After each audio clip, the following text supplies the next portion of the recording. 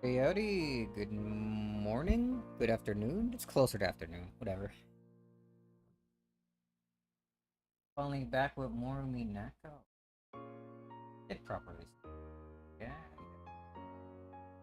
enough. Oh. Gotta do the usual, like, freaking 10-15 minute recap. I don't think there's that much to recap on, though, yeah?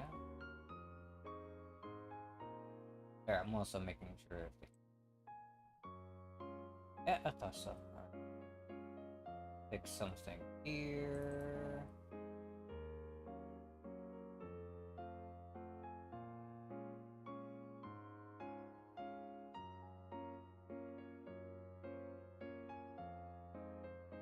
Alright, that's probably. And there's some other stuff I gotta fix later. Oh well.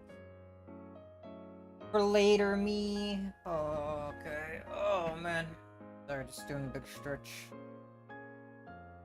Not sure how long this stream is. Getting off my friend to join me later. But right, last we left off, we found that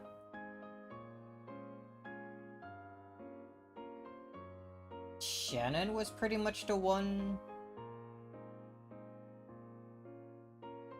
that like decided to do everything, and it does match up with the earlier, like way earlier, how I made the theory that the reason things are happening, the sin Battler did was make a promise to Shannon that he then kind of forget. It doesn't. I don't think it fully explains everything though. Like the stuff with Canon, we don't haven't seen Canon yet, but that's because he's a newer servant, yeah. But that that's where my thing of like Canon and Shannon being the same person, like they have to be, right?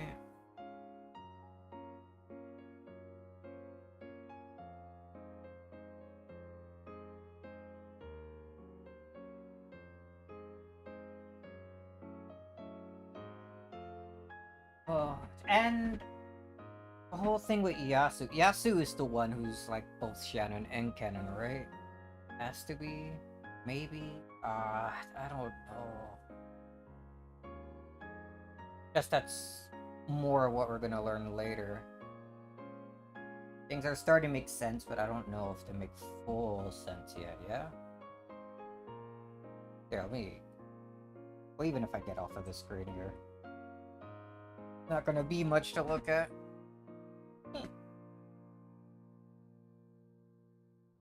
But yeah, last we left off, we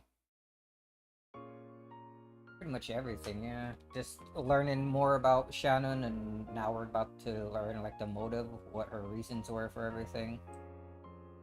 Howdy. Hey. Oh, it's volume slider is all messed up. As usual. Well, it's like every time I reboot my PC, it like defaults Discord to like the highest volume, and then Discord has two volume sliders for some reason, so I just turned them both down because I can never tell which one's for voice calls and which one is like the dumb ping.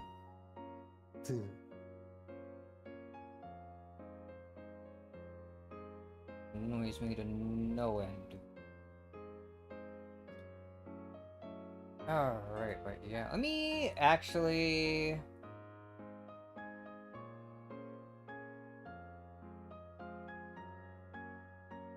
Yeah, here we go. Look at my own bot. What things did we look at? All the stuff where like Yasu and like Beatrice taking control of them.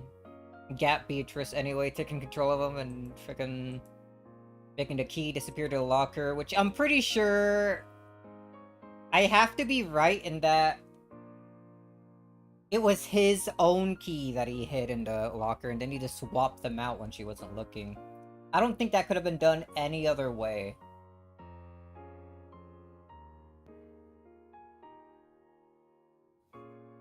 Good theory. then I still don't know the whole thing. Like, Yasu went away to be a witch, yeah, and then left Shannon alone. Then it was only Shannon. It has to be. I have to still be correct in that Yasu is both Shannon and Canon, right? Like, Shannon is just like, kind of perfect servant that he wishes to be. They wish to be. Since I don't know the gender of it, I'm supposing female. I guess. I think I've said before it's intentionally unclear, but it's Oh, yeah, safer obviously. to guess male.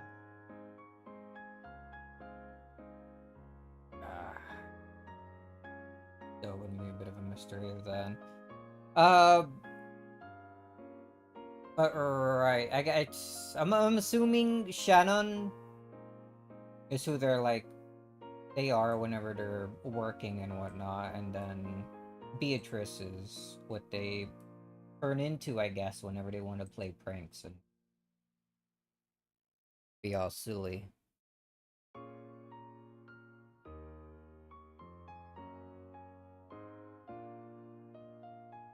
Is that? I don't know if that fully fits in with things. I guess we're gonna start learning why they started plotting everything. I mean, Battler breaking his promise is one thing, but that doesn't seem like it's enough, does it? Maybe I think I mentioned this before, how maybe Shannon just learned what Kinzo did and was disgusted by it. Maybe they learned the truth of who they actually were. Being like Beatrice's child. That's something we pretty much know already as the readers. Yeah, but not something that's really come up for Yasu yet. I'm guessing they might learn about that later, and that becomes another big reason for things. Alright, there's the whole key thing. Leaving Shannon alone. Shannon becoming what was perfect before to becoming a bit dumber and clumsier after Yasu left, which is a bit silly.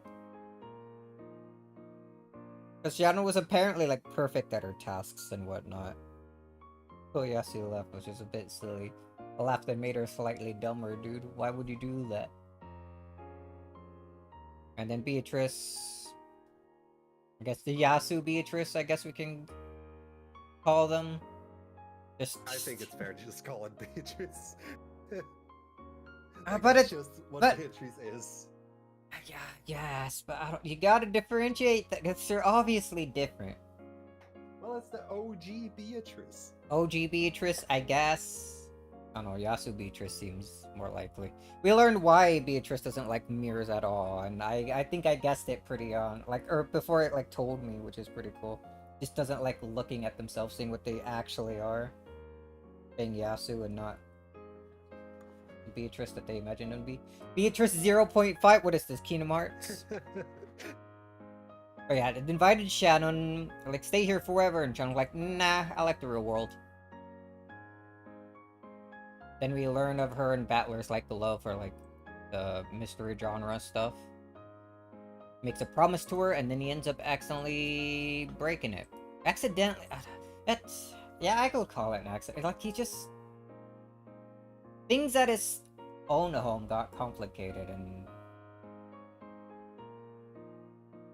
couldn't really return after that. More of like a it's not like heated... he was intentionally being like, hey, fuck this servant lady. I'm out of here. Got her. Probably definitely would have returned if he could have, but... were there any other important things? I think that's all the major points. Yeah, you pretty much covered it. There weren't many things that happened, but it was a lot at the same time. Yeah. Let me put your portrait back on me with a little button. There you go. I almost forgot. Okay, so about sums it up. The big things we still don't know are how explosion. Why get to the point where you wanna murder the entire family? I guess like it's not just like something to get back at Balor. It's you're putting this entire like family into it, but also like also a time sensitive thing. It probably wouldn't have happened if it was like a year earlier or a year later. Yeah, that's what Will also said. And maybe that has to do with the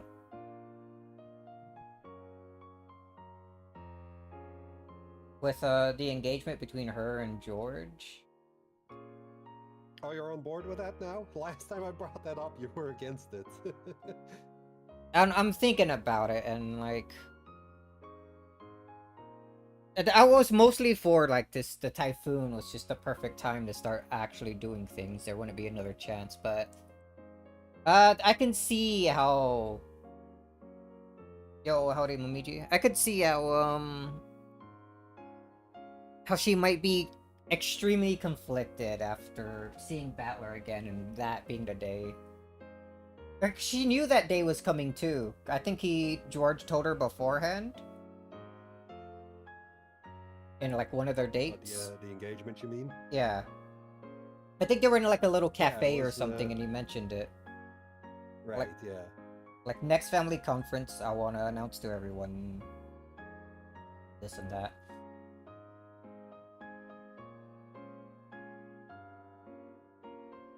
But that still doesn't seem like enough to do all of this. That's still at worst kill Battler territory. That's not the whole family just yet, yeah. And then right. The big reason for why doing everything we're about to learn. How explosion and that's basically it now, right? I guess learning more about Canon and what like his whole deal is. Cause Yasu being both Shannon and him, I think is still just a theory. Game theory. Whoa. So we need to I guess learn more about that could solve Umineko? I don't know, he would maybe in like the completely wrong way. So you say he's Battler. I don't know about that. I don't know, maybe put up more of a fight than Battler in the beginning. I think. Yeah, I don't think he'd be as likely to give up and start crying. I'm gonna tie like Undertale and FNAF into it somehow. There were animatronics on the island. But right, what am I doing? We also... That's the wrong screen. Don't look at that. Damn, and I just pressed watch stream. That was my entire whole ass OBS window. There we go.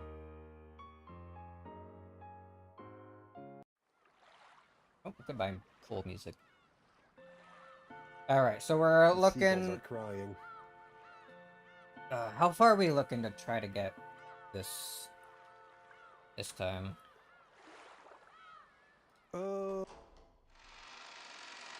It could be doable to do all of it this stream if you're ready to lock in for like 8 hours. 8 hours?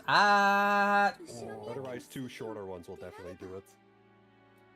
Yeah, probably 2 shorter ones. We'll probably go to usual, like, what, 2, maybe 3 chapters, and then do everything else tomorrow? And I think most likely finish episode 7 and then the tea parties next time.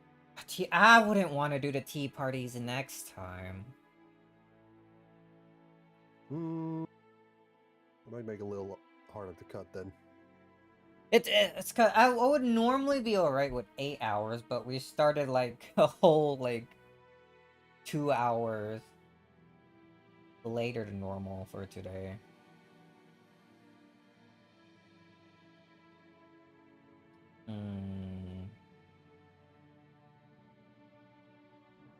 Like, I cannot stress enough that the tea parties are pretty long. Oh, that's fine for being a bit tomorrow. Good to you to go anywhere else to be. Okay, dude. I mean, I could also just be here for 8 hours. You could.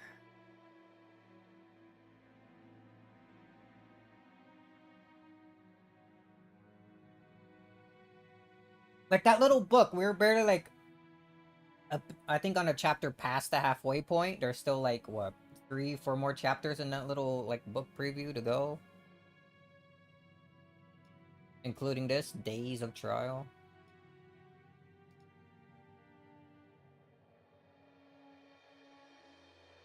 I guess we'll see how we're feeling like after once we get to the first break point, like a couple hours from now.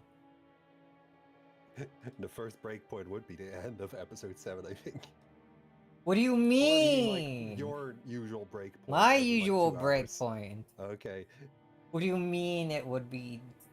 This chapter continues on until episode 7 ends? Spoiler? I ain't spoiling anything. You said the first break point would be the end of episode 7. No, I was thinking like I was thinking you meant like break point for like when stop stream, because good stopping point. I see. Nice save. Nice save. Not a save. It's me trying to explain myself, and I'm bad at it. Fuck off.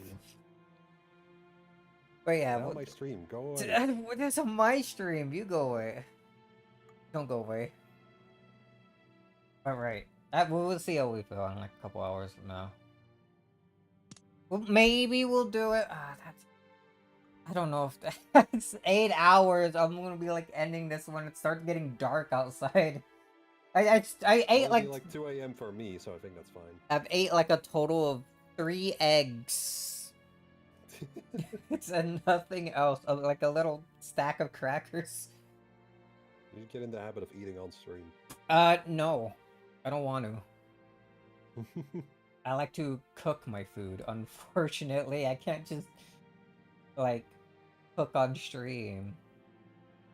I don't have that. I don't have the people do that. I don't have the camera like set up for that. I don't have a camera at all, actually.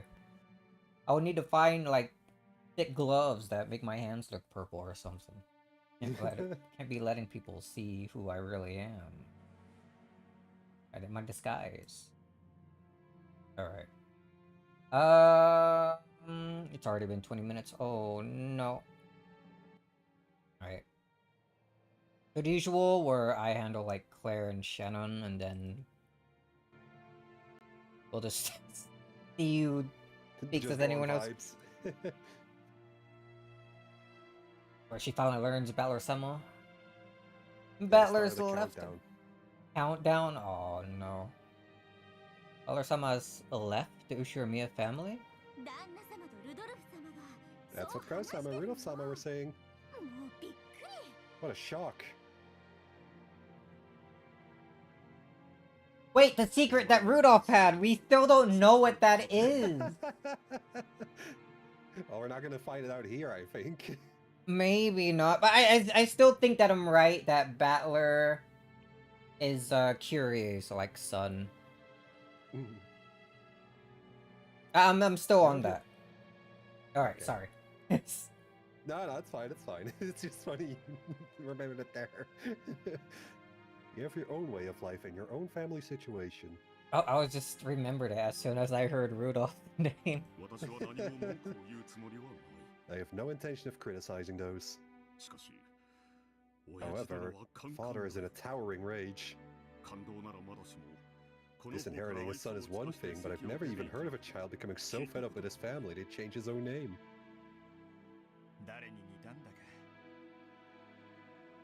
No idea where he gets that from. Where he gets it from. But that battler's as stubborn as a mule. If you're unable to understand Batlakun's feelings, I believe that would make you a failure as a father.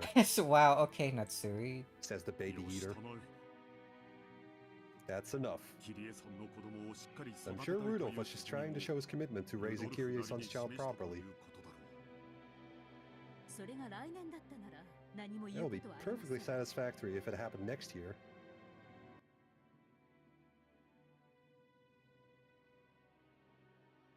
Speaking about Angie, I guess.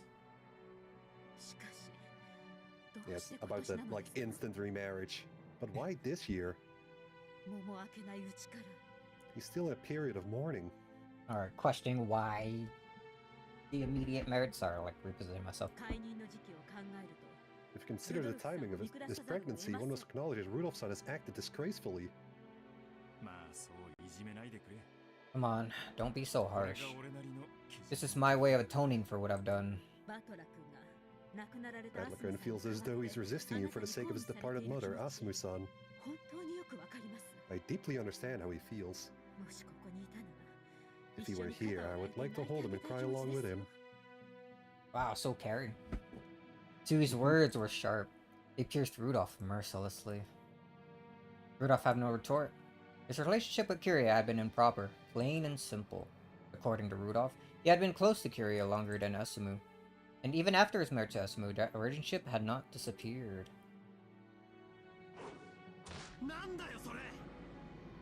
What the hell?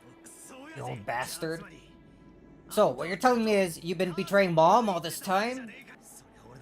Sure. I know Kirie-san.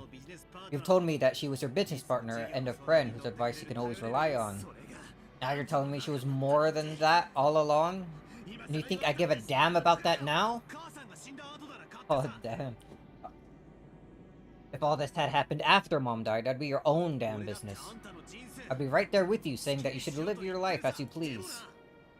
But just when did Kirie-san get pregnant? Back when Mom was still alive, right? Yeah. Now I finally get it. This is why looking at you makes me feel sick to my stomach. You were glad when Mom died, weren't you? Weren't you? Must have been so hard on you keeping your infidelity, even a kid, a secret while Mom was still alive. And now that Mom conveniently kicked it, you get to marry Kirie-san and make the kid my new little brother or sister. The nerve of you. Mom is crying her eyes out in heaven. You should be ashamed of yourself. You should be ashamed. I am. I am goddamn ashamed to have the same last name as you. The kid's done nothing wrong. Here she'll need two parents to look after him or her later. Or to look after him or her. So you go ahead and build a new family and give that kid a happy life. But don't expect any forgiveness from me. Because Mom isn't even here to hate you anymore. So I'm gonna hate you in her place. With all of my body and soul. So long, you old bastard. So late. Totally understandable. Very much so.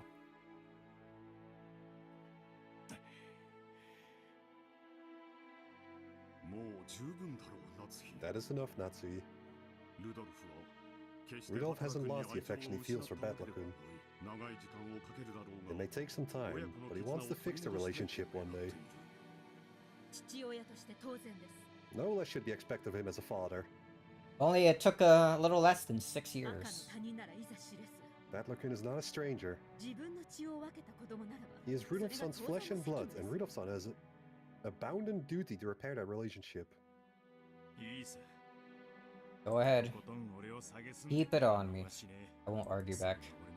That's the only way I can atone. At the very least, make sure you give the new child... Oh.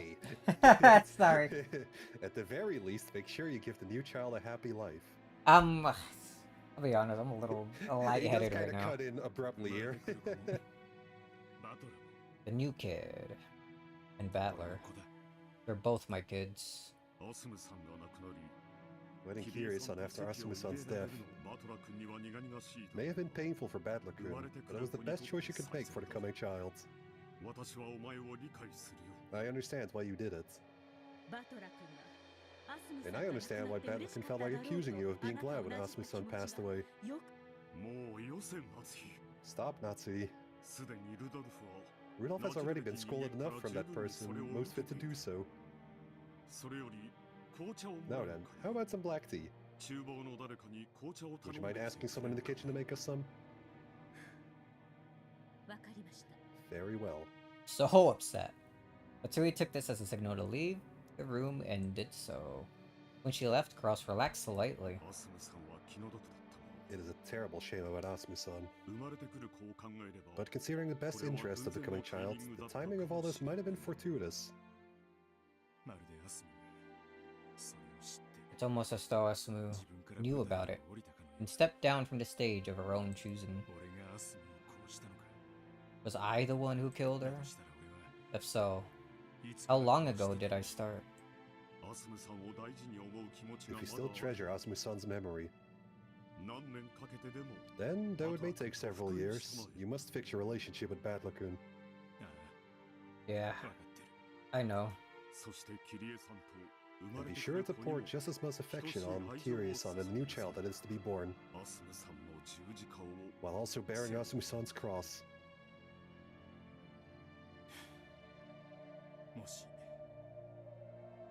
They have reserved seating in hell.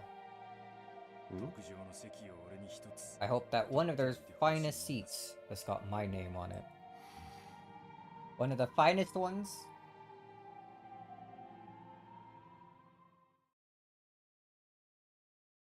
The news that Battler had left the Ushirmiya family swept across the family. How terrible for Battler-san too. I do believe that they will make up eventually, but... This is a matter for the family. The servants have nothing to do with it. Instead, we should focus on memorizing the face of the newest member of the Ushirumi family, Kiryu-sama. Yes, that's true. An Ushirumi man getting a woman he's not married to pregnant really original Rikishi?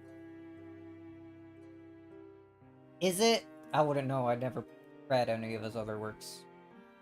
Unless Silent Hill F4 Kinzo, I counts. guess. Ah, you know what? True, he did do that. I forgot. Shut up. She will be coming to the family conference this year. If the person new to the Ushirime family would be coming to the conference... What? If the person new to the Ushirime family would be coming to... Okay. Then what about the person who just left?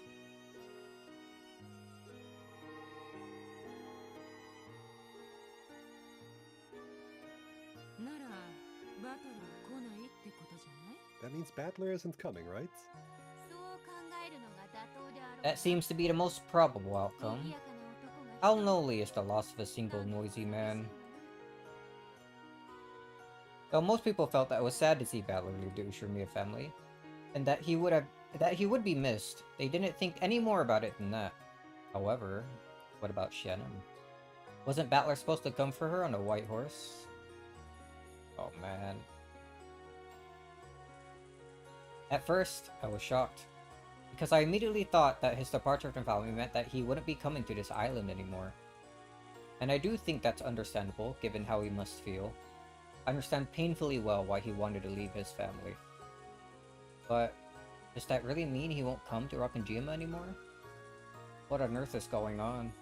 Will he really never return?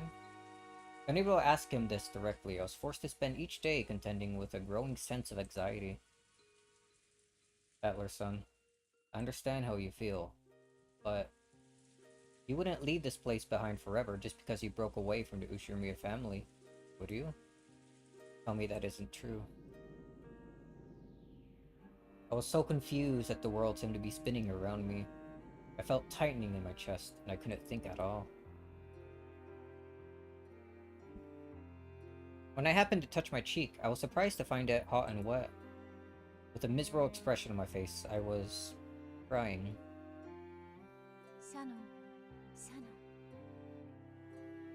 Shannon. Who's saying this? From far away, I could hear someone calling to me. But it was a very strange sort of distance. Though it felt very far away, the voice also seemed to be coming from right beside me.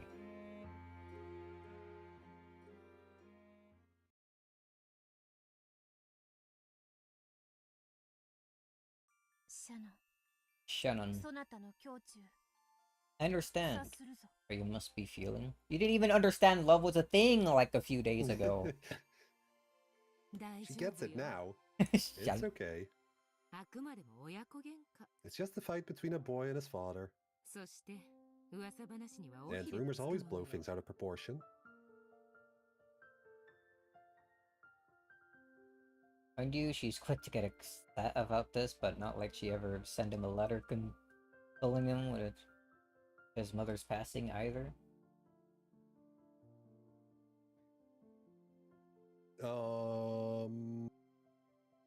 Maybe she wasn't literate yet. She's been going to school this entire time, apparently. Because she and Yasu are the same. Duh. Everything's just being exaggerated.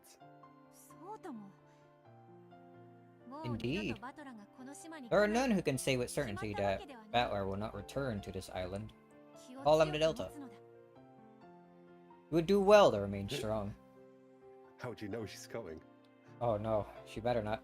Where is this place? I seem to remember it somehow. It's like it reminds me of the scenery of a strange dream I had once. I once had. They mean the same thing when you flop them around. Then, this must be another dream.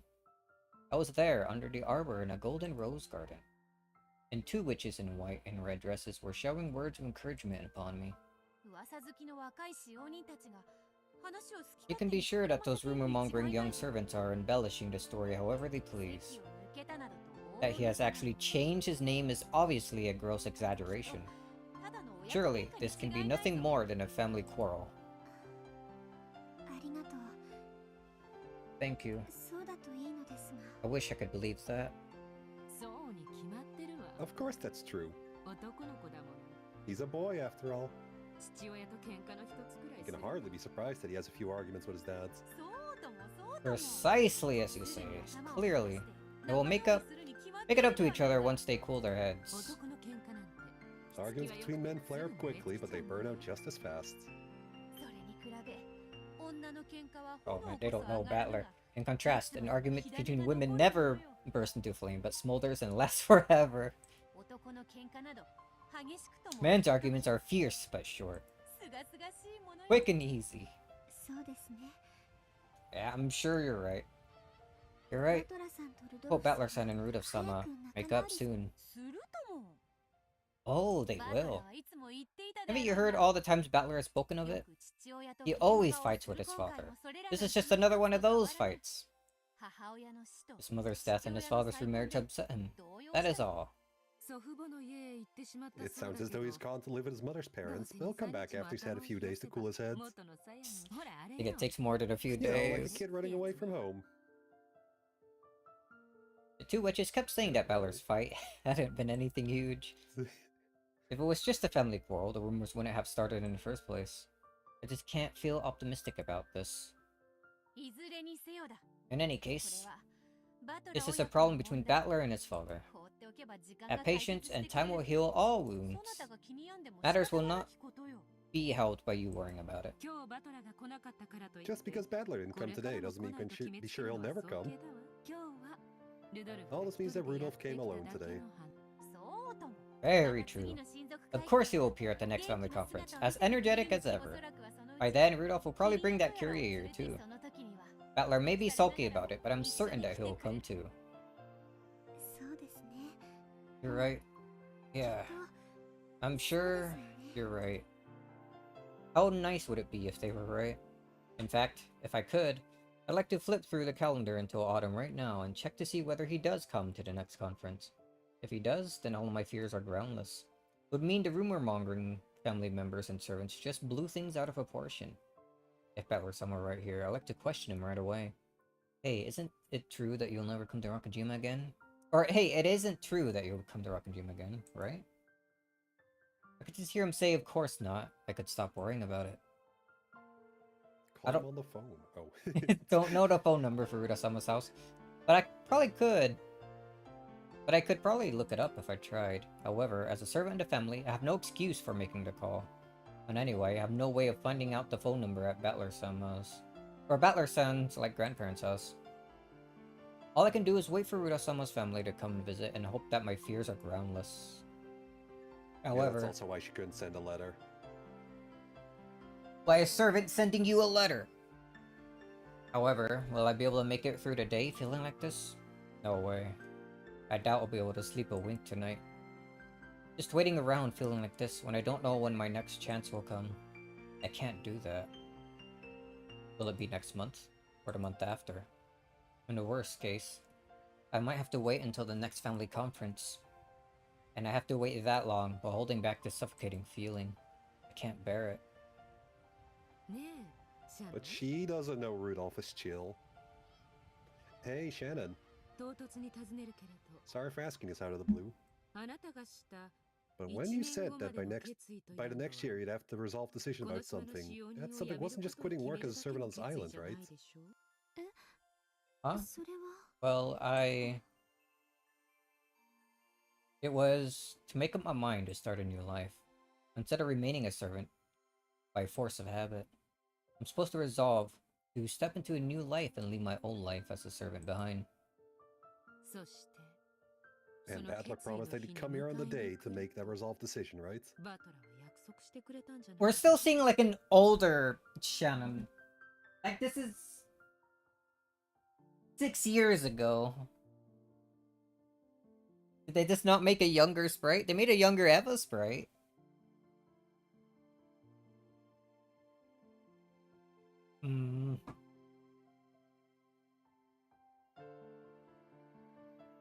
Is it because they didn't want to do a sprite, or because they didn't need to do a new sprite? Valor, or Shannon just never changes? Always the same? Yes. Tact is not one of my strong suits, so I'll speak frankly. You are supposed to resolve to start a new life with Battler, correct? A new life with Battler-san. You're afraid that Battler will not come for you on the day of your decision. However, there is more to that day of decision than just Battler coming to see you. It's also the day for you to show your resolve to spend the rest of your life with Battler. That resolve of yours to create. It is not something that will be created automatically upon Battler's visit. Shannon? Are you already resolved to spend the rest of your life with him? You decided to put it off until the next family conference because you didn't have that resolve the last time, right? What does it mean to live a life with Battler? Have you ever thought seriously about it in detail? Well, as long as I'm working as a servant in Rakajima, my opportunities for meeting him are limited. We're both underage, so it's too early to talk about, marriage. However, if I quit working as a servant, I should have many more opportunities to meet him. Once I quit work here, I'll return to Gospel House. I have my wages for serving the family, so I should have more than enough to make visits to Battler-san's house. And when I graduate from school, I can rent an apartment near Battler-san's house. Then, well, I can work while going to school. That life will be a lot more difficult than my vague conception of it.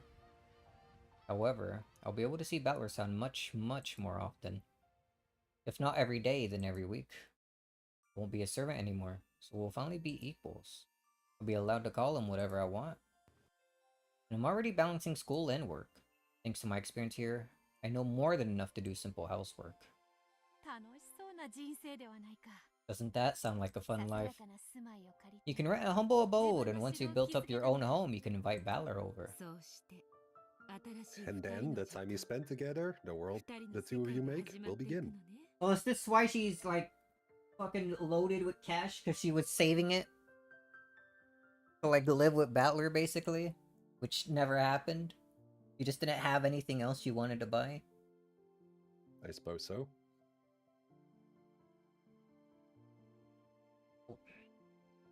Wonder how much she has. Doesn't that sound wonderful? Yes. It does sound a bit wonderful. This was the first time I'd ever imagined that future clearly. I've been able to appreciate the feeling of my love for him, my honest desire to live my life with him. However, now that I have a clear picture of the future I plan to choose, I finally understand. I need to mentally commit myself to embarking on this future. You dream of marriage eventually, don't you? Oh, girls these days, dating with marriage in mind at such a young age. Well, that's a bit, Don't deny your dreams, okay? There's no point in taking the first step if your eyes are closed and you don't look to the future. The girl's in love with a man, there's nothing wrong with thinking, I want to marry him. That's a young girl's natural, right? My face had turned bright red. These goofy goofballs, dude.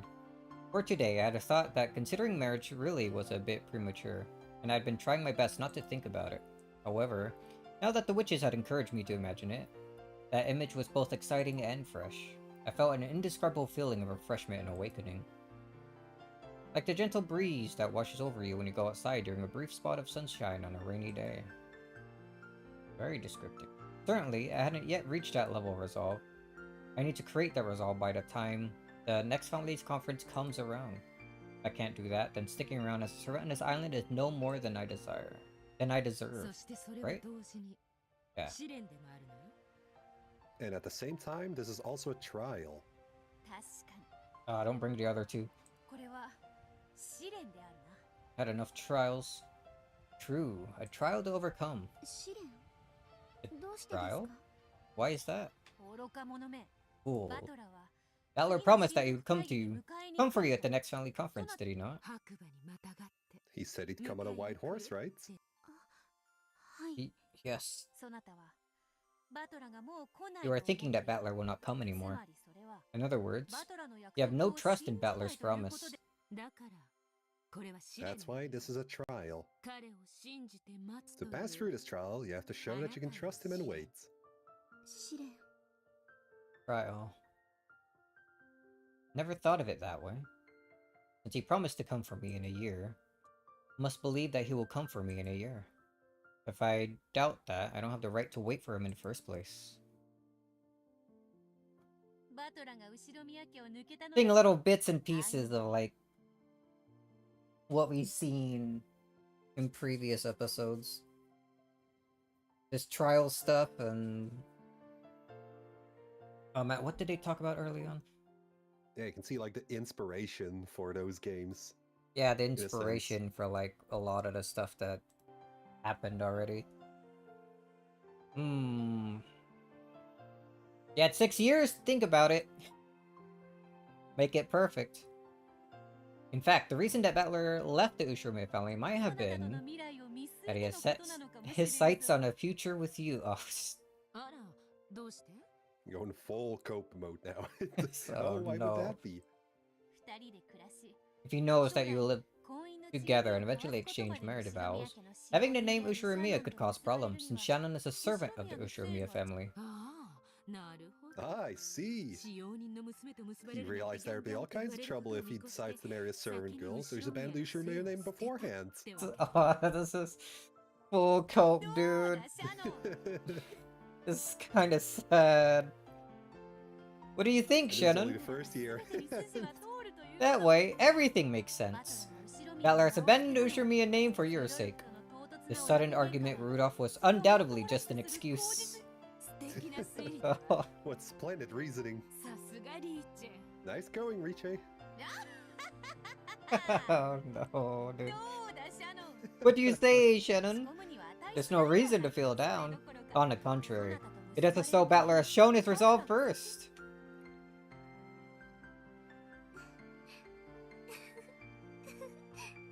Oh no. A smile finally returned to my face. Of course, I hadn't taken the witches seriously and let myself be reassured. The opposite, in fact. It was just funny that they could think up such a ridiculously convenient explanations for everything. However, they had made all of those ridiculous theories to cheer me up. The witches are right when they say I must trust Battler's son, and that there's no point in moping about just because I've heard a few rumors.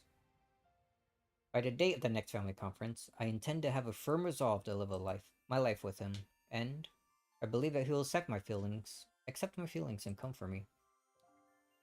The idea that Battler left the family so that he could be married to me someday is laughable, of course, but right now, I should try to feel confident enough to accept even crazy ideas like that. Thanks so much. I feel a little better now. That as well. Cannot stand watching you dampen your pillow with tears. Thanks for coming to my dreams to encourage me. Yes, it will be morning soon. This is all a dream. You surely have forgotten it when you wake up. However, your heart will be at peace. Yes. I will believe in him, and wait. So, I won't listen to every little rumor. Very good. Wait until the next conference while improving yourself. If you think of it as training to become a wife, all of your everyday chores will grow more meaningful. Thanks a lot. Training to become a wife? Reach, eh? It'll be morning soon. Is that so? Then, so long, Shannon.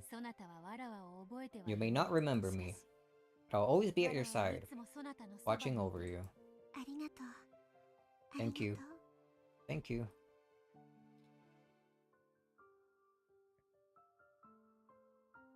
Ah! Flashbang.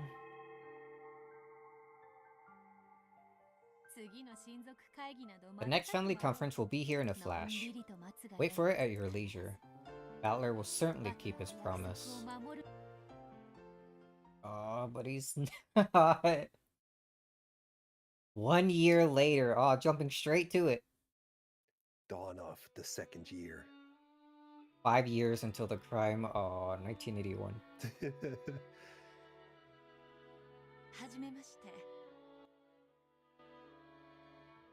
Hey, look who's here. It's her! Where's Battler? You gonna be here? Oh, man. You have many lines? Do you want me? You could. I could do all of it if you want me to, sure. Pleased to meet you. My name is Kirie. I hope we can all become quick friends. I already spoke a lot, man. I know your name longer than I've known Asumu-san's. God. I hear you're Rudolph's old girlfriend. Jeez, Eva. Spitting venom immediately. Yes, we've known each other for quite a long time. Welcome to the Ushiromiya family. I hope you find it easy to grow comfortable here. Yes. I'd like to grow comfortable quickly so that I can support my husband. But look at how cute that. Oh, did you wanted to be the amazing man, Hideyoshi? Of course, I love Hideyoshi. Alright. But look at how cute that little girl is. What's her name? This is Enji-chan. What a cute name. So, you two couldn't make up after all. I thought this would be the perfect chance to bring him back, but the stubborn as dad. Will Battler-kun ever come back? I'll miss him. Nothing wrong with a man having the backbone to find his own way in the world.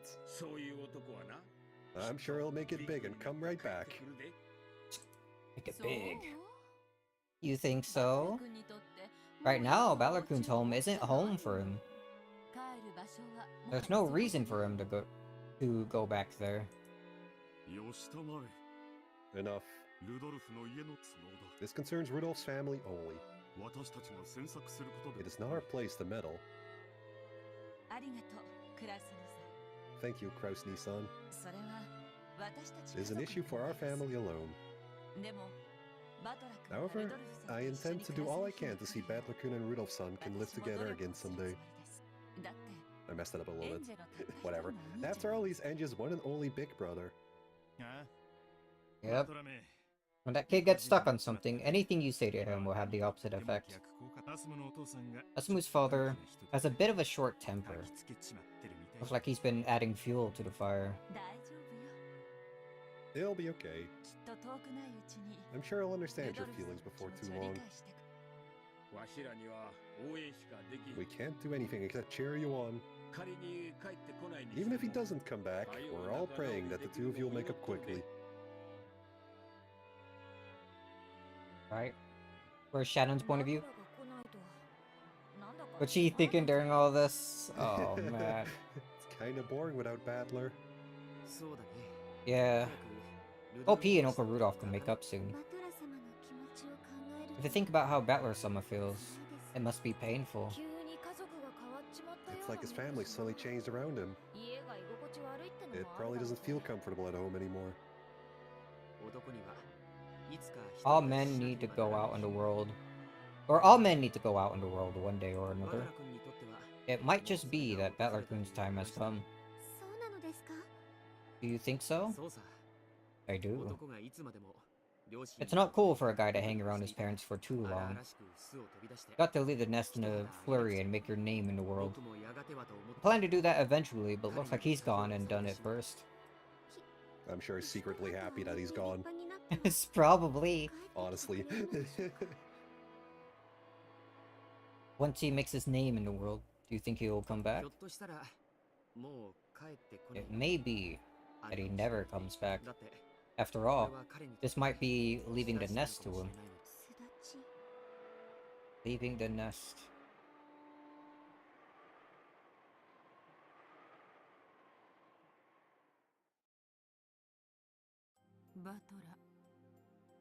Battler didn't come, did he?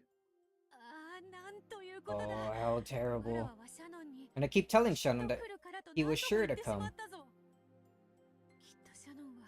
I'm sure she feels very upset about Battler not coming. And it's all because I irresponsibly raised their hopes. Sorry.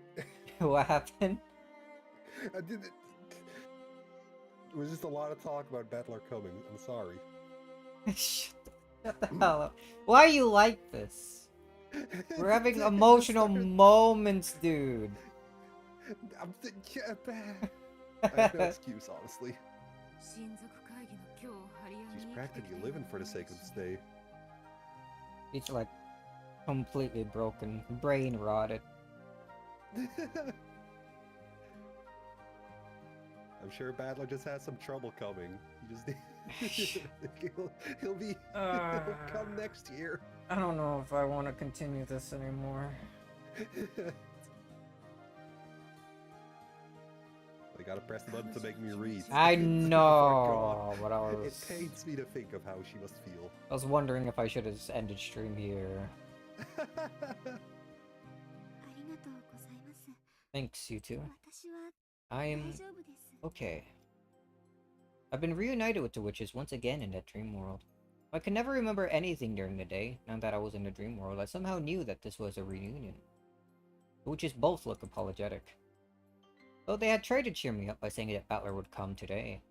Now that he hadn't come, it was like they had been lying and they seemed to regret it heavily. Shannon, well... Thanks for your concern. It'd be a lie to say I'm not sad, but I'll be okay. You will? Are you certain? That would be splendid, but... Clearly, Battler's fight was so over the top that he couldn't bring himself to back down so soon. Men are so stubborn. Yes, that is true. He stormed out of the family with some very strong words, so his stubbornness is preventing him from taking back what he said so easily. He probably regrets not coming today. Yes, that must be it. For some reason, they seem to nearly desperate in their attempts to encourage me. It's almost funny to watch. I couldn't help but giggle.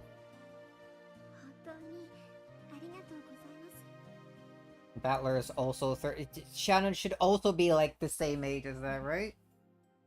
So why this older looking sprite still? It's throwing me, dude. And they're also using the older sprites for Jessica and George. Ah, so, true. I guess I shouldn't pay too much attention to it. I guess you gotta read the manga to see their actual younger versions. I don't want to read more. I'm already read enough for like an entire lifetime with Umineko here, dude. Thanks a lot, both of you. After all, you're the ones who told me in the first place that this is a test, a trial to be overcome. George was born as a 23-year-old, it's fine. Yeah, Ava could do that. She's so powerful. I don't want to imagine that, thank you very much. The truth was, I couldn't really fool myself so easily. When will he come back? When will he come for me? When isn't the question. Will he come for me? Ever? If I start moping right now, the uncertainty and sadness will probably tear me apart. But they taught me. This is a test to see whether I really have faith in him or not. The very fact that I feel uncertain and anxious is betrayal of my resolve, and of his promise to come for me someday. Oh, this makes it even worse when he does come, but doesn't remember. She's been keeping this like the entire 6 years, and then dude comes back like as an idiot and tries groping her. That's the first thing he does upon seeing her. It's crazy.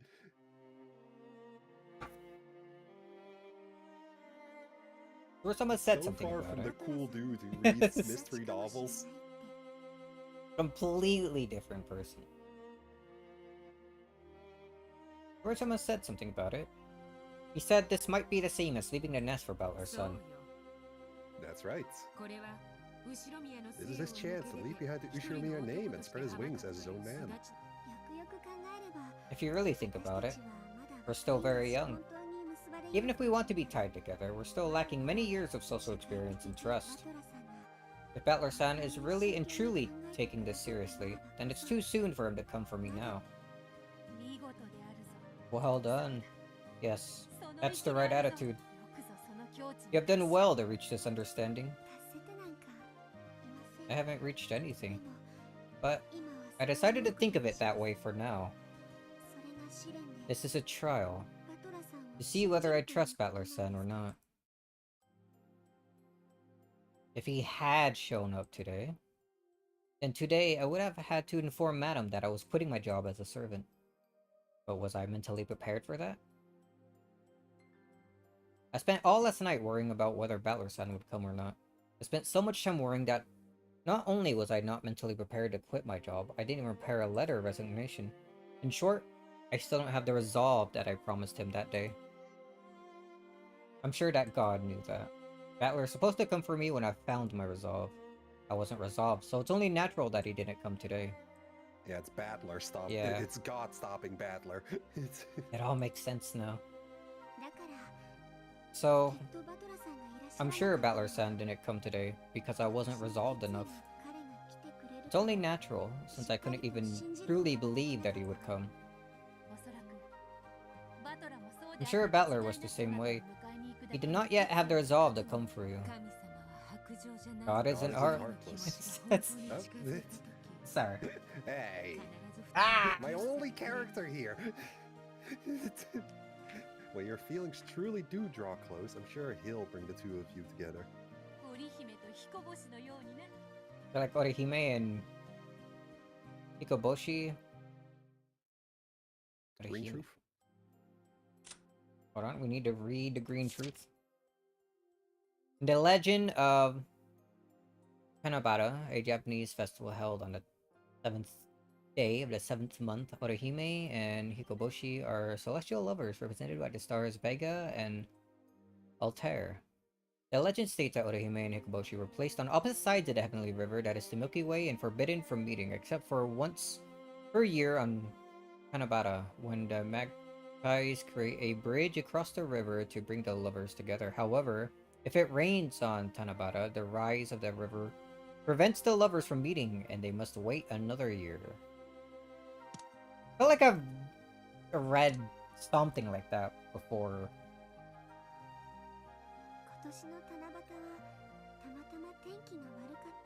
Such insight, you can really tell Rikishi's Japanese. Wait, he is? I thought he was like American. I always picture him with like a thick New Yorker accent, dude. Yes, it has still the weather just happened to be bad during this year's Tanabata. That's how I like to think about what happened today. That's how I'd like to think about it. I have no other choice. Battler Sun.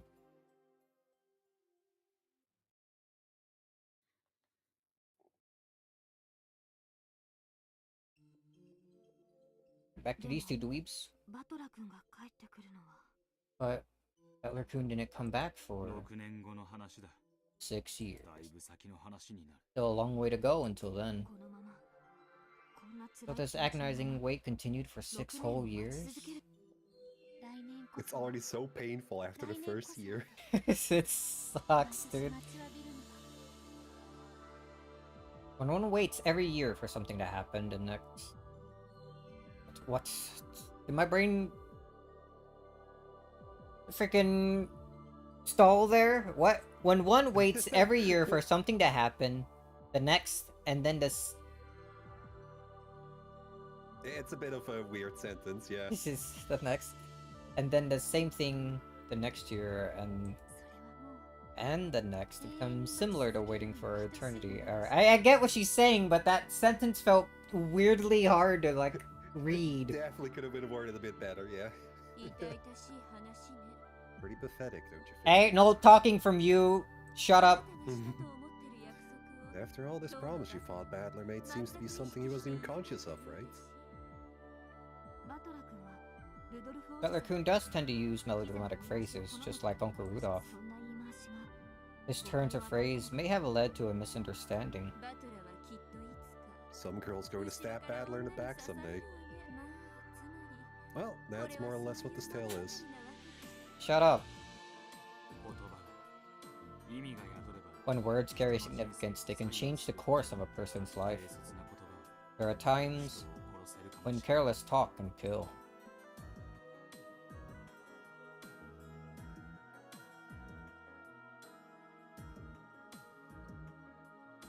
Oh, pretty short chapter. Only an hour. Actually, less than an hour.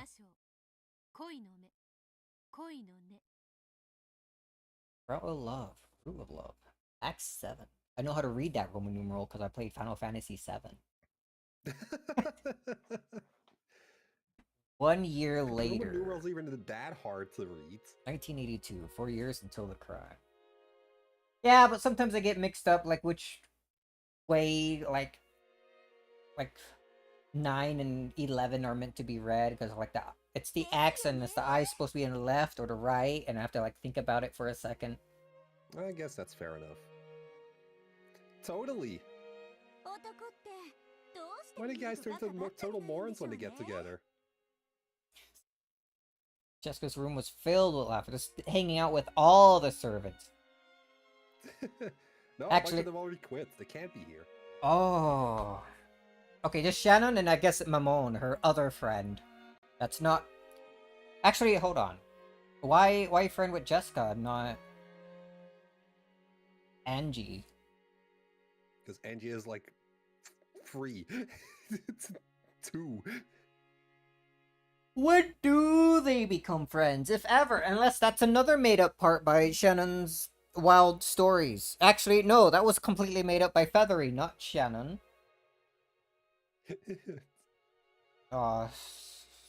And you didn't have friends.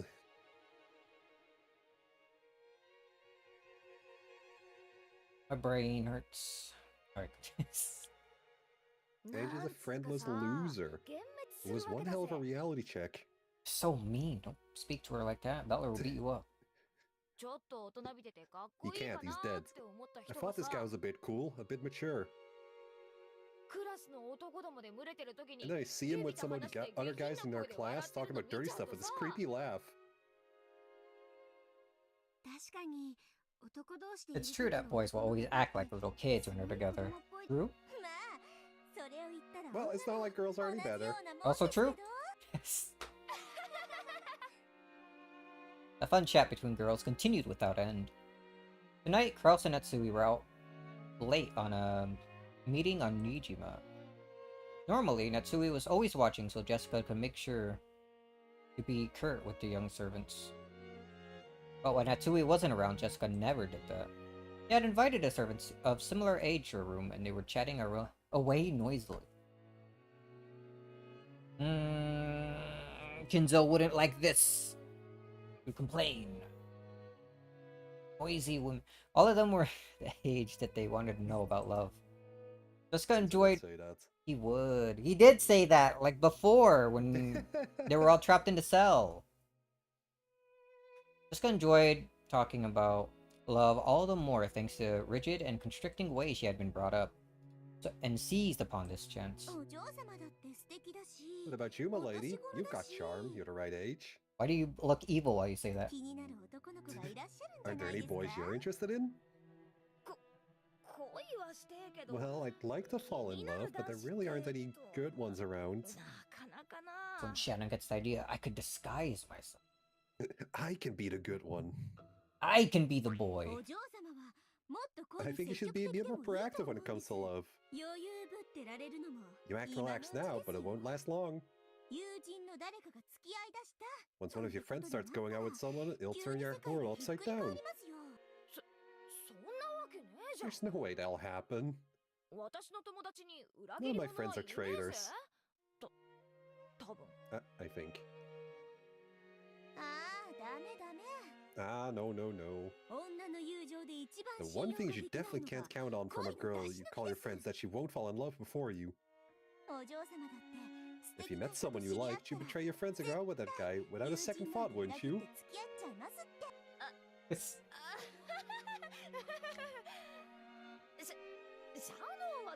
What about you, Shannon?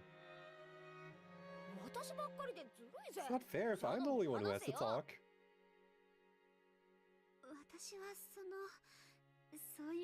Oops. I don't have anyone like that around.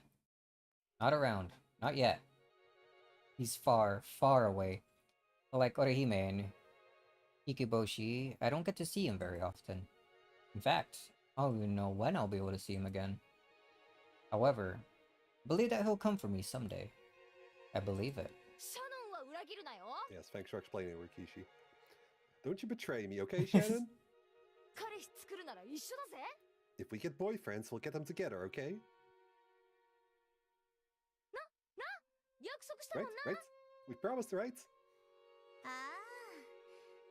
Oh, you wouldn't think it, but it's girls like Shannon, Sean, who are the type to beat you to the punch. Damn, she was like, beat you by 2 years, Jessica. Shannon, fess up. You aren't going out with anyone, are you? Not yet. You aren't, right? I'm not. Really. Such lack of insight, you can really tell Rikishi's not a woman. Oops. Oh, sister, really. Really? Really? Really? We'll get boyfriends together, okay? No matter what happens, okay? Rikishi is not... Then how was he able to write many women in Silent Hill F? There was at least one. Well, he just likes women. Oh, yeah, that's true. You need to take a look at how he designed his sisters again.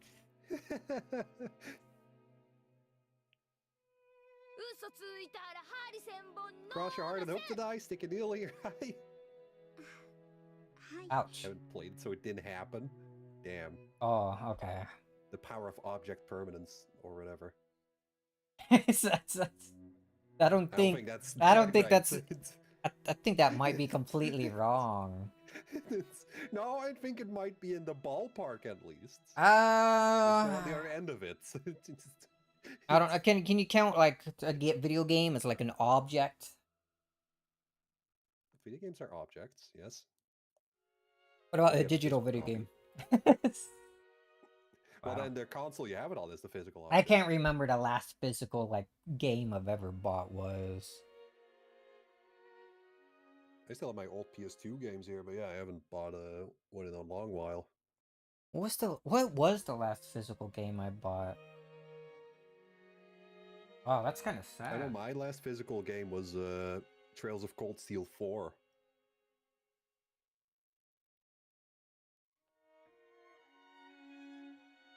Trails of Cold Steel 4 release date. You're gonna look that up? 2018! That was almost 10 years ago. Don't call that almost 10 years ago. Almost 10 years ago. So in fact, it's gonna be almost 8 years ago. Turn 8. A few months. Yeah, that's the last physical game I bought. I can't remember the last physical game I bought. It must have been like a PS4 game. I just don't. What would it have been? Oh, it might have been. No, there was no Resident Clank game for PS4. Did you get Xenoverse 2 physical? No. That's the last thing I could think was maybe it was actually just a PS3 game. Have I bought no, I bought physical PS4. It might have been the it might have been the Uncharted collection that was for PS4.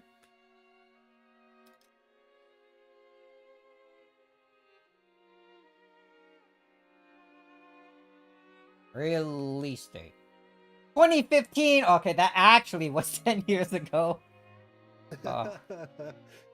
Oh man. Almost 11. October 7th, 2015. So it's literally a few weeks ago. It was 10 years ago. All right, what are we doing? It's talking about things unrelated to this to pad out the time so I can split it cleanly into 2 streams. Yes. Yes. I promise. That's the face of a liar. How would you know? I'm willing to bet Shan-chan's the first of us all. I can tell. It's always the quiet ones that go first. Always.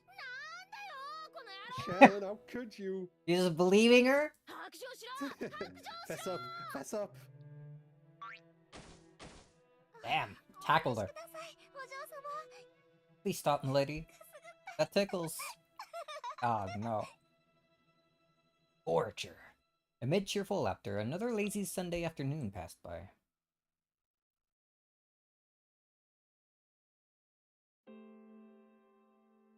I worked my way out of the fight and looked up at the sky through the window.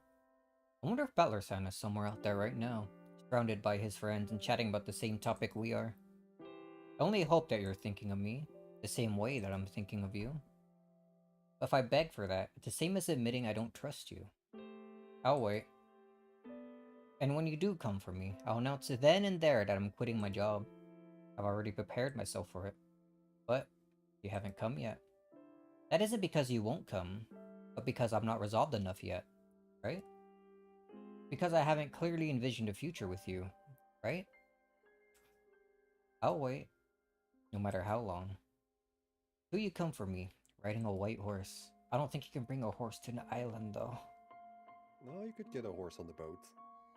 So, yo, Battler. Inconvenient and not as majestic, but, you know, it's doable, I guess.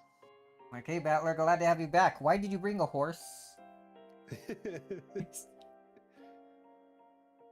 I'll always treasure our promise. The promise of our precious resolve. Horses can swim, it's fine. A white boat, you could say it's gold ship. Why would you call a white boat gold ship? It needs to be gold. Because gold ship is a white horse. It can't be a gold ship if it's a white ship. No, gold ship, the horse is white.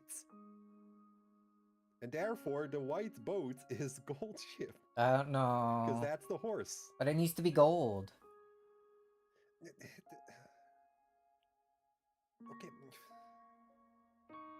Okay.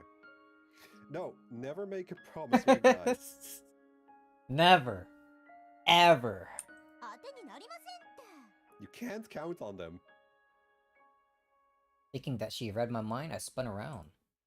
Of course, she hadn't. Well, as far as that goes, I think guys and girls have different ideas of what's important. They do. Totally different. On the whole, girls tend to be dreamers, and guys just do stuff without thinking. Oh, this is not good for Shannon's, like, psyche here. This is fucking untold mental damage. I guess understanding between the sexes is pretty much impossible after all. At least I think it's pretty hard. Girls often have the bad habit of thinking they know exactly what the guy's thinking right away. They search for hidden meanings behind words that guys say for no reason in particular. I think that's just everyone, though. And just get the wrong idea. Yeah, I've known girls like that. Girls who've taken what anyone could tell them was just a meaningless comment as a sign that the guy's totally into them. Yeah, I see it all the time. In fact, there's one in this room right now. What? It's painful to watch when a girl gets the wrong idea. They don't know how much fucking mental damage they're doing to Shannon right now, man. Oops, sorry, just doing something. There we go. The pair of them laughed together. Oh, Shannon was so crying. Oh, so hilarious. When a girl gets the wrong idea, could that be me? No, can't be. After all, Battler-san made a clear promise to me. He said he'd come for me riding a white horse. I mustn't doubt. I'm sure he'll come with that horse. I'm not sure how. I'm sure this conversation I'm hearing is just another one of God's trials. So I won't listen. I won't even think twice about it. If there's one thing I never want to be, it's one of those embarrassing girls who thinks a guy's heart is linked to hers for no reason. Oh, they just keep going. Oh.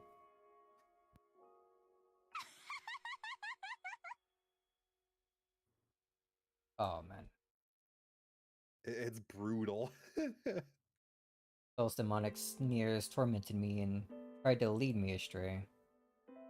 Is that why you turned all the other servants into, like, a group of demon sisters? What's the whole deal with Canon?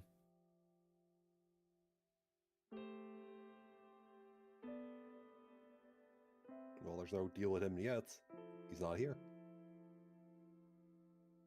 Way to, like, get back at... Traded him just to, like, get back at Jessica, maybe? Showing her something that will never happen. Like how I get tricked, loser.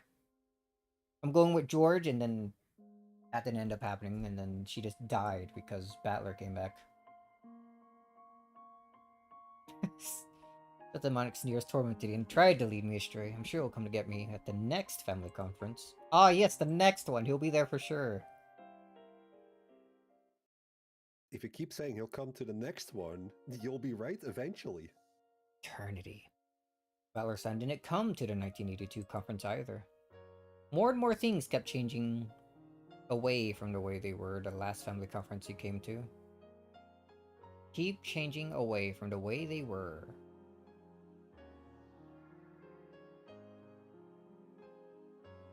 It's a very weird way of saying things are like keep changing from the last time it was here. Yeah, I get it. Kiri-sama, Kura-sama's new wife, now blends in perfectly here, coming off the boat with a familiar stride. Her daughter Anji-sama is growing well, and all of the family focused their attention on her. Also, Maria-sama, who was so small at this time, was already 5 years old. She is full of energy and old enough to enjoy playing with George-sama. Neither Jessica-sama nor George-sama brought up Battler-san's absence. The other relatives were the same way. No one touches upon the subject as though they've forgotten that Battler-san is missing. Maria-sama was only 3 when she last saw Battler-san. I doubt whether she remembers him. In just 2 short years, all trace of your existence had been erased from the Ushiromiya family conference. That made me sad. And so I said, looks like Battler-sama didn't check back this year either. True. You miss having him here? Maybe just a little bit. Just a little. Well, Uncle Rudolph and Auntie Curie don't even bring him up anymore. It looks like Battler-san was much more serious than we thought. I wonder if he really will stay away forever. Looks like it was leaving the nest after all. He spread his wings and left for a new stage of life. That's my assumption. He's always been crazy and reckless. Well, what's more you expect from a guy? Well, we know Battler-kun. I'm sure he's adapted to his new life and is enjoying himself. So, there's no need to worry. Even though George-sama said that with a smile, his words disconcerted me. Yeah? Yeah. Yeah, you got it. He's enjoying himself, so there's no reason to worry? What is that supposed to mean?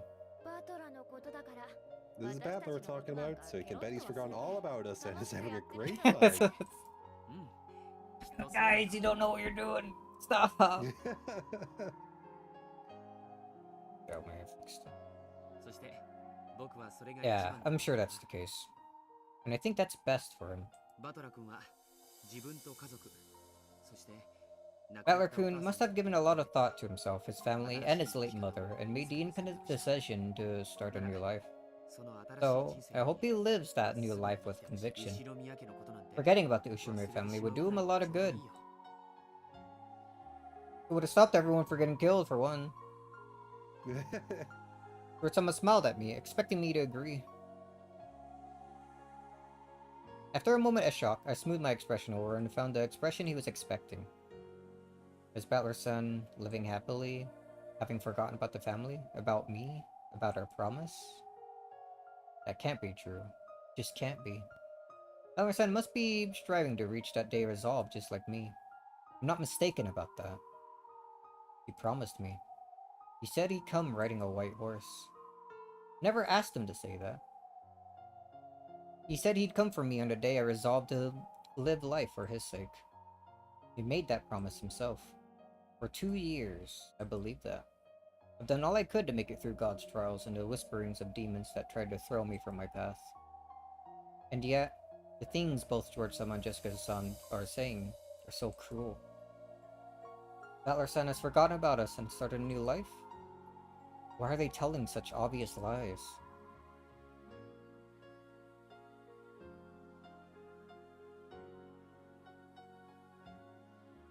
But that night, I dreamed of Battler-san for the first time in a long while. And Battler-san in my dream wasn't the Battler-san I believed in. He tried to grope me for some reason. It was the Battler-san that George-sama and Jessica-sama has spoken of. The one who had forgotten everything and started a new life.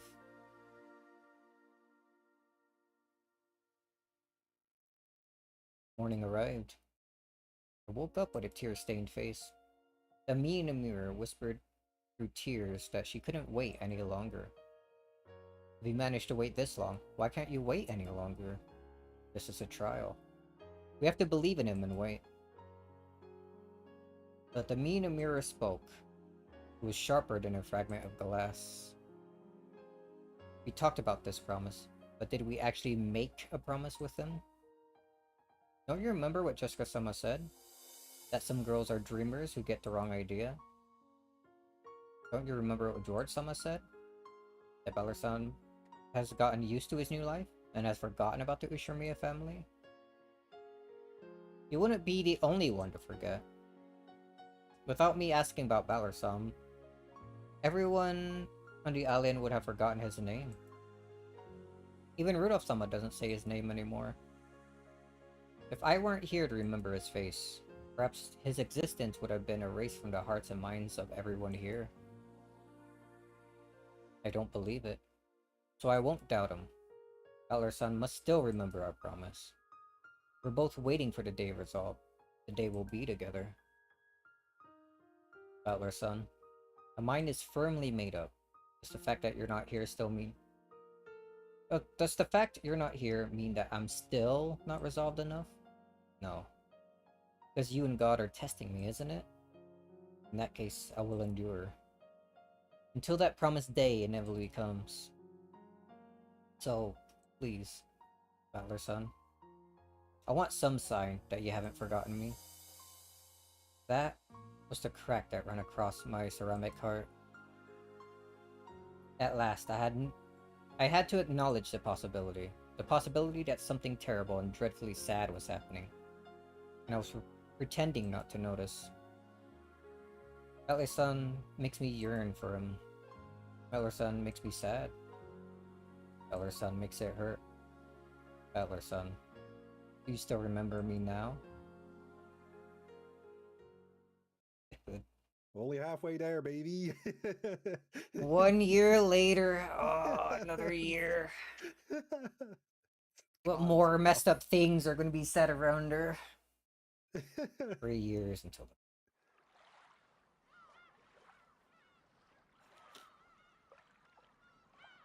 And then came the third family conference since Butler-san left. If the number of beds was going to increase, we were told about that when it's setting up. The fact that nothing has changed in particular means that he probably won't be here this year either. Clinging to a final bit of hope, I stood by the docks, watching the boat draw closer. Yo, Shannon-chan. Hey, Shannon-chan. You're looking as pretty as ever. Careful, Angie. Watch your step. Hey, Shannon, you know, I love visiting Rokkanjima. Uncle Cross really should hurry up with his plans to turn it into a resort. That's already known by now? Why bother? It'd be such a waste. Was I voicing Rosa too? Rosa as well. Okay. Yeah. So many characters. Maybe it would. I could take over a couple. How have you been, Shan-chan? I think you've gotten a bit taller since the last time. Thank you very much. And the weather's good again this year. We should count our blessing that we can bring the whole family together like this, without a single one of us missing. Here it is. There it is. Couldn't even get off the boat before freaking something happened, dude. Please allow me to guide you to the mansion. The whole family. But no one missing. So, after all, Ballard-san has been so thoroughly forgotten that he might as well not have existed in the first place. The sadness must be showing on my face. Not wanting anyone to see it, I turned my back to the family and led the way to the mansion. Then, suddenly someone mentioned Ballard-san's name, and I jumped. What? Saw Battler-kun. Is he doing well? Yes. He's doing very well. I took Angie and had some tea with him the other day. I was surprised. Though Kiryu-sama was in touch with Battler-san. According to her, the fight between Battler-san and Rudo-sama had calmed down a long time ago. But both were so stubborn that they hadn't found a good chance to make up. And since Battler-san had gotten used to living with his grandparents and going to the school near there, it wasn't going to be easy to get him to come back home, especially considering that the grandparents were adding extra complications. Those damn It's just too bad. I think Asuma-san's parents were even more angry than Badler-kun was. This isn't just an issue between Badler-kun and Rudolph-san anymore. Will Badler be coming back sometime soon? He will make up with Rudolph-san, but it looks like he doesn't intend to return to the Ushirome family. Such a shame. Though I do understand how he feels. It was a bit of relief to hear some of the bad feeling had died down in these 3 years. Taking Asuma-sama's parents into account, it's no surprise that things haven't gone as well as they could. But if Badler-san doesn't hate Rudolph-san anymore, then someday, surely he'll come back. He'll have grown so much, my resolve will never waver again. He'll be almost as big as Goda. It's almost. For some nights these past 3 years, I felt sad and resentful, but now, it feels as though those 3 years were something I needed. After all, the seeds of love, the faint feelings I once had for you, have budded powerfully, waiting for the day that we'll be reunited. Perhaps a bit too powerfully. This is how honest my feelings for you are now. I love you. Want to see you again as soon as I can. Until that time, I'll keep this sprout of love warm and growing for you. I won't doubt the coming of that day anymore. Just as I think of you under the same sky, I believe that you are thinking of me. I'm sure this news about him is a sign that God is cheering me on. So, I ask God one more time, inside my heart. Since my feelings for Badler-san have not wavered for a day these past 3 years, let me know that he feels the same way. I know that asking for that is a sin. However, now that we've reached a 3-year turning point, I want some gift from God, any gift, to show that I have not waited in vain. That is what I prayed. Oh, that's right. It's been so long since Badler-kun last saw you all, right? I thought you might be feeling lonely, so I told him to write you letters. Here they are. Did Shannon get one? Huh? Did God really hear my prayers? I felt as though my heart was going to leap out of my chest. A letter from Badler? Awesome! What did he write? Did he say something about how he's been doing lately? Can't wait to read it. Yusan pulled a brown envelope out of her bag and handed it to George-sama. Just one? When George-sama opened it, several folded letters came out. Looks like this one's addressed to me. They all have different names on them. Here, this one's yours, Jessica-chan. Thanks. And this one's for Maria-chan. Really? For the 3-year-olds? Will she be able to read it? But 3 at the time. Read it to her later, thank you. Even one for Angie-chan. Now, of course, she can't read. I'll give it to her when she does learn. Says he's doing great and having a blast. That's awesome.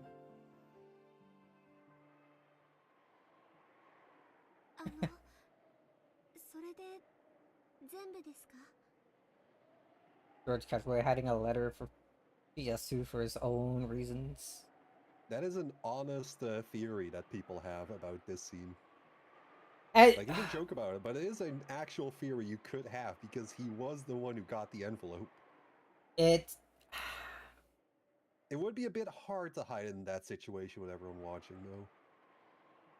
But I could see him doing it since he's had his eye on Shannon, like, even way back then. Plausible, yeah. I think it's such a strong theory. I think it was even brought up in an interview with Rikushi at one point. Oh, was it? Did he I feel like I remember actually say, like, answer with, like, a clear thing, or was he being vague about it? Just to keep that kind of... I feel like his answer was just, like, you could interpret it like that, and that's basically it. Oh, you could interpret it like that. That's fun. Then didn't it say anything more? Oh, you bastard. Rikishi doesn't like giving clear answers. I wouldn't want him to, like, anyway. Is that all of them? Yep. Looks like that's all of them. Not hiding this one in He my says while stuffing the back letter in his pocket. mouth. You just eat a piece of paper? No, it's a very flat, like, rice cracker. Don't worry about it. Very fibrous. Oh, maybe that thing sticking out of his pocket is the letter. Whoa, but he kept it forever? Never took it out? Someone handed me the empty envelope. Apparently, he thanked me because he thought I was offering to throw it away for him. And clearly, there was nothing inside of it. There was no letter for me. Whoa. The more I read, the more fun it looks like Battler-kun's been having. Living every day to the fullest. That's what it looks like in mine too. If he's happy, then I guess that's what counts. That's so mean of Battler-kun. Sounds like he forgot all about us until you told him to write those letters. Well, I suppose another theory you could have is that he was only told to write letters for the cousins. that's another And thing. think about doing it for the servants. Yeah. It would still I would mean say he probably just forgot. Honestly. Either he forgot, which is the most likely thing here, or George intentionally hid the letter. Yeah. Well, Which you know what he's like. It's probably not likely, but it's fun to think about knowing what George is like. It's fun to think about and plausible. Battler-kun enjoys life. And he hears popular with the ladies at school too. God. Wow, incredible. Another dagger in the heart. There should be plenty of girls who like those hilarious melodramatic lines out of his. Makes sense to me. I wonder if he really does plan to stay away. It looks like he does. In my letter, it says that he doesn't plan to return to Rakanjima. What if that doesn't even... He didn't even say that in his letter. It's another thing he could just lie about right there. You could have just lied about it, yeah. I know that all these letters and the things written inside of them are trials from God. The absence of a letter for me. The information that he's enjoying life and has forgotten about Rakanjima. Are all just trials upon trials. God is testing me.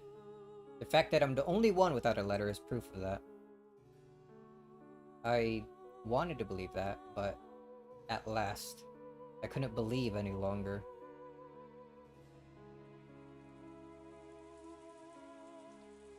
Back to this section. It might have been an important promise to you, but it looks like it wasn't for Battler. Because the horse doesn't fit inside an envelope. Good No job, way. horse. And that promise about him coming on a white horse was... I was a dreamer. It was just an illusion I created. To Battler. They were probably just meaningless words to make him sound cool. What a ludicrous story. Or, yeah, what a ludicrous story it might seem to an outside observer. That promise with Battler might have been an illusion the whole time. We don't even know if they felt the same way about each other in the first place. Love is an illusion. When both sides see the same illusion, till love becomes true. Okay, hold on. Let's back up for a little bit. Sorry, I'm like stretching as I think here. I'm starting to question how much of this might actually be true again. What, you think this whole backstory could be made up? That's maybe not the entire thing, but it's all pretty heavy, like the things Shannon is going through, and it makes me wonder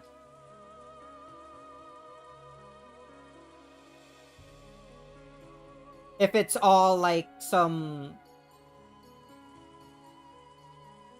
played up, if not just entirely fake stuff that Burn is like writing, because I wouldn't put it past her to start like tormenting Shannon and by extension like Beatrice with all of this stuff. Like, oh, Battler just completely forgot. It was never real. It's just you just like aligned yourself, etc., etc. I just... I'm also like thinking ahead a bit more, because how does this even go up to another episode when we're learning all of this supposed truth?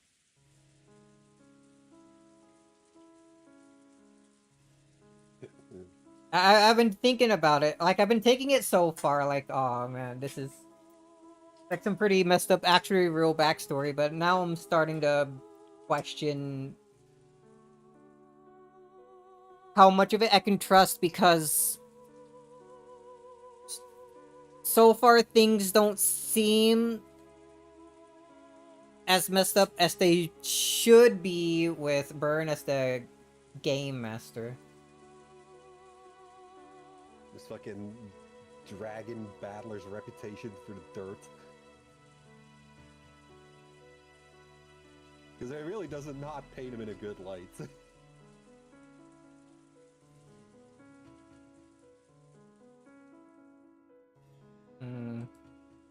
Can't say for more from my own mouth, but that interpretation is interesting. If only George knew that that too was magic. Yeah, it just calls it interesting. But right. I guess we just gotta keep going. But I'm going in with a bit more, just a tiny smidge of like skepticism here on how exactly things are playing out. I think we should just trust Burncastle. That makes me even think more that I shouldn't, because things aren't... Things are like pretty sad and kind of messed up, yeah, but...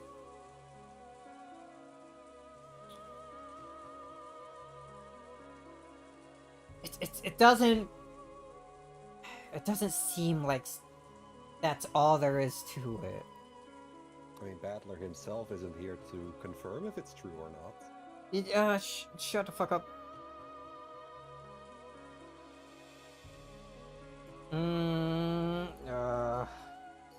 That I guess that's another thing. Battler isn't here. He doesn't exist like in this episode, as far as I know. Yeah, he can't give his side of the story here.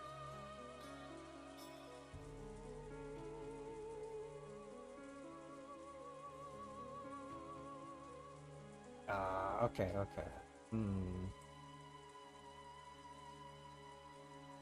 Keep that in mind, then.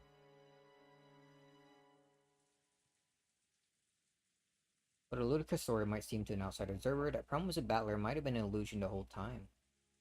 We don't even know if they felt the same way about each other in the first place. Love is an illusion.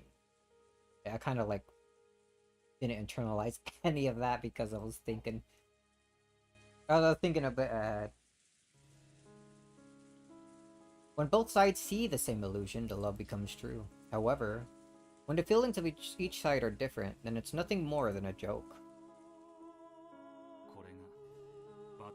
This is Battler's sin. That he created the illusion of a promise? No. Huh? It's that he didn't even remember.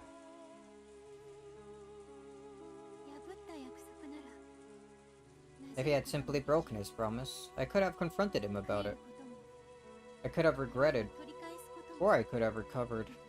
However, since he didn't even remember, I'm unable to question him about it. I am unable to hate Butler-san. After all, Butler-san didn't even break his promise. There just wasn't any promise from the beginning. It was nothing more than a sad joke.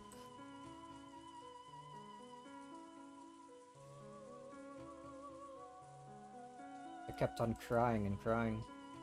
I dug my fingernails into my pillow, soaking it with tears. How much easier it would have been to hate something, but I can't hate anything. I just couldn't get over my miserable arrogance, which had led me to believe for 3 whole years that he felt the same as I did.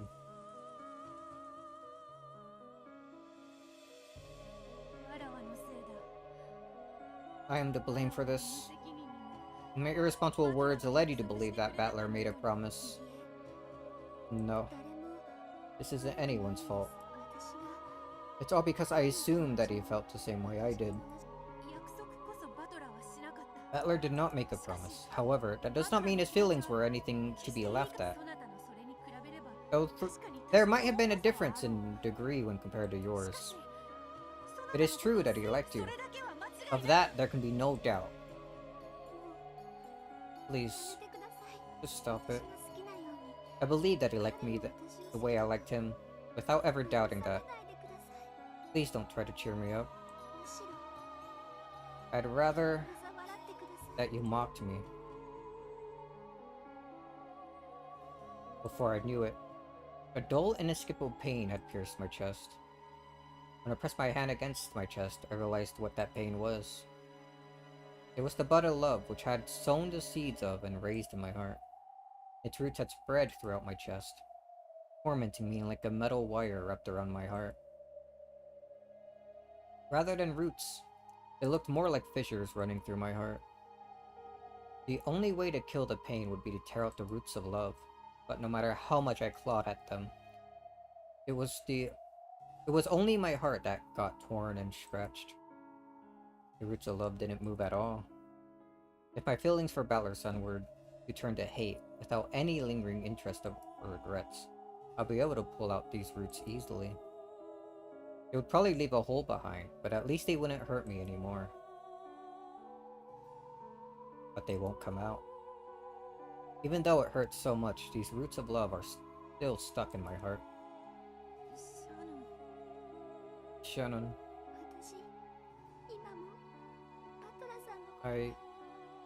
Even now, I love Battler-san so much.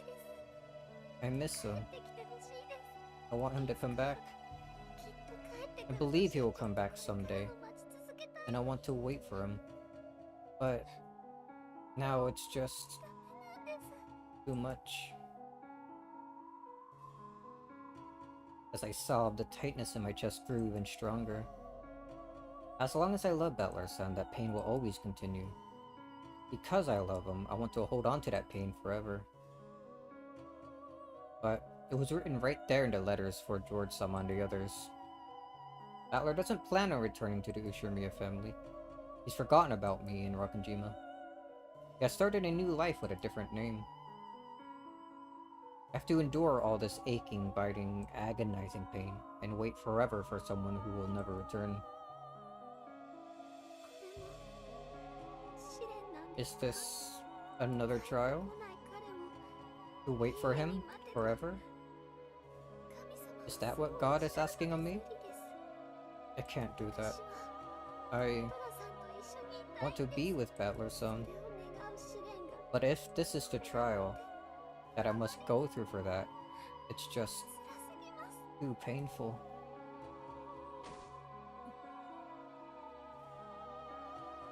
Beatrice hung her head in shame. If he hadn't encouraged Shannon so much, it probably wouldn't have been this painful. Shannon may have been the one that sowed the seed of love in her heart. However, Beatrice had irresponsibly watered it and told Shannon not to give up.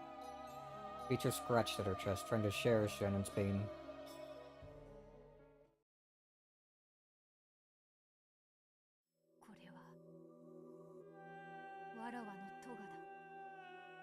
Chien?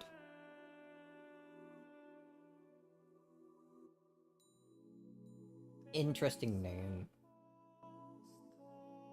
Slash he end? This is my fault. Beatrice mumbled to herself. How can any of this be your fault? For 3 years, I tortured you with the illusion of a promise that never happened.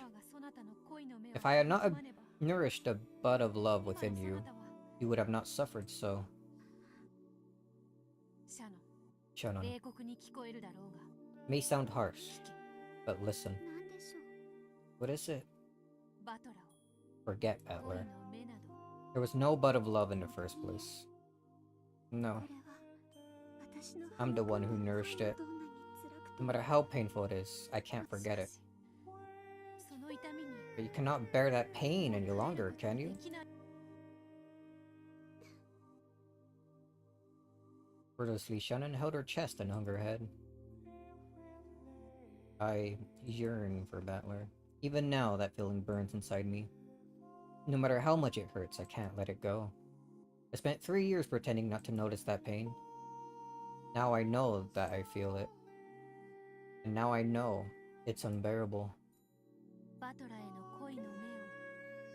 So, you cannot throw away your bud of love for Battler. Can't. However, at this rate, the bud, the roots, will kill you. People need a universe to survive, and one person cannot create that universe alone. Two are needed. Universe. Together with Battler, he created a universe of that bud of love. Now that one half of that pair is gone, your universe has crumbled.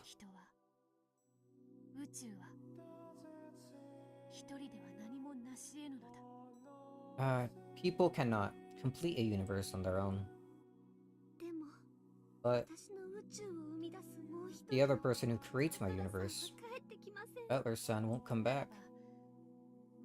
And he must create a new universe with someone else. You mean, create one with someone other than Battler's son?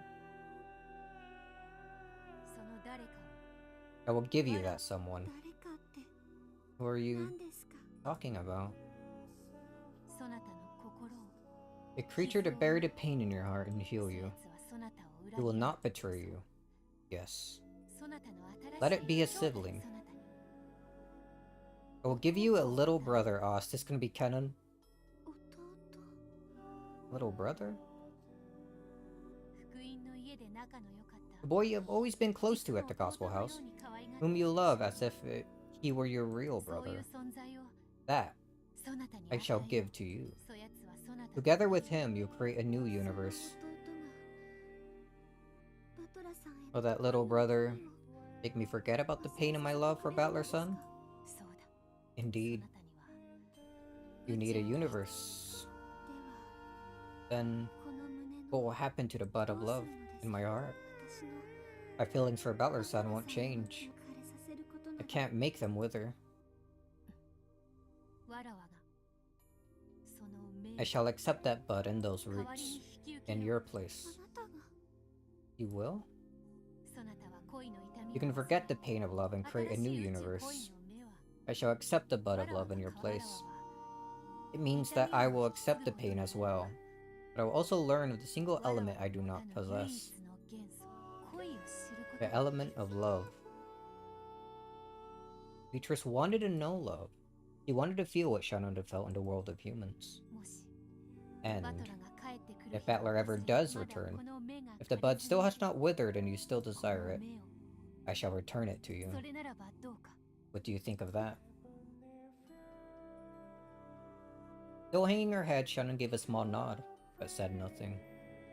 It would mean release from this unbearable pain, and it would mean giving the bud of love to a witch to hold in her place. Shannon spread the hands that she had held to her chest.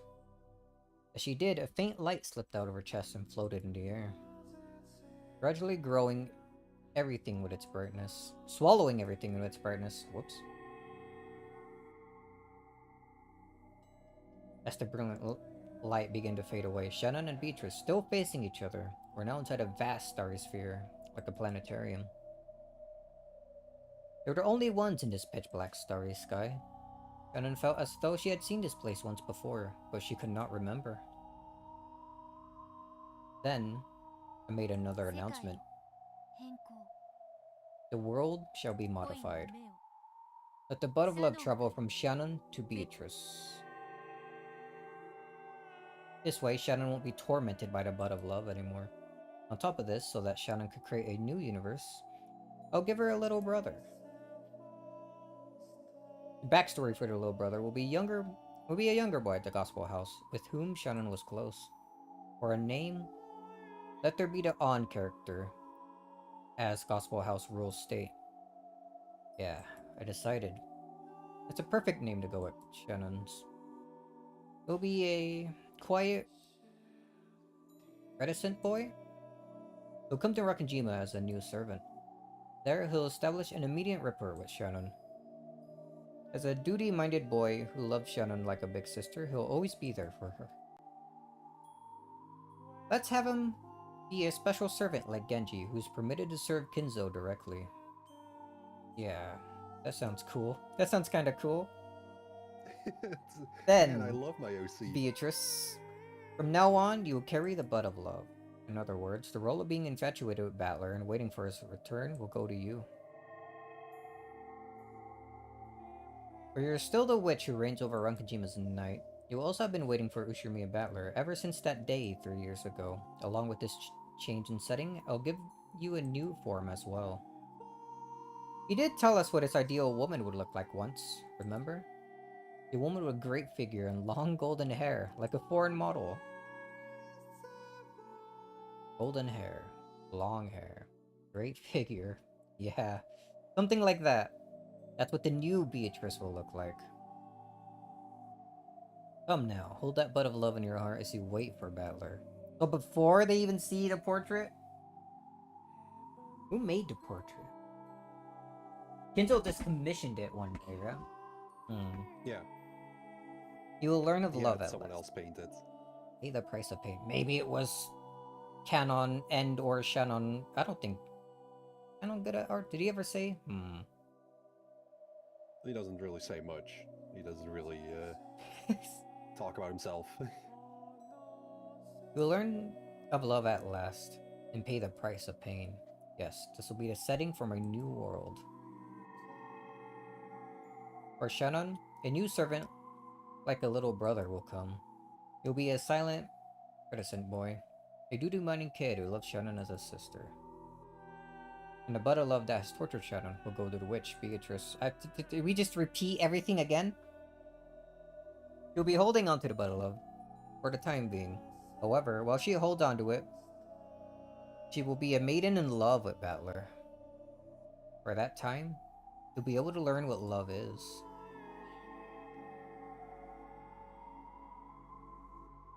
Come, let the world be modified. Oh, I am one yet many.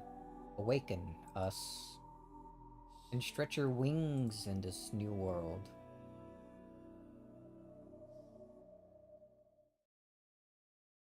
Yeah, why didn't she just keep a gap? She has blonde hair.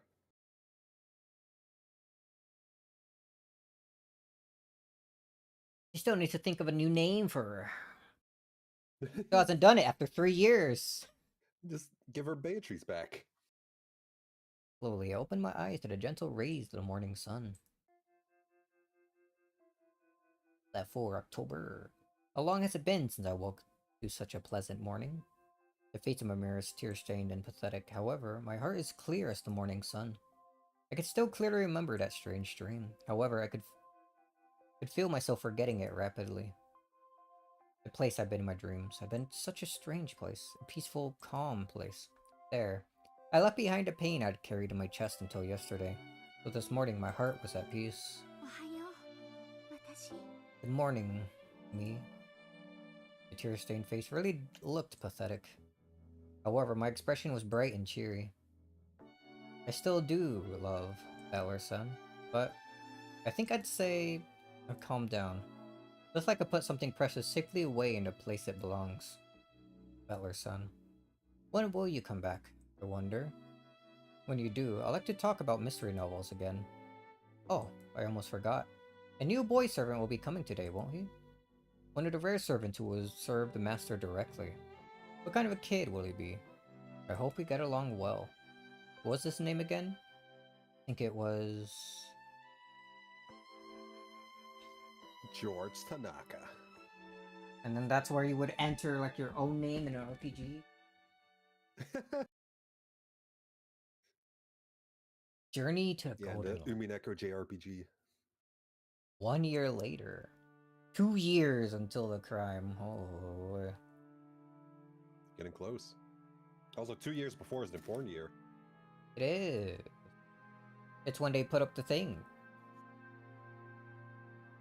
Alright. Journey to the Golden Line. Oh man, it's actually... Are we actually gonna be at the... Oh, at the end of this? Like in like another couple hours?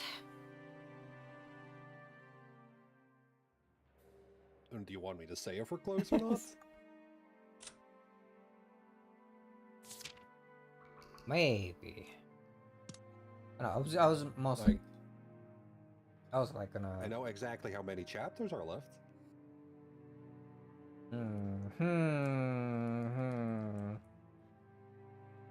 Should... I kind of don't want to leave off with the tea parties next, but if... I don't know, if they're actually really long, I don't know, maybe... I mean, it's just gonna be holding off until tomorrow, right? I could get an estimate from Joe's streams. I'm gonna take a short break, so I guess you have time to do that, I suppose. Yeah, I'll just sit here doing this. At the 2-hour mark, so... Quick BRB, I'm gonna... maybe get a refill of my tea that I've been having. And drinking here.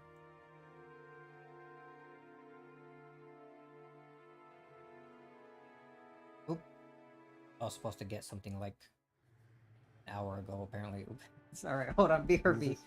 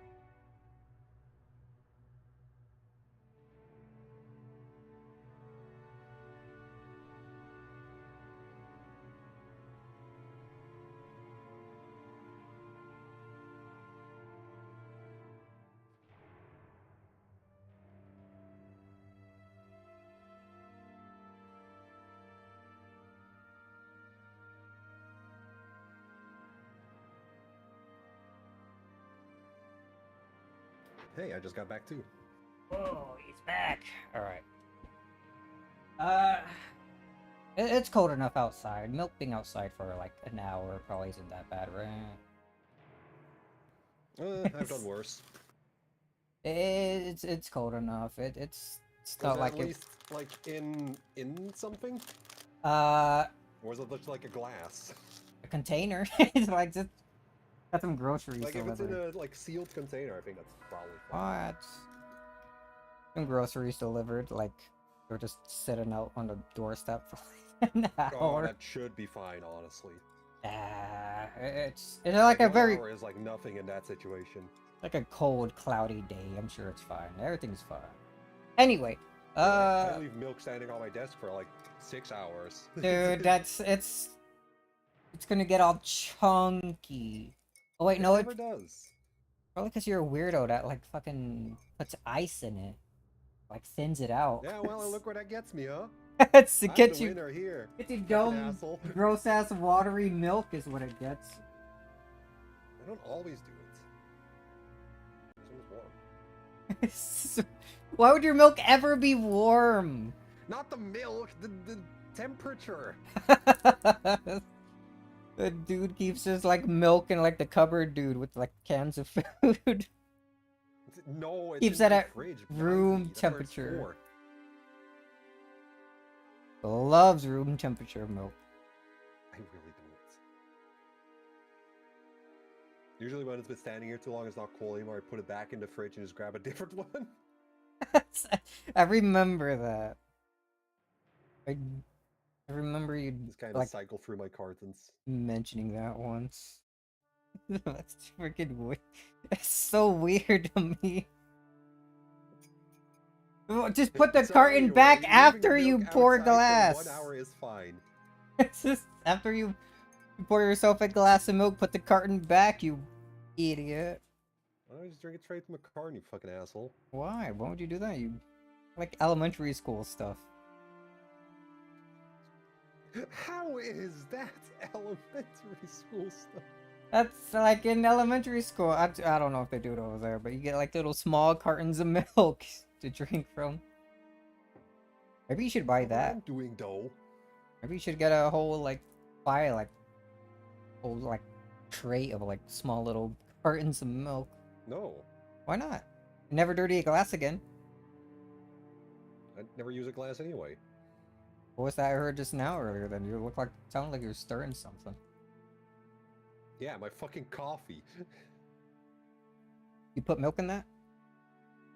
No. Why not? No, I just don't fucking like it. I think it's pretty good. Yeah, well, that's a lot of times I like going half and half. Like I fill half the glass with milk and then the other half with coffee. I don't have to like the things that you like. Why not? I like Umineko and Amori. Yeah, well, I like those too. Yeah? Just because I don't have to like them doesn't mean I can't like them. I'm stalling, by the way, because I started a coffee pot earlier. I want to go get it before we start. Only about 7 hours of the stream left. Alright. How far are we getting in, let's say, like, 2 more hours? I think you might finish episode 7 in 2 hours. Okay. The tea party. My estimate for the tea parties is around 3 hours. 3.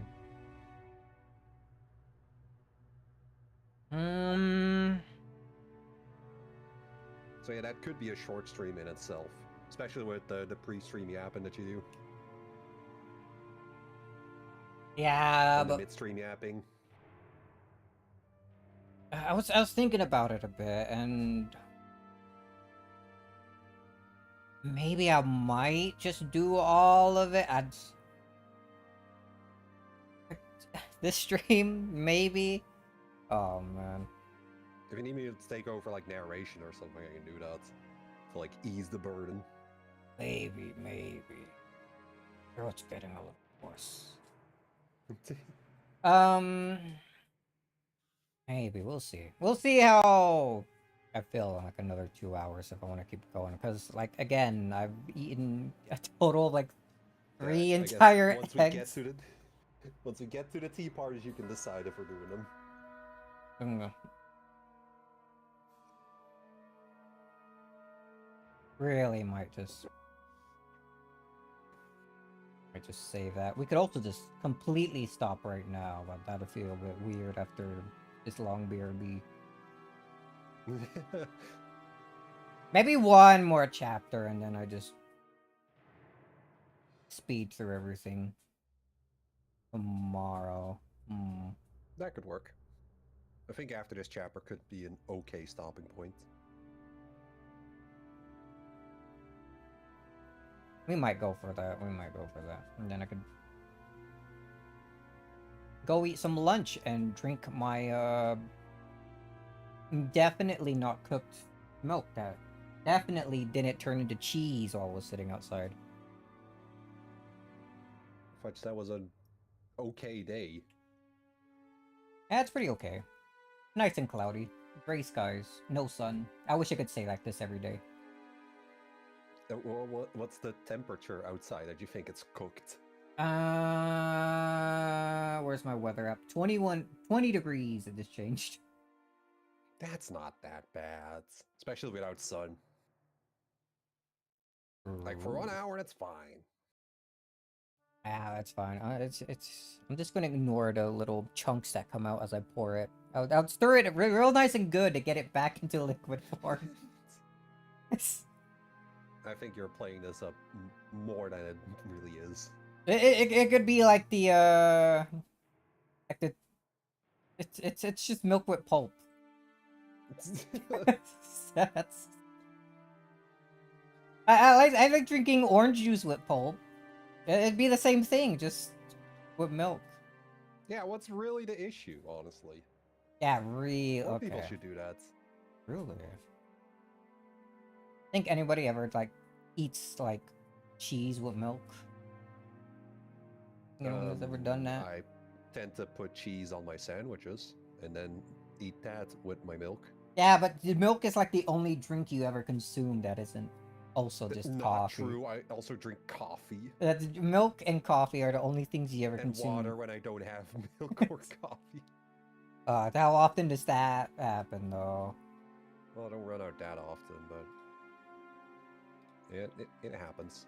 All right, my coffee should be done. I'm gonna go get that, and then we'll get back to actually continuing BRB again. Yeah, okay.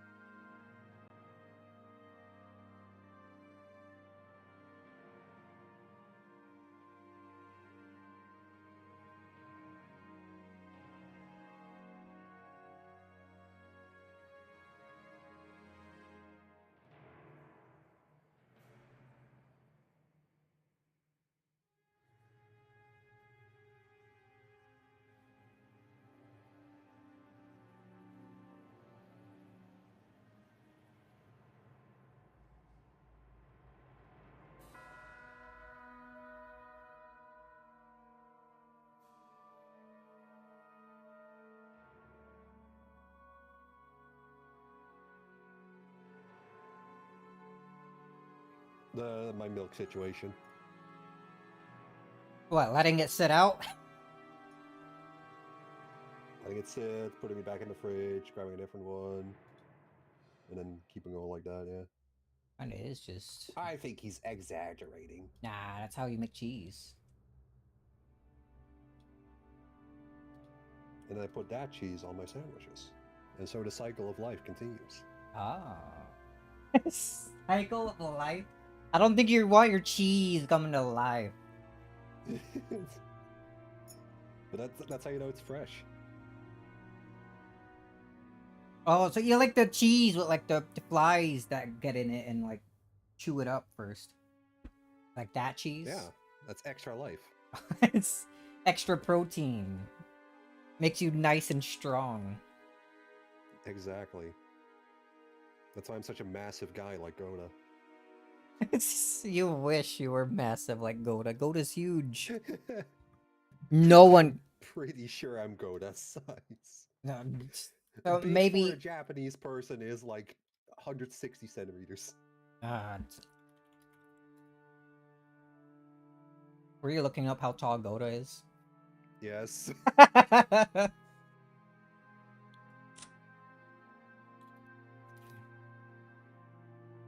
Goda's so huge he can be all of the goats at once.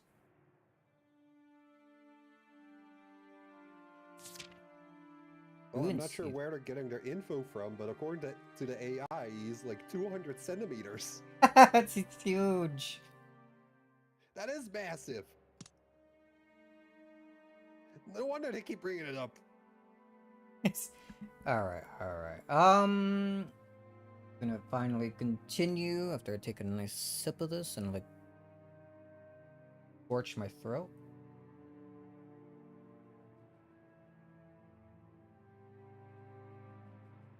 Oh man, it's been a few days since I had a nice coffee. I can't imagine going days without coffee. How do you live? By drinking water. I do that too. Doesn't help. Some days Or do you drink like hot water to get the feeling of coffee? I drink like just normal room temperature water. I don't like cold water. Just rather it be room temperature. And he calls me weird. Sometimes, like, I go, I'm a little bit thirsty. Maybe I could drink a little sip of water and end up downing like 3 entire glasses. Like, huh, maybe I'm a little dehydrated. You tried hot water? No, hot water is gross, dude. Why would I ever want warm water? It's the only warm liquid I would like is like coffee or like tea. Not the straight water by itself. Water, I'd rather have just like room temperature. That's like the one temperature I would never drink water at. Give me that nice lukewarm water. Hate soup. Soup isn't... We're talking about drinks, not food. You drink soup. Yeah? But it's a food, not a drink, not a beverage. Yes, it is. No. The only difference is the container you put it in. I'm not gonna be pouring my soup in a glass to like casually sip on it. I do that with oatmeal sometimes though. Or not oatmeal. What is it? Hot cereal, I guess, is one way to describe it.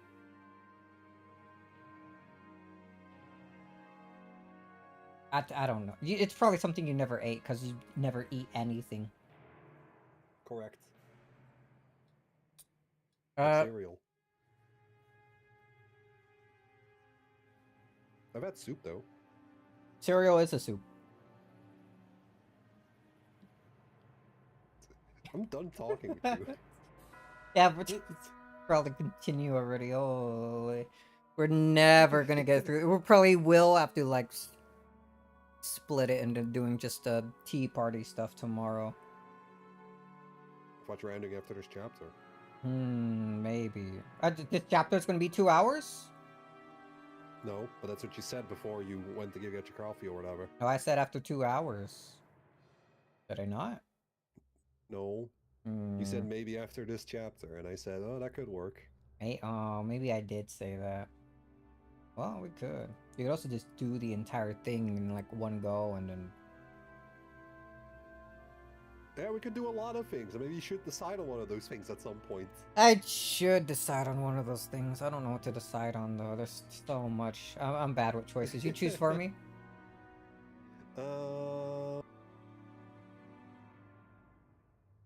Maybe after this chapter. He wants to go play his own stuff. He's so tired of me. No, I'm just thinking that would be like the best part, the best points to actually split it evenly, I think. The best part. Okay, and then we can move on to playing Silent Hill F. He wants to move on and play other things, that's why he doesn't want to lock in. Move on and watch you play it. In a couple months. That's too long. I mean, the longer you sit here stalling, the longer I'm gonna not be able to finish my games to play Silent Hill. True. Alright, let's actually finally could it been like 20 minutes. Men in work clothes were spreading a tarp over a section of the hall. From the way they measured the wall and set out tools, it could be seen that they were preparing to do some sort of construction work. This is of the utmost importance to the master. Be sure that you do not damage it. The president of the construction company nodded his head several times to show that he understood. Did he, though? Then, 6 young workers carried a large rectangular object wrapped in a white sheet. Okay, careful there. Consider them gently. Gently, I say. The spot good? Great, let's get started. Apparently, they were putting something large onto the wall of the hall. Is that where he wants to hang it? That's what he wants. After all, this mansion's little more than one of our father's toys. Hatsui took a deep breath. Though this was a whim of Kinzo's, a man she greatly respected, she seemed to resist the idea of hanging it right here in the entrance hall, the face of the mansion.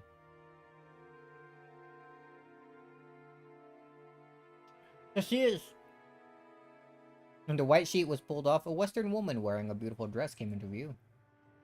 It was a massive portrait of a woman. Is it proceeding well? Yes. It will be finished by this evening. We'll like to see it hang there for all of us to see as soon as possible. I want you overseeing this, my friend. Leave it to me. Father? It seems to be a splendid portrait. Hmm? The artist has done an excellent work. I am satisfied.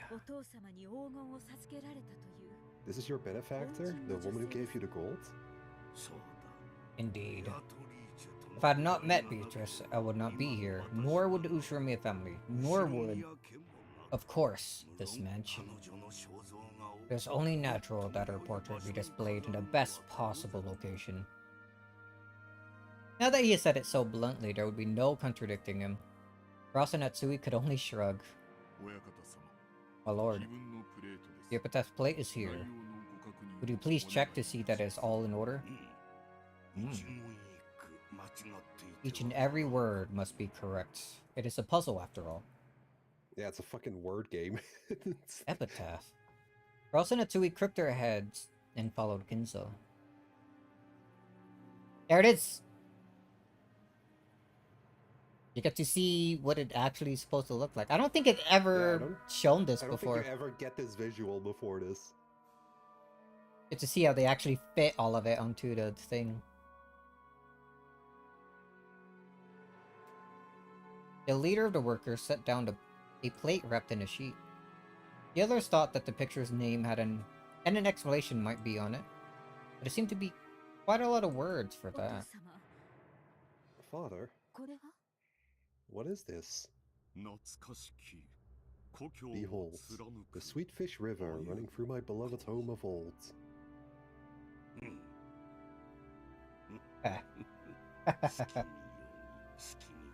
Read, interpret it as you like.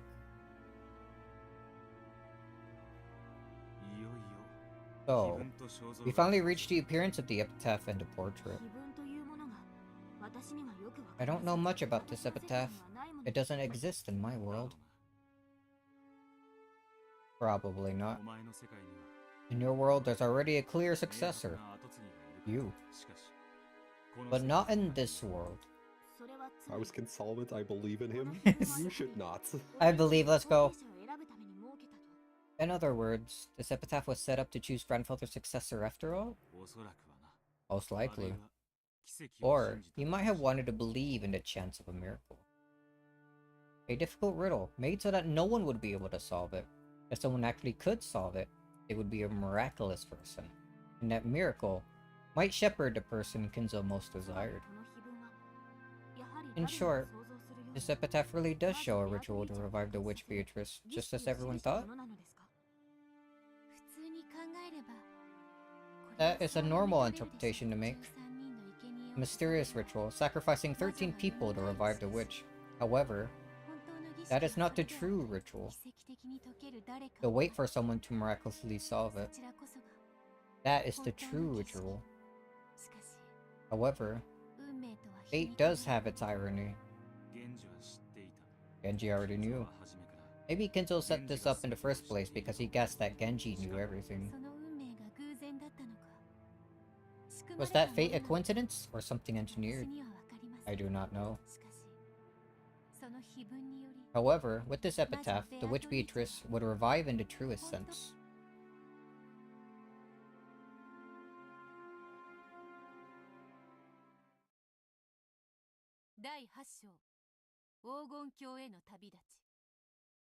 Journey to the Golden Land. Act 8.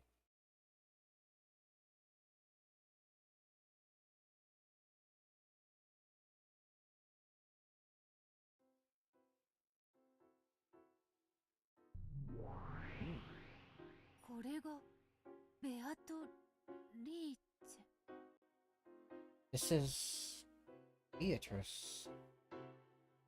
My soul was captured by the woman shown in that massive portrait. That might have been literally true, or rather than captured. Perhaps it would be better to say that my soul had returned to a more fitting place, the place it belonged.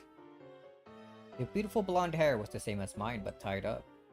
The dress she wore was a deep black, making that golden hair stand out all the more. This is the witch, Beatrice. My true form. What is this? There was a play with too many words for it to be the title of the picture. Behold the sweet fish river running through my beloved home of old. You who seek the Golden Land, follow its path downstream in search of the key.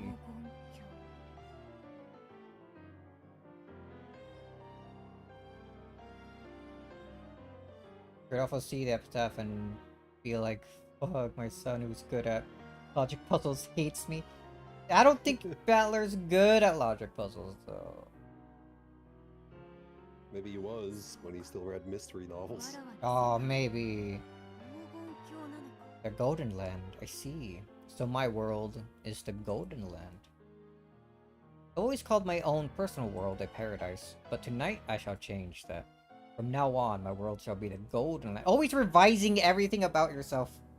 And just changing her lore and backstory to fit whatever's going on. I can never stick to one thing. I'm the master of the Golden Land, Beatrice. And then, there's the brutal ritual of sacrifices, starting with the first twilight. On the ninth twilight, the witch revives, a nun shall be left alive. Is it saying that if I carry out this ritual, I will experience a true revival? Then, on the 10th twilight, the journey ends, and I shall reach the home of the gold.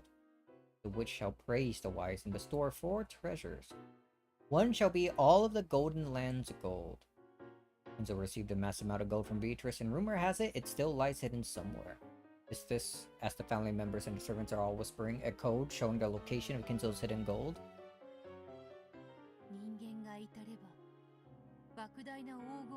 If a human reaches the solution, they will obtain a great quantity of gold.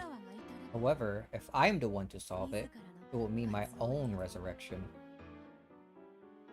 Shinzo, you aging mage. Just when I was mocking the shortness of time left to you, you start a game like this. How intriguing. I shall solve this riddle of yours. I shall revive as the real Beatrice, and then I shall use my great magical power to control object and man, day and night, and all of our Kinjima.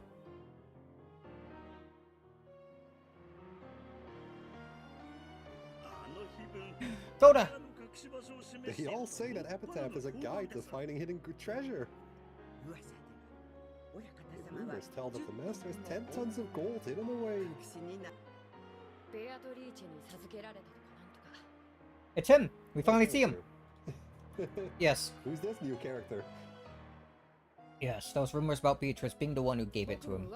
I've heard that too. 10 tons of gold. That would be incredible. I can hardly even imagine it. If you had all that, what would you use it for? I'd like to touch it just once. Oh, forget touching it. I'd like to spend it all. But why would he go out of his way to present this epitaph? This code showing the hiding place of the gold. That's obvious. He's laughing at everyone since he thinks no one can solve it. It's a challenge to the rest of us, isn't it? He wants to know if there's anyone here wise enough to solve it. It seems that the master doesn't intend to let Kraus-sama take the headship easily. Perhaps the one who solves it will become his successor.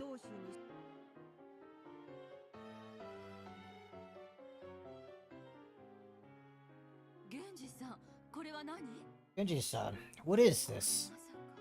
Could this be a portrait of Beatrice? The woman that father... Correct. This is Beatrice-sama. What on earth?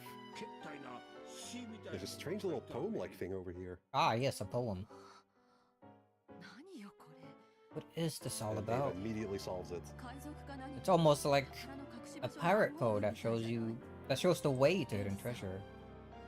Genji-san, what does this mean? The master says to read and interpret it as you wish, and that the riddle applies equally to all who can see the epitaph. You said riddle just now, didn't you?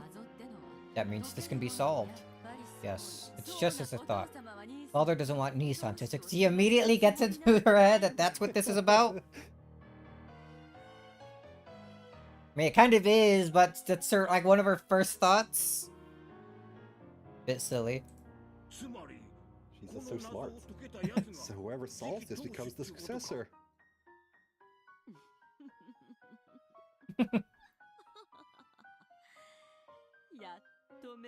Finally.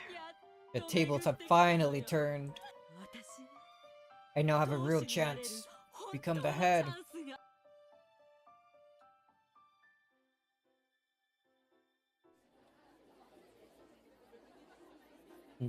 City.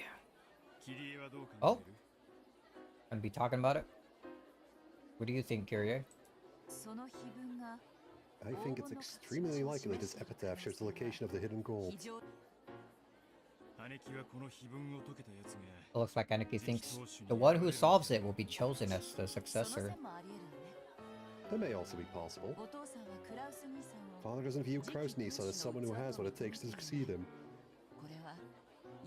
Given that Father is reaching the end of his years, this might be a wild, last-ditch gamble to find someone worthy. So, if we actually solve this riddle, we stand to gain 10 tons of gold and a position of successor. On the face of it, perhaps. However, I'm sensing some malice, as though he doesn't think us capable of solving it. I doubt it will be easy. Ooh. Looks like this will keep us entertained for some time. About 2 years, yeah. Oh, Maria's house? I'm actually a little surprised you remember that. It's been a long while. Not that long, because I recently watched Joe play through all of episode 4. I guess that does help. I think I would have still, like, called it as Maria's house, though. Since... Just a wild guess, probably, yeah. When I see that, like, backdrop, I think at the time that she lost the key and got upset. Oh. I don't know, I started, like... matching certain backdrops to different events. That does help. It's good strat. Like here, where she tore Sakataro to, like, itty-bitty bits while the lady was sitting there, like, fucking watching her and not doing anything about it. I mean, what are you gonna do about it when she's fucking standing there screaming well, like okay, a banshee, even fucking destroying her own property? Even when, like, not doing anything about it, she was there to witness how fucking crazed Rosa could be. I'm surprised they didn't fucking have a case there for taking Maria away instantly. Honestly, my theory on that is that they were in like the works of doing that, but just couldn't get to it before she fucking dies.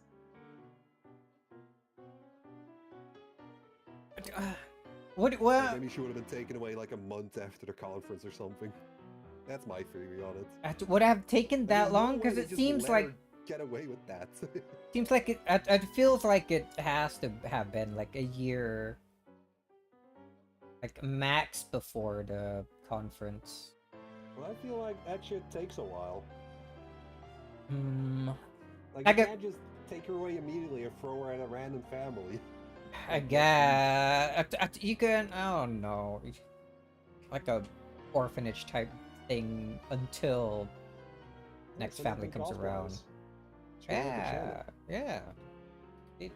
There we go. Yeah, just keep her chained to the Ushirimiya family. I'm sure that's good. Never being able to escape. It's perfect. But right, I don't know. And then Rosa gets to visit her every year. I don't know, maybe it does take a while. I guess Ryukishi would know way more about that sort of thing than I would. Yeah, he was a social worker.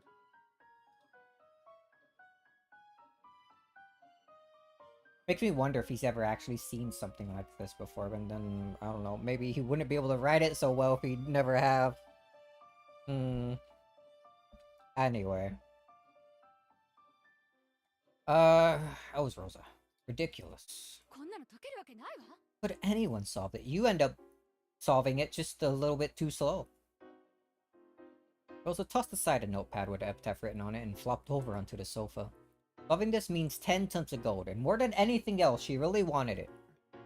With that much, I'd never need to worry about making money ever again.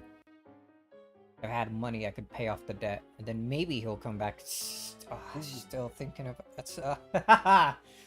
Okay. I know where Father's beloved home of old is. What's the Sweetfish River? There are tons of rivers there. In what village? I don't have a clue. Me, like, really fucking last month or something. Maria, can you solve it? What's wrong, Mama? Maria looked concerned. Kids are really good at solving puzzles, so maybe... Come on. Alright, kid, make yourself useful. Maria, I promise I'll love you again if you solve this.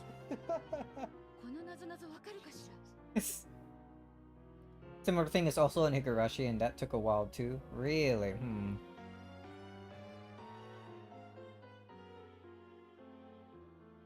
I'm always wondering if maybe I should actually read it. It would have to be on my own time. I don't think I would stream it. I just go for the anime, honestly. Yeah? What do you think about that, Darn? Hey, Maria? He would disagree with me. Do you think you know the answer to this puzzle? Yeah, you kill everyone. And then you get the gold. The witch comes back.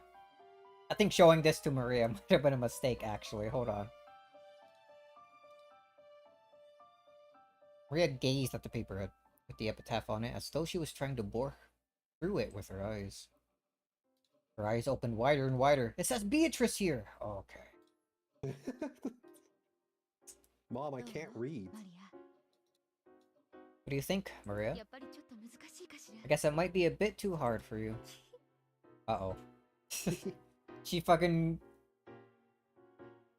created something horrible here at this exact moment.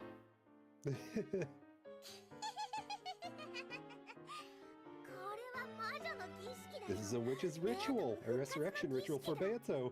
Oh no. Where'd you get this? Hey Mama, where'd you get this? I'm gonna ask Beato. I'm sure this ritual will let Beato regain her full power. She's totally on board with it. Meaning kill everyone. Y'all gonna revive again anyway. She'll be able to appear in front of everyone and do miracles of magic without having to worry about the anti-magic toxic anymore.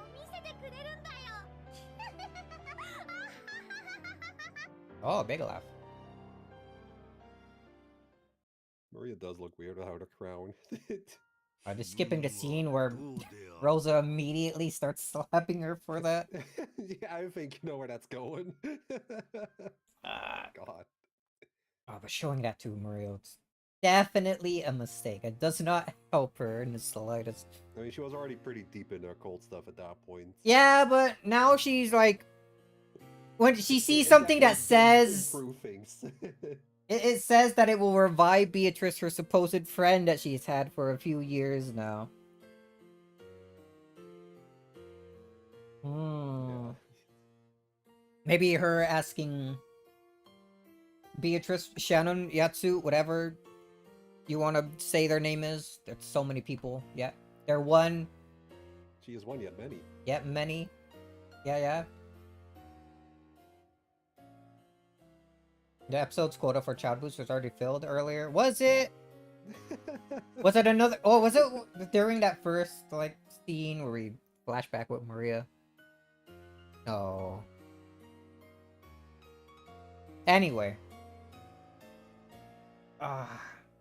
Is that how the plan to start just taking out the family even starts? Surely not. Maria going, hey, Beto, look at this. It's a resurrection ceremony, right? We just gotta kill everyone. You only need to kill 13 people. We got 18 here. It's only 18 when Battler's there. And even then, it's not actually 18. It's like 17. And even then, 17's probably too high of a number because I think it's 16. It's only 17 when Erica's there. So it has to be 16. Oh, man. The number just keeps going down. You're referring to Yasu? Was he being... The bullying, the yeeting off the cliff, they did yeet him off a cliff. The shitty family. the no parents, or not knowing the parents. Yeah. Only the best life. And what up the epitaph? Oh, he doesn't have the portrait behind him. Yeah. He didn't get a smaller version for himself yet. They didn't invent copy machines yet. Then how did they repaint it so perfectly in smaller scale?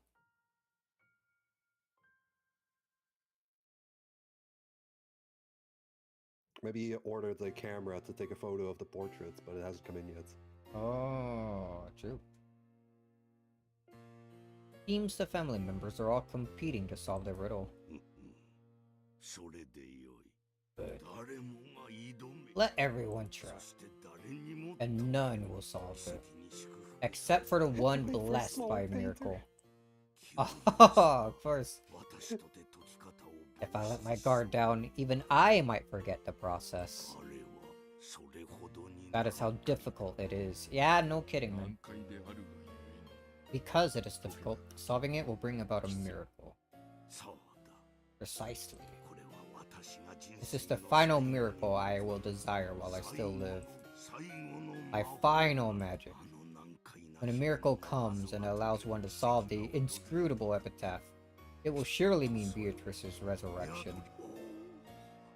Oh, Beatrice. I just want to see your face one more time. I don't need wealth or honor. I don't need wealth or honor anymore. If I could only see you one more time, it's like freaking... Beatrice is just... Or freaking Kinzo is just Shannon if Shannon was mad and insane. Actually, she kills everyone. She's still insane. I mean, like father, like daughter? It's just...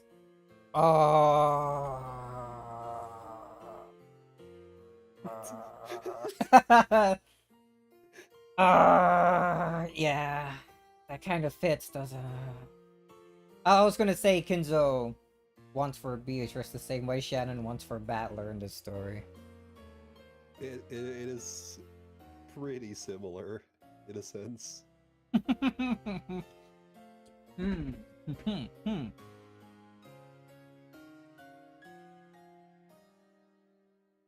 Man. And Kinzo's been living that with way more years. Way more. If Shannon didn't kill everyone, including herself, she might have lived to be this insane. I cannot imagine, like, 60-year-old Shannon still wanting Battler. Turning to, like, goldsmiths. Lift up people with her pinky, dude.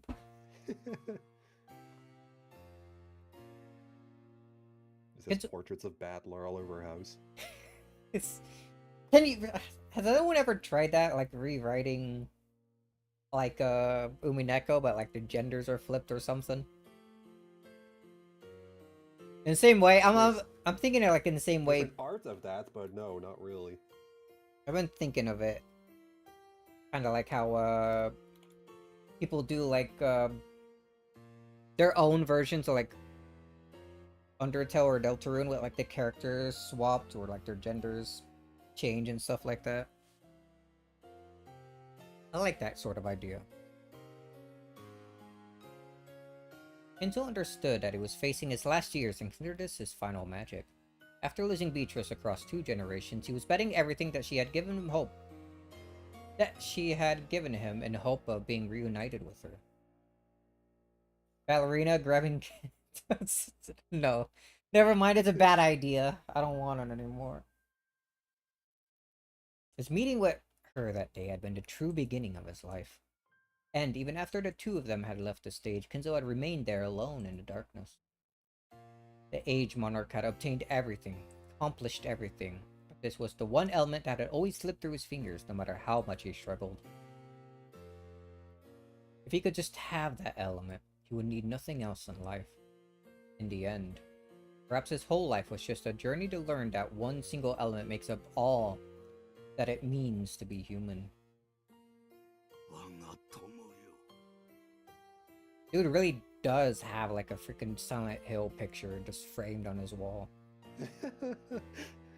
He was a fan of Silent Hill F before it came out. Oh, true.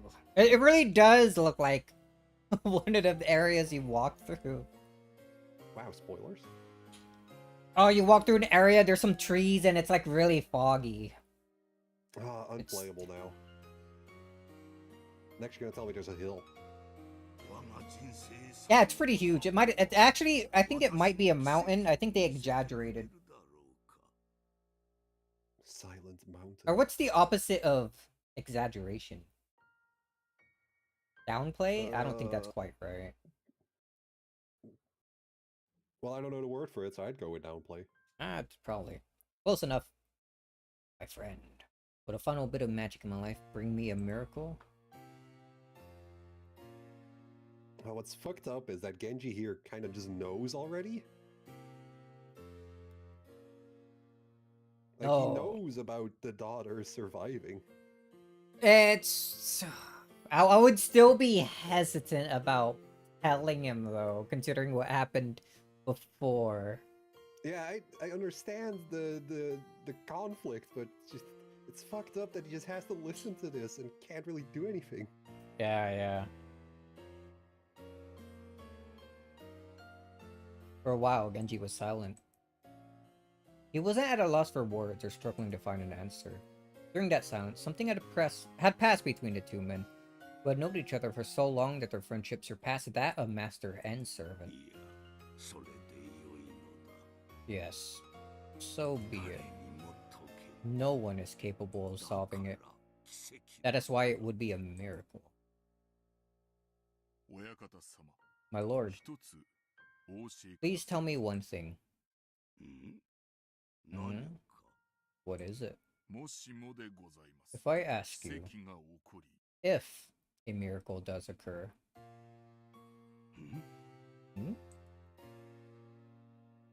may have been the way the F looked when it was like. It makes me wonder if it's this cursive F. It makes me wonder if they used the same font just for that F. That's probably digging too far. I'm seeing things. It's probably just many fonts that have a similar. There's so many ways you can write a cursive F. It's not even cursive. It's like italic. But yeah. That's the word I was looking for. Sorry. It may have been a different when he was young, but in his old age, Genji was not fond of talking about dreams and what-ifs. That very same Genji now spoke of a hypothetical. Kinzo quietly waited for the next words of the man he called friend. If a miracle does occur, if your magic comes true, and Beatrice-sama does revive, what will you do? As the one closest to Kinzo, Genji obviously knew of the crazed feelings with which Kinzo had sought Beatrice in the past. And yet, Genji was asking what Kinzo would do if Beatrice did revive.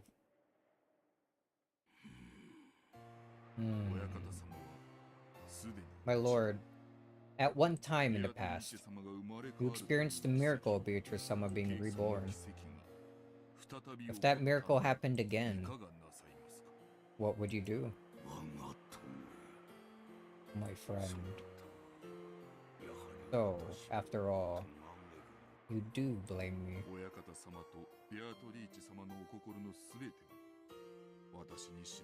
Genji wasn't fond of talking in general, too. I cannot claim to know everything about your heart or the heart of Beatrice-sama. However, I believed I do know something of the way in which Beatrice-sama adored you. I am racked with regret. You may not believe, but as I have aged, I've come to regret everything. If a miracle does occur, and Beatrice revives, then, of course, I do not care if she knows nothing of the time she spent with me in the past. No. As long as she is Beatrice, I don't care who it is.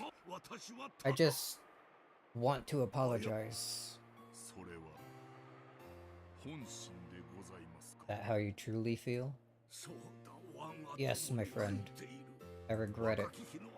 I deeply regret the mistakes I made in my youth. You have aged as well, so you must know. I cannot feel guilt for the sins of my youth when I was still young. However, like a deep thorn, they begin to fester, torturing me. I'm willing to accept death in whatever form it may take. However, this thorn, this regret, is the one thing I must resolve. I must return everything to Beatrice, and beg forgiveness for my sins. That is my only and final wish. Oh. I can't do as good as the voice actor. That one was pretty good. Kinzo covered his eyes and sobbed. This aged lord, who had built up enormous wealth in a single generation, was now at the end of his life, sobbing simply because he wanted someone to apologize to.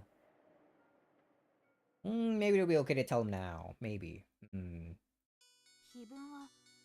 weeks. Why 7? Because it's episode 7.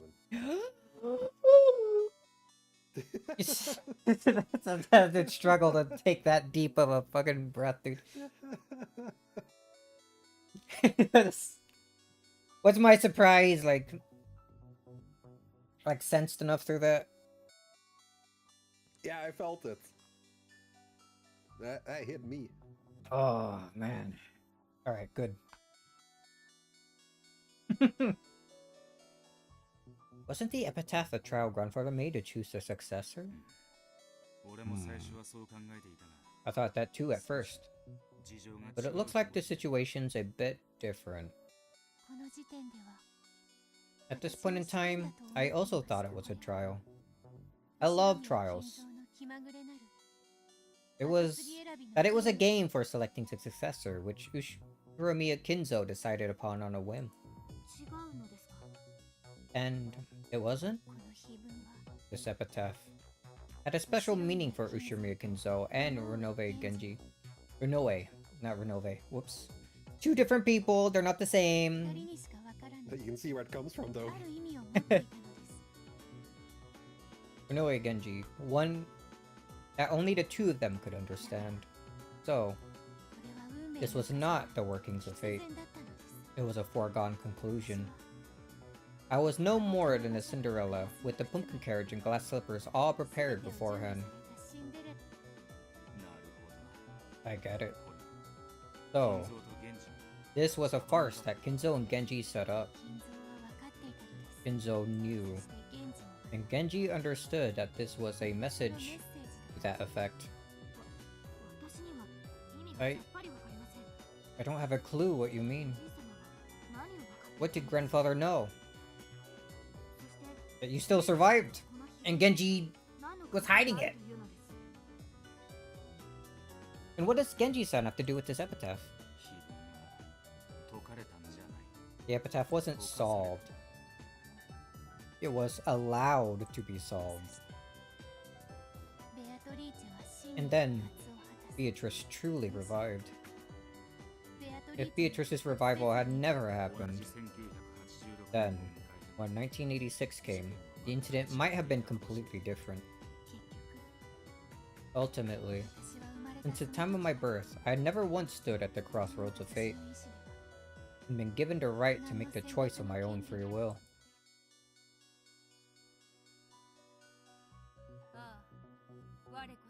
Oh, I am one yet many, and yet never once have we been able to resist fate. We are not but leaves trapped in a whirlpool. No matter how we dance, we are bound to vanish into its depths.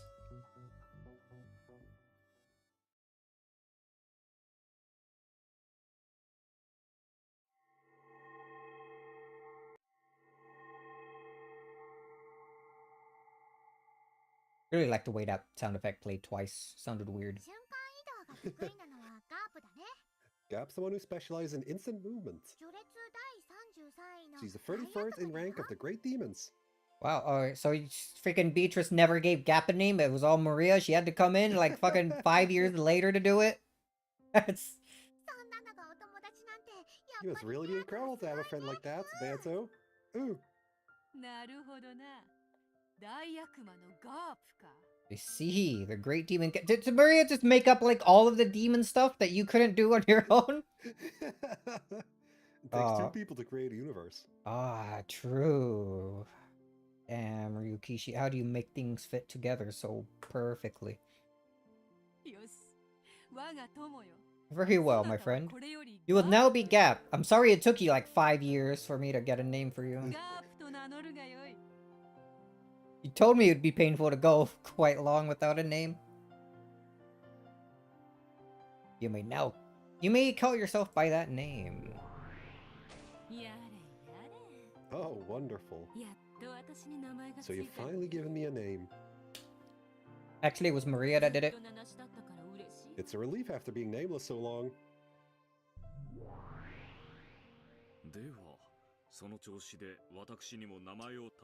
When did you come into the picture? Oh, well, he didn't have a name yet, so...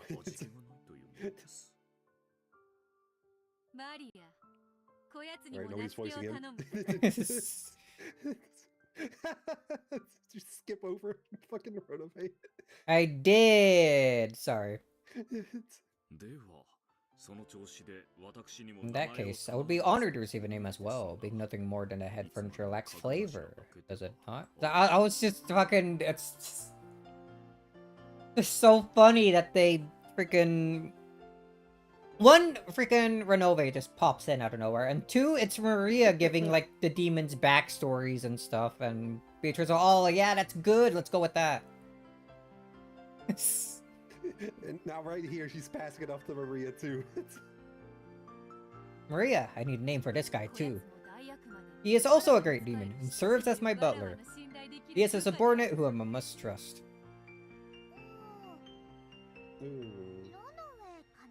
Renove, I guess? Yeah, I just sharpened you to make a new name. How do you like that? The 27th ranked of the Great Demons.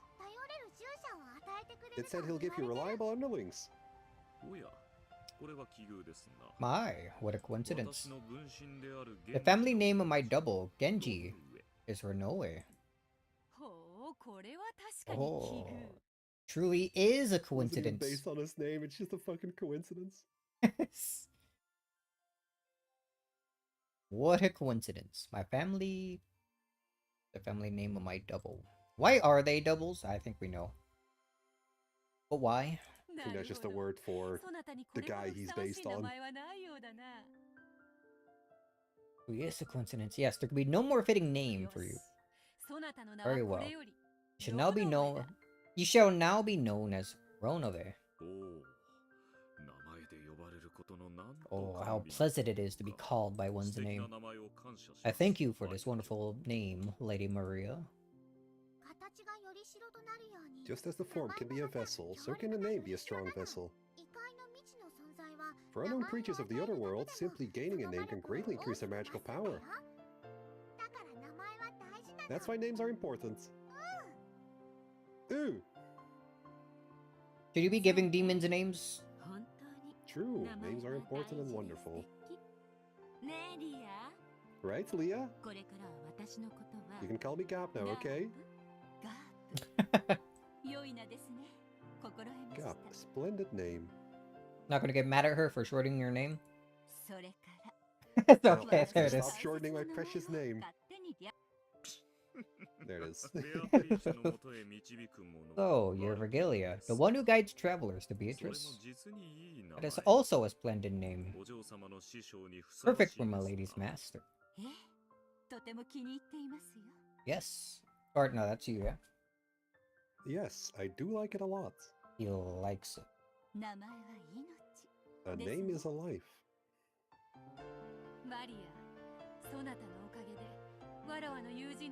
Maria, thanks to you, my friends have found names. I was too lazy to do it myself. I'm very bad at thinking of names, you see. So I needed well, you see, like a literal didn't like play Persona, she just doesn't know about like the 77 demons or whatever. True. But Maria played it's 72. Persona, and so she knows about all of them. 72, sorry. I don't think Persona existed in like 1980. No, I don't think it did. I almost... Persona 1 release date. What do you mean 2009? That can't be right. That's probably the PSP re-release. Alright, here we go. 1996. Oh, so you still need to wait like another 10 years. Almost said like freaking the 1960s. This is when Silent Hill F takes place. Another spoiler. I can't handle this. Yeah, it takes place in 1960s. Now you can make 1960s Japan jokes when you play it. That was a different time. Schoolgirls wielded metal pipes all the time in 1960 Japan, speeding up strange what the fuck, monsters. there's pipes? Oh, god damn it. Oh, I'm sorry. Actually, it's a bat.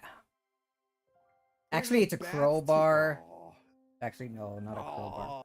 It's just like Half-Life, actually. Oh, I should just go play Half-Life then. Where you go to like Black Mesa and you accidentally trigger a fucking critical event and get shoved into Silent Hill. Oh man, Rikishi doesn't have a fucking creative bone in his body. They saw the entire story from Silent Hill. It's crazy. I'm deeply grateful. Ooh. Now it's your turn, Beato. Draw pictures of my bunny friends. Are we actually gonna see the third bunny? No, the fourth bunny?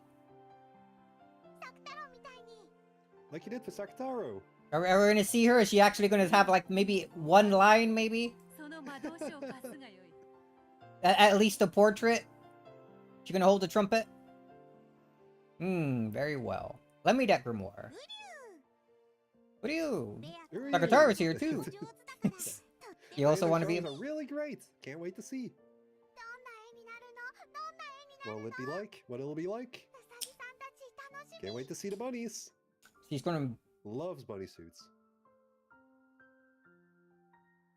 So Beatrice designed them. Beatrice, why did you like draw them all like you do? Pent up. A leotard. Like open front skirt. Basically everything visible. They were in a forest band, were they not? I'm gonna draw them sexy. And then she showed the head to a child. Problematic. They were in a forest band, were they not? A band. And? Pendragon? There we go. I don't know how you turn band into Pendragon. Yes. Something like... All of a sudden, Maria was no longer a little girl who did nothing but follow her mother around, laughing and crying. Though she is still young, she already has a powerful self-image, and possesses enough knowledge of the magical world to surpass even me. Together, we called ourselves Mirage Sorcier. Sorcier? Sorcier. Oh, sorry, so I was right. And made each other's magical worlds deeper and richer.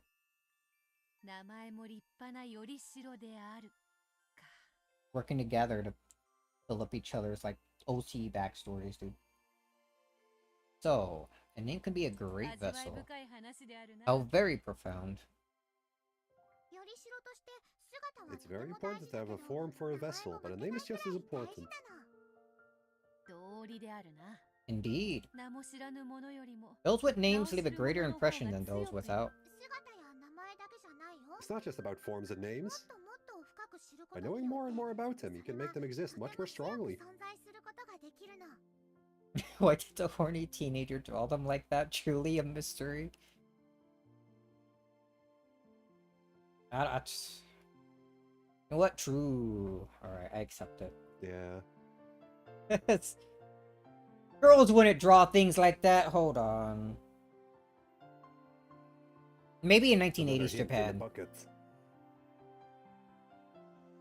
A hint? Wait, are you trying to tell me something? No, you could take that as a hint that she's male, though, I guess. Maybe. So you have to think up lots of stuff for them. Did you do this for Sakataro as well? Yep. Sakataro isn't just a name and a form. There's a lot more to him than that. Is a lion cub, correct? Sakataro's a Vegeta lion, so he doesn't eat meat. But that's Vegeta? Vegeta? I think it's Vegeta, yeah. But, you know, Vegeta. He doesn't eat meat? Why not? Meat tastes great. I guess you pronounce it as vegetarian. Be like close to vegetarian? I don't know. Vegelion! There we go. But everyone else thinks he does, so they're scared of him. But Sakataro's also a scaredy cat, so he's just as scared as the others.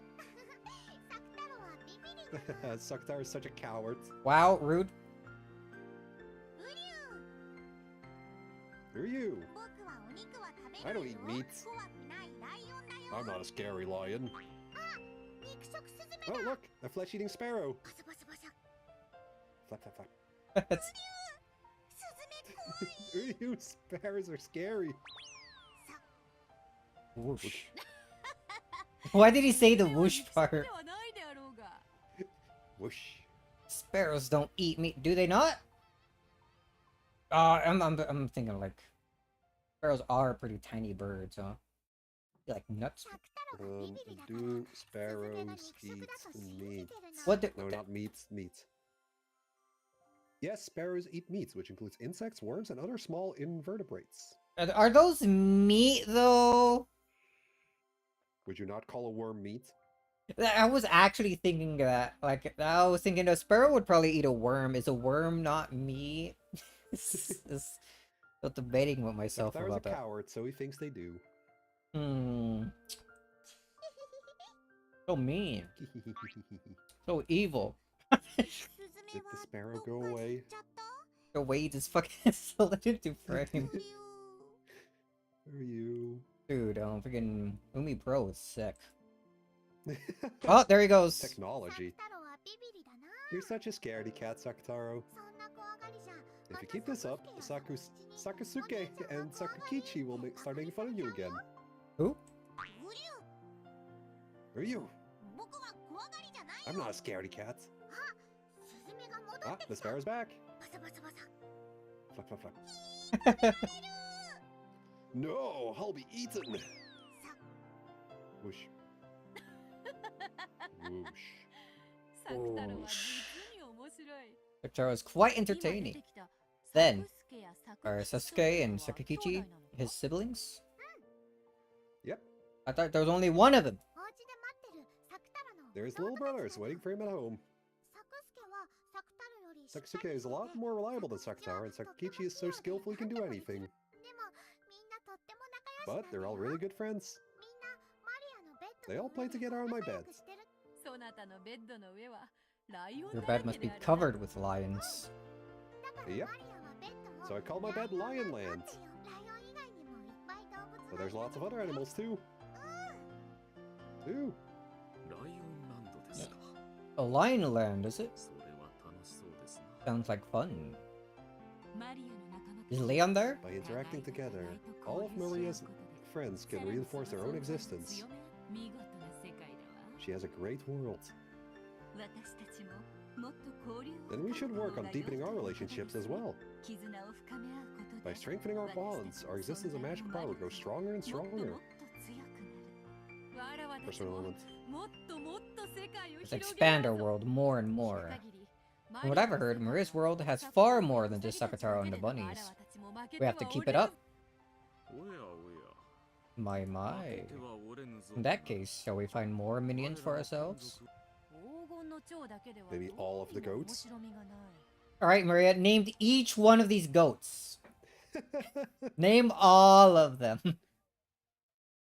It's no fun with just the gold butterflies. After all, they cannot speak. Just make them speak. You control them. They're like some chatty minions who can talk, jump around, and fight with each other. Alright, bring up the sisters. True, of course it'll be better to spice things up around here. Here in Maria Sorciere, we have learned how to expand our worlds and create new minions. At this point, the kinds of minions you may create are limited only by your imagination. Lady, what about those? Could you make vessels of those dark tools you found while cleaning the goldsmith's storehouse?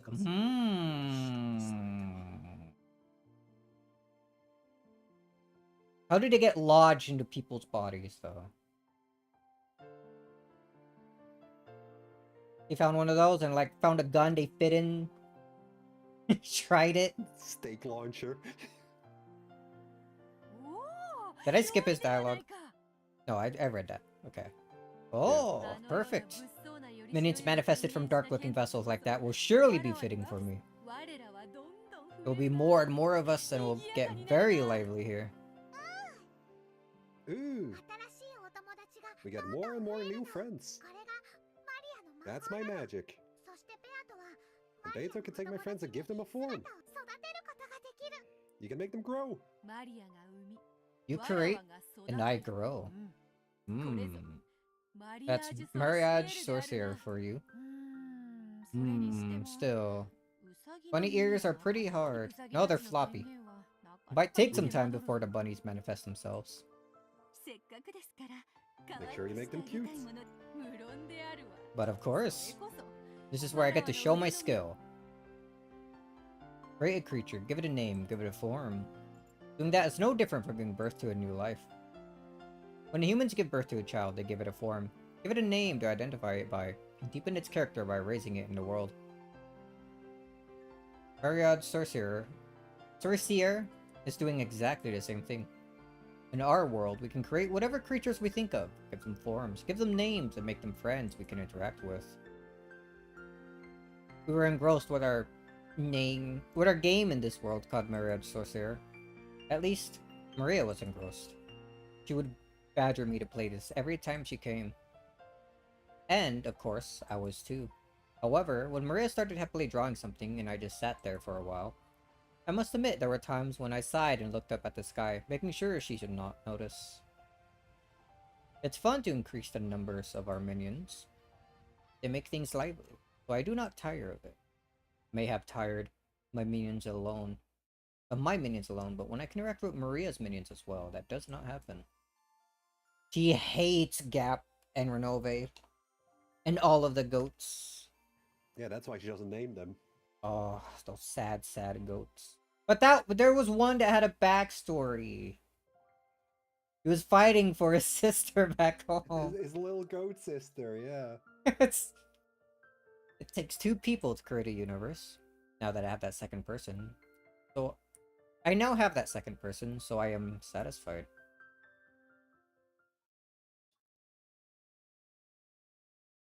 I think I am satisfied. And yet, one little part of me is not. It really is a tiny part. After all, it is so much fun playing with Maria that the time seems to fly on by. But even so, when I look up at the sky, during those short moments, I feel an empty feeling I cannot describe. I know. My universe is not complete. My apologies to Maria, but she is not the second person I seek to create a universe with.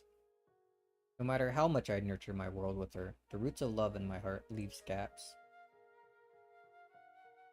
Gaps? Gaps? Several of them?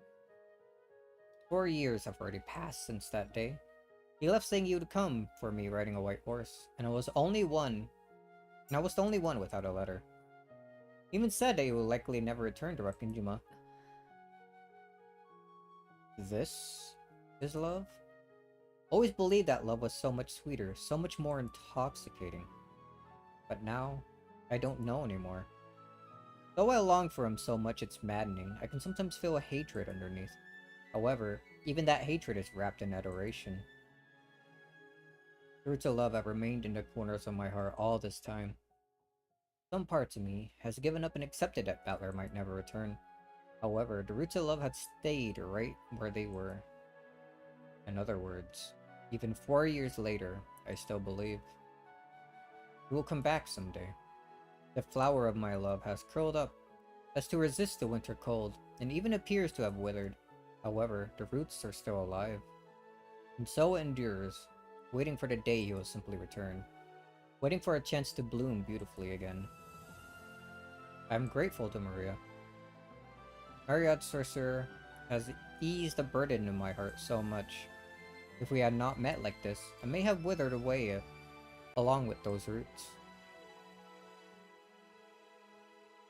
Even this incomplete universe is now necessary for my survival.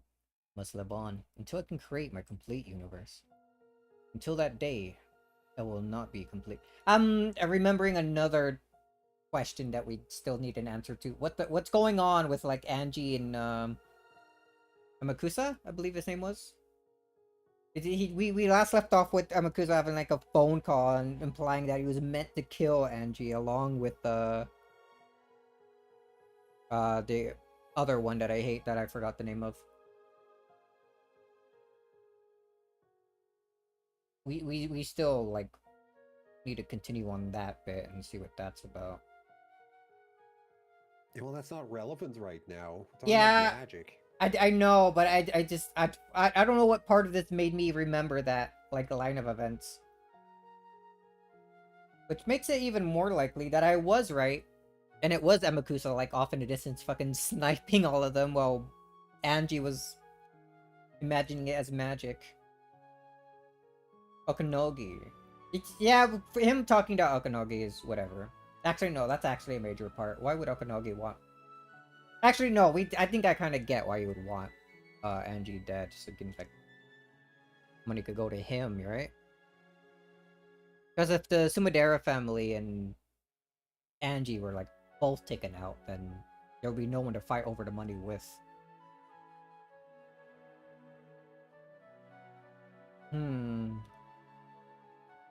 What a cunning man. Alright, anyway, back to this. Let's not get sidetracked with that too much. Until that day, I will not be complete. Though I have a form and a name, no matter how deep my world grows, I will not be complete. Ah! Flashbang? Oh, we're returning to where reality is. I am not complete. Beato? Mystic? I don't think I ever read the title for that for this track. I accidentally muttered that when I had been thinking. I stopped talking to Sakataro.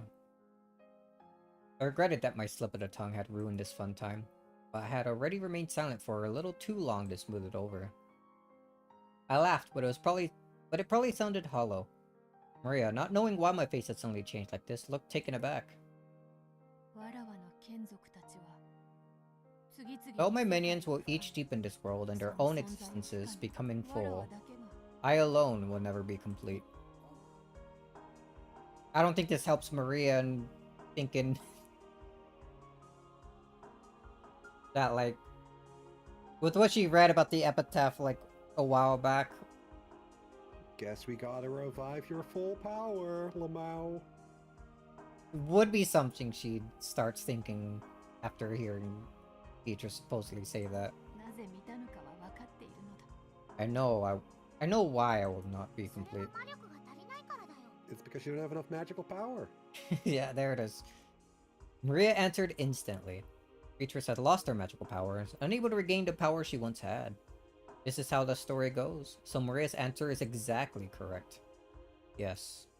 I may be incomplete because I have lost my magical power.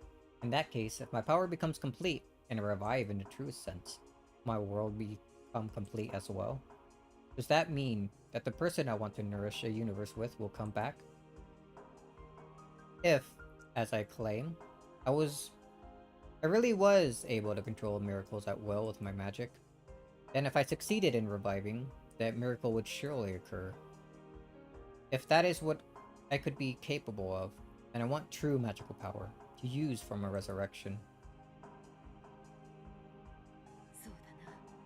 That's right. It is because I do not possess enough magical power.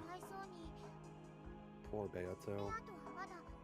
It must be pretty inconvenient with your magical power still weak. I want to get it back quickly. My old power. I guess you'll have to do that thing. Murder everyone. What thing is that? Start with my mom, please. The ritual of resurrection. The ritual of the portrait's epitaph.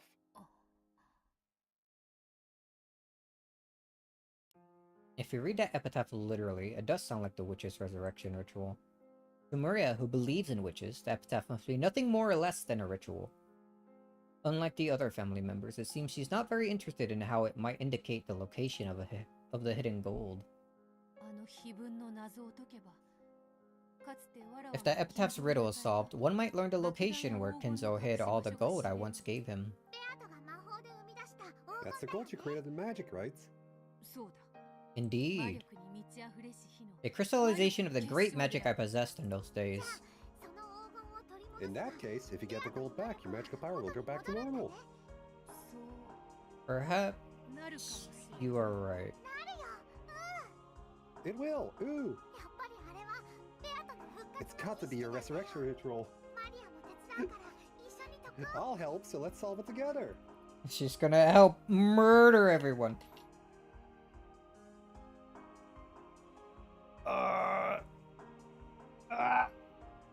Is this why? Is this why Maria fucking instantly changed in that weird way in like episode 3 whenever her mother suggested going out to look at the roses? Like, oh good, I'm only separating them from Beck. We can be the next... we could be the next sacrifices. She's gonna revive when the ritual's over anyway, so what matters if she dies now? She believes in it so much, she'll just think they'll get revived at the end anyway. It's kind of really messed up. Oh, it really is. And then you'll revive. And when you do, you'll take me to your golden land. That's right. I did promise that I would take you to the golden land. You said that all wishes are granted there. There's no black witch there, just Mama who's nice. And I might even meet Papa, who I've never seen before. Of course, there won't be any school or homework or bullying friends, and we can live happily ever after. Hey, Saktaru, doesn't that sound fun? Ew. Who are you? Having it come from her mouth. Also, that's the first time we ever have something like that happen with her, yeah? Yeah. A voice line coming directly from her. Instead of like the portrait. Actually, it might have been during one of the Rosa Umineko scenes where she does it too. Maria's portrait, I don't think is on screen, but Rosa does say to stop speaking in that voice. I do remember. Yeah. I think this is the first time, like, Maria's sprite is on screen and it's like said to come directly from her with the nameplate. You could be right, yeah. Oops. The portrait's epitaph. Then, I must face the epitaph's riddle. If Kinzo's children struggled uselessly over it, how could a complete stranger like me solve it? If I did happen to solve it, that would surely be a miracle. Will one miracle bring about another and return my miraculous power to me?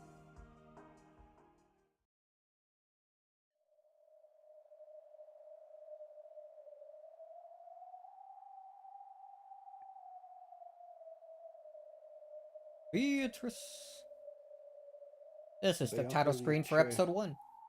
Behold the sweet fish river running through my beloved home of old. You who seek the golden land, follow its path downstream in search of the key.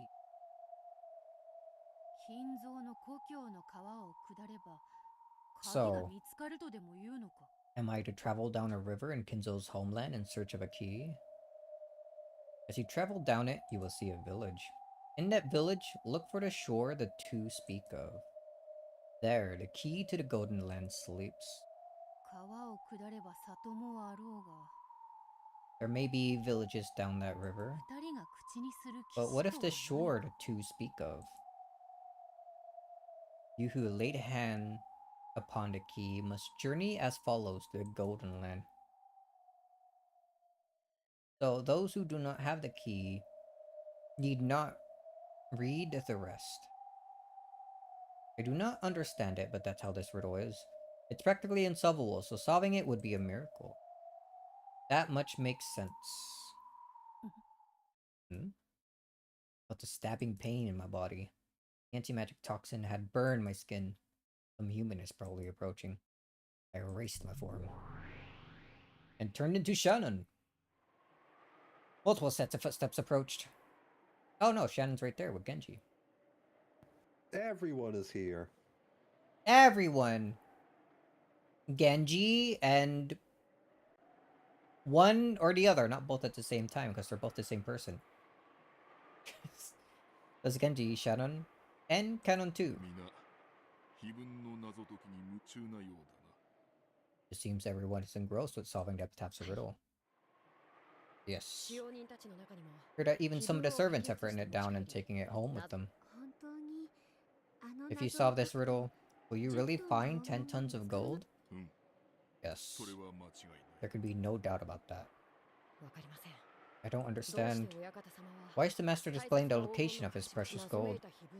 Even in the form of a cryptic epitaph and place... Even in the form of cryptic epitaph in a place where everyone can see. That is the master's magic. And also a bet.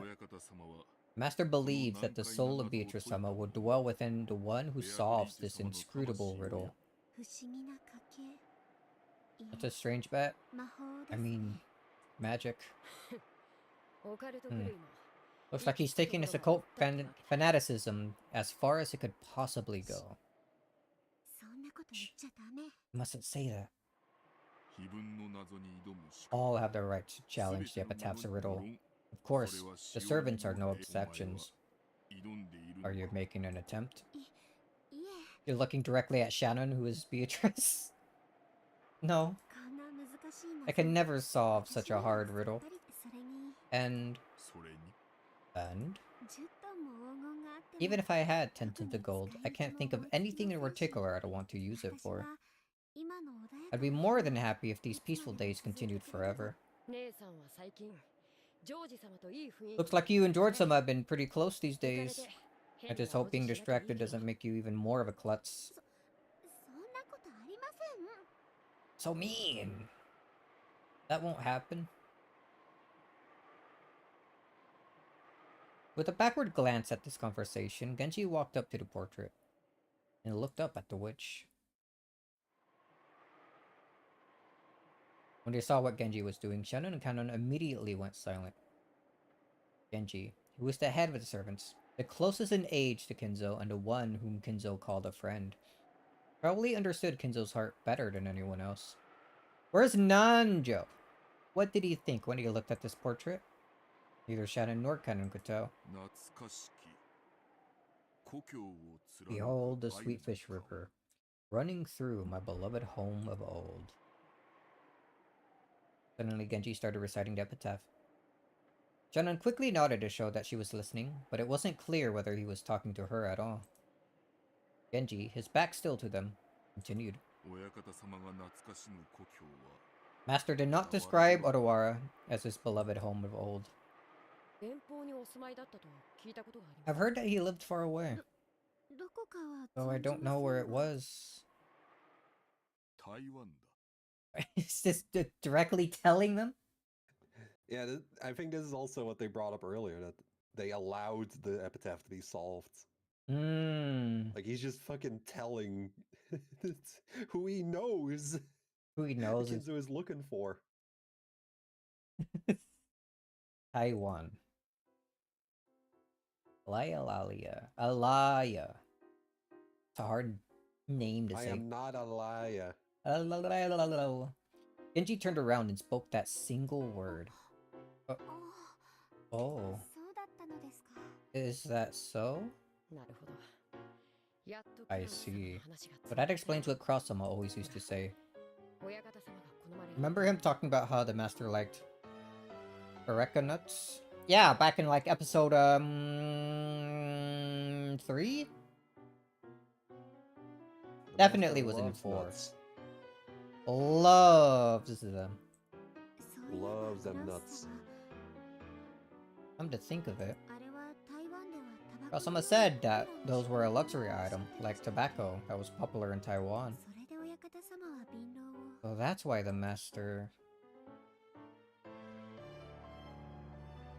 Many Japanese moved to this land in the half-century before the war. Kinzo's family was a branch family of the Ushiramiyas. Apparently, they were only distantly related to the Had family, so they were able to emigrate to this new world with dreams of a new future, without being constrained by the Had family in Odawara. Shannon and Kanon nodded their understanding, but they didn't know why Genji had suddenly broached the subject. So, there was a river with sweet fish in it, in the master's homeland of Taiwan, and the key is there? Don't be stupid. There must be countless rivers with sweet fish there. We don't know that for sure, right? I don't know where the master lived in Taiwan, but there might have been only one river there. If so, That must be the place. You're too optimistic. There's no way the riddle could be solved that easily. The master says his magical ritual will gain more power if more people try to solve the riddle. You must try as well, Shannon. Everyone has been given equal opportunity. Yes. Conveniently not mentioning canon. It's not like we have any chance. So stupid. Genji spun around.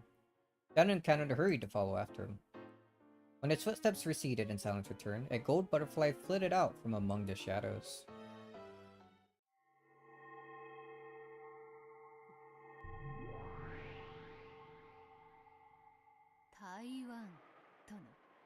Taiwan, is it?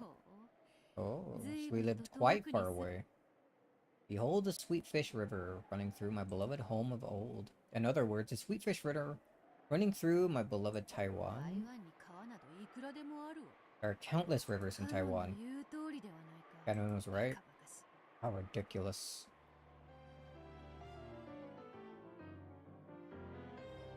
However, the word Taiwan interests me. How could it not mean something when Genji, a man of few words, had muttered it unprompted?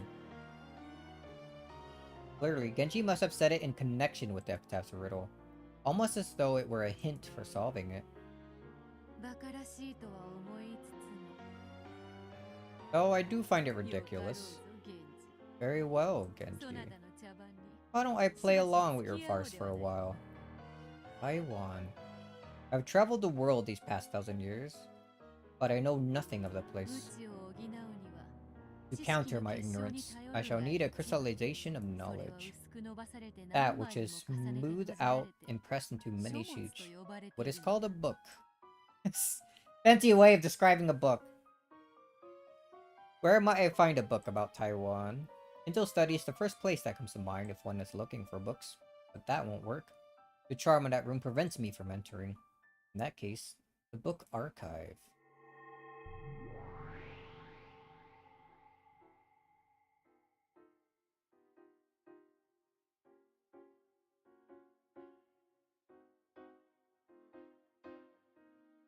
Intel's vast library grows each year. If I wasn't so sure that they were gonna tell me the answer way back in like fucking episode 5 or 6, whatever it was. I think it's 5. I might have like tried doing it here instead. Or it feels like they're Gotta probably. love how Rikishi is so proud of this puzzle. He's giving you the answer to it again. But we didn't really get an answer to it last time. You got like the vague answers last time, and now you're just getting the answer. Intel's vast library grows each year. It can no longer be completely contained within a study, so a portion of it is stored in a place called a book archive. Of course, there are countless books just in this place. The archive has everything from valuable books to apparently worthless books, all packed together like an antique shop. Why would he have worthless books? There was a golden glint in the keyhole of the archive's door, and a butterfly flitted out.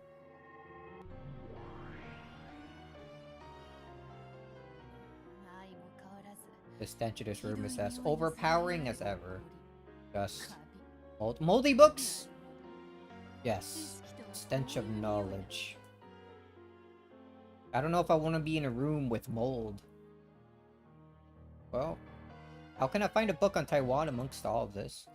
This prospect is almost dizzying. However, I realized right away, if I wanted to quickly find out about Taiwanese rivers, I didn't want a book on Taiwan. An atlas. It must be one of those somewhere around here. Search, my butterfly minions. Find the book I seek in this dusty, noble graveyard of knowledge. Doesn't even want to look herself. Making her magic do it. A cloud of countless gold butterflies appeared at my feet. Damn, there's some loud butterflies. As they rose in a swell, blew like the wind, and swirled around the archive. Eventually, the cloud of butterflies selected a single book. Apparently, this was the one.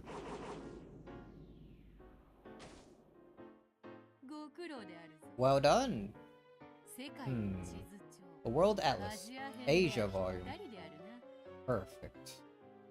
was a grand, thick, illustrated encyclopedia of maps, several volumes long. There's a thick section devoted to Taiwan. It seems sufficiently useful as a reference.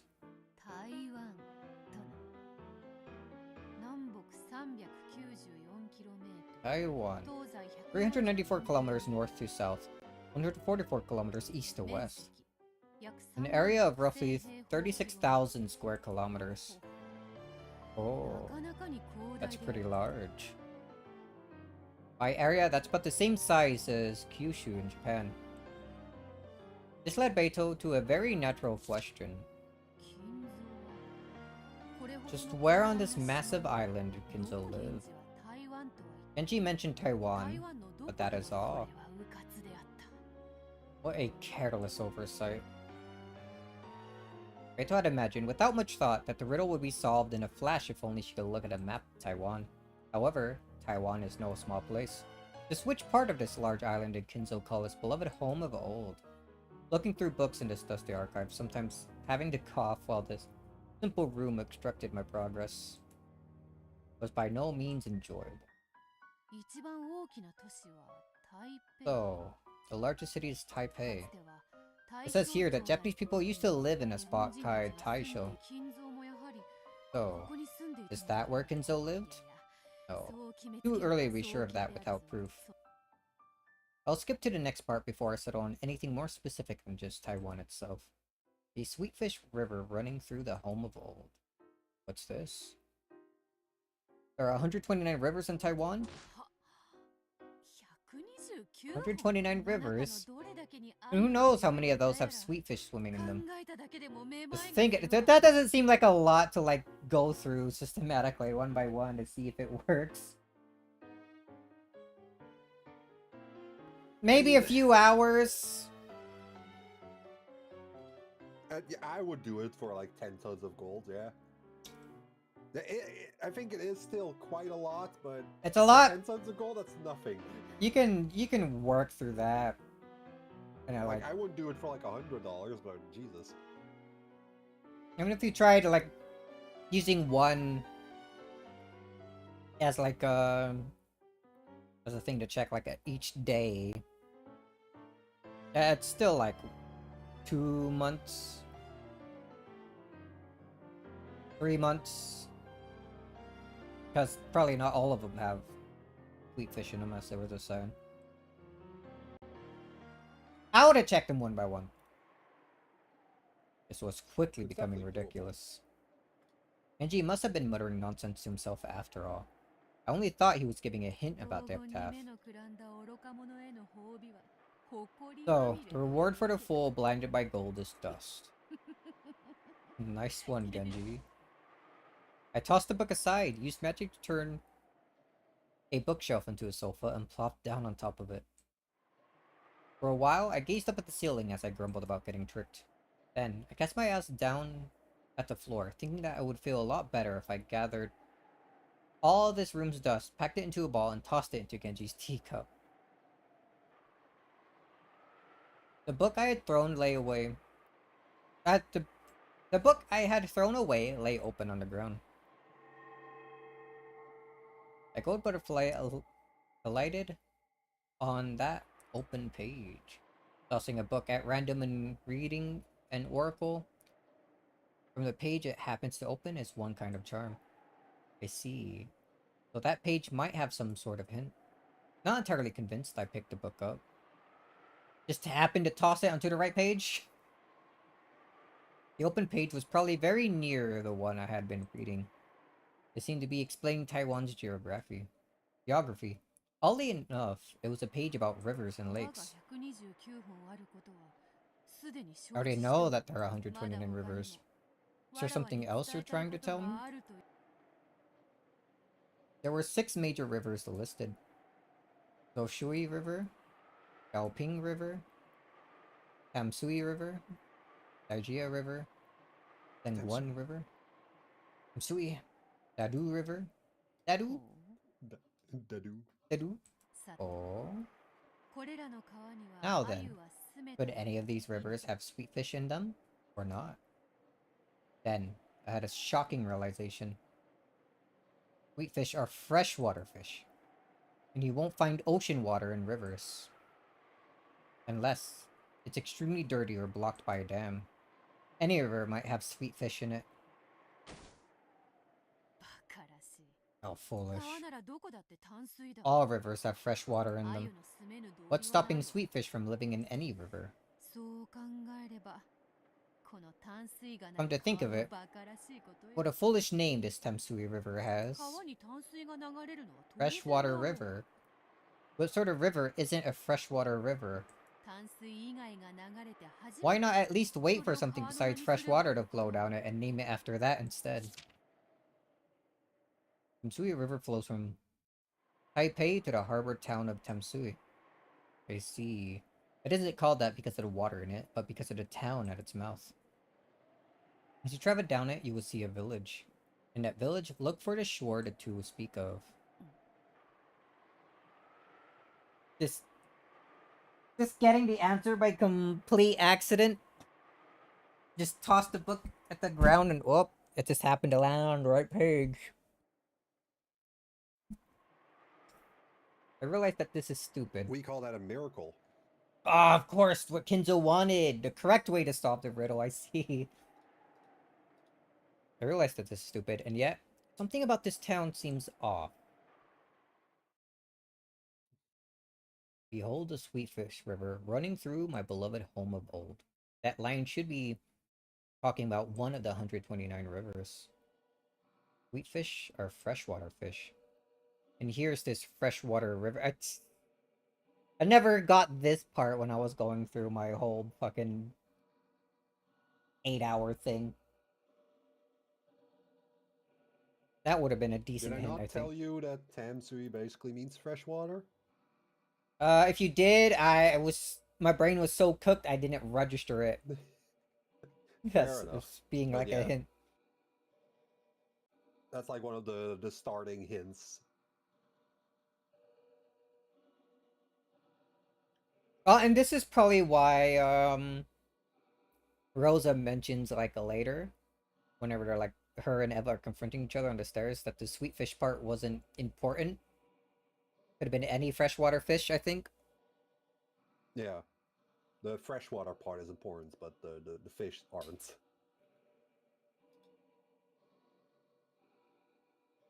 Okay. And here's this freshwater river flowing down to a town called Freshwater. I do think I'm stretching it. Or is it some kind of hint? I've come all the way to this archive and got myself covered in dust in search of my books. In search for books.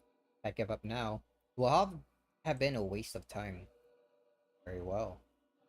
Why don't I test my luck and see if the random page the book opened to contains a message from above? I turn to the next page, trying to search in even greater detail.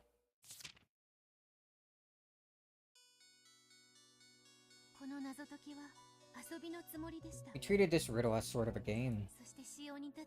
As a sort of game. And all the servants were engrossed in it. I was just trying to be one of that group. I had long since run out of books that I could become enthusiastic about, so, out of boredom, I took that book back with me to my own room and looked through it every night. There's a hint for the Eptaph's riddle in an atlas. Come on, Leon. In the You're third, smart enough. in the third game, Eva solved the riddle after reading a book in the book archive. And then, in the fifth game, Riddle Erica looked for an atlas in a book archive before solving the riddle herself. And there really is some secret in a map of Taiwan? I believe that the Sweetfish River part was code for Tamsui River. I researched the surrounding geography in detail. Of course, I also looked up several small streams that might have sweet fish in them. However, that didn't get me anywhere. Klaus would have solved it had Yasu not stolen that atlas. Oh, true.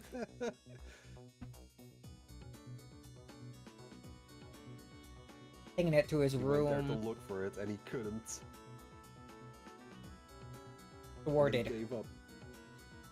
According to some information from the previous game, we aren't looking for an actual river, but something that flowed. That's how Eva interpreted it. Not a river. Yes.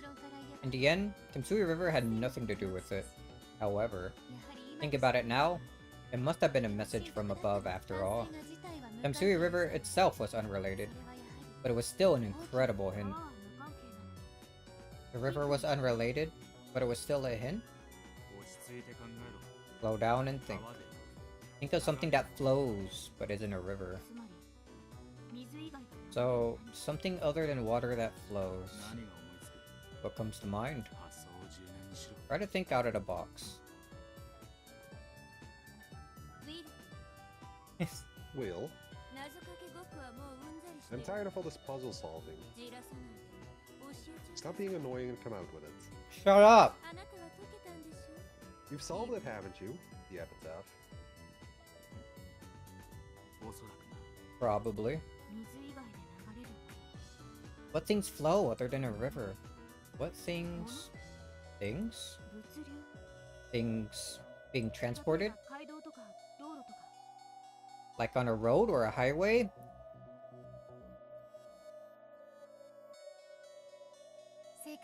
I was gonna say, like, how do you come to like a road or like a street or something from that, but then it wasn't one of my first guesses, like maybe a street. I think you were guessing a street, yeah. I think it's still a weird leap to make, but you made that leap, so you know, fucking whatever. It works out, I guess. It's a perfectly valid leap to make. Correct? It took me so long to realize that the Sweetfish River did not refer to water itself. That's right. There's something other than a river with the name Tamsui. Something that carries both people and things, which flows both up and down. Both up and down? You mean... Yes. A railway. That fucking sound effect. Rikishi is so proud of this.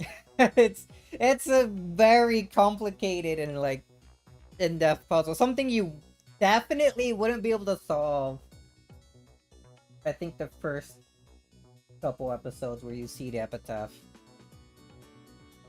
There are people who say they've solved it, but I don't think I believe them. Not after what I've been through and seen and know about this stupid riddle already.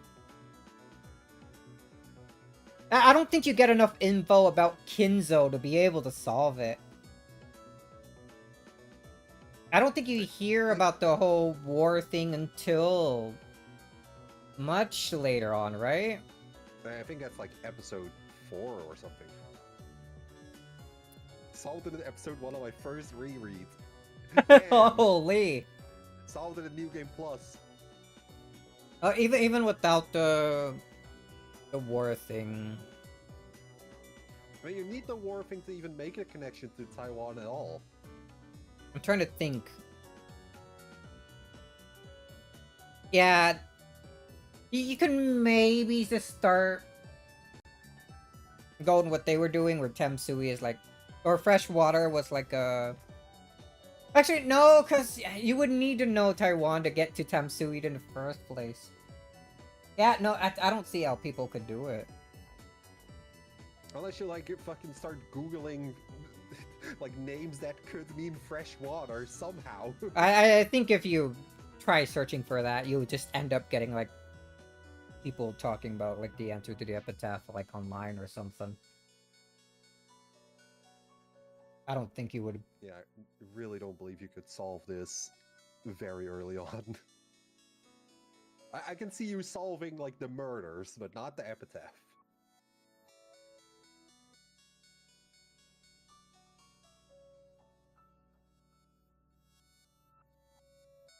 I'm still thinking about how episode 1 even gone. Alright, let's not be here for like another 30 minutes talking about past episodes again. Need at least the hints from the adults in episode... Yeah. Yeah, that's like the fucking baseline that you need. I can believe people who say they solved it in like the question arcs, but not anyone who says they solved it before episode 3. The Tamsui Line. It's a railway that goes from Taipei to Tamsui Harbor. It was opened in 1901. Afterwards, the number of stations continued to grow, and it became a major artery into Taipei. This railroad was used after the war as well, and is still in common use as the Taipei Metro Tamsui Line. Its route begins at Taipei Station and continues until the town of Tamsui. Taipei Station. Chang'an Station, old name Taishogai Station. Ranglian Station. Patong Company Station. Yongchun Station. I'm probably butchering some of these. Guangtan Station, old name Mianshita Station. Shilin Station. Chipai Station, old name... Oh! Did that old name not matter? What was the old name though? Is the important one. Hold on. No, it's not important because they didn't tell me. What did the epitaph say for... Say you'd see if you went down the river. A village. There's only one station on Tamsui Line with...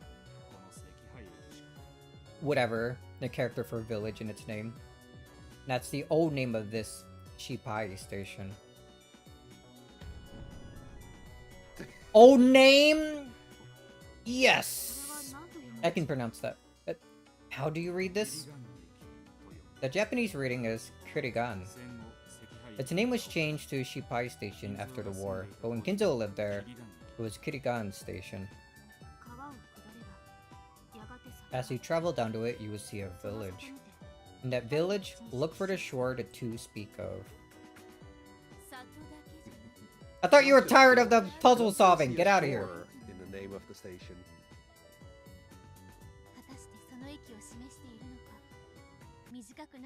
Oop. I spent no short amount of time trying to decide whether the epitaph truly was referring to the station. Why did I speak that as if it was a question? I spent no short amount of time trying to decide whether the epitaph truly was referring to the station. It has the character for village and the character for shore. It felt like a kid's puzzle playing with letters. The first character in Kirigan has... Square, the character for mouth. The other half of the first character means that, right? And the mouth could be what the two speak of is referring to. But I don't get what the two means. The three characters Kirikan can you split into mouth, a that, a village, and a shore.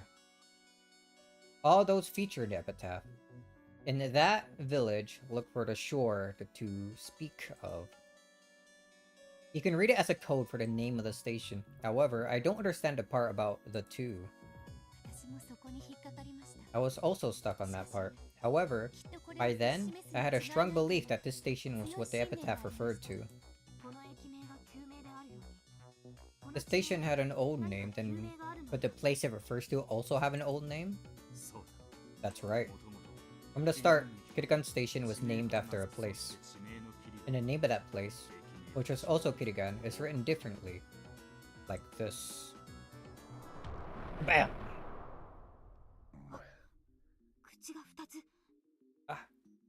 There are two mouths, you guys barely freaking see it when it's all squished like this. It was clear as soon as I looked it up. The epitaph had to be referring to this place called Kirigan. Then, is this where the key to the Golden Land sleeps? That would be the obvious answer. However, I couldn't have made the long trip to Taiwan to check. And, of course, the place known as Kirigan is quite large itself. If a tiny key was hidden somewhere there, I'd never find it. I was at a loss.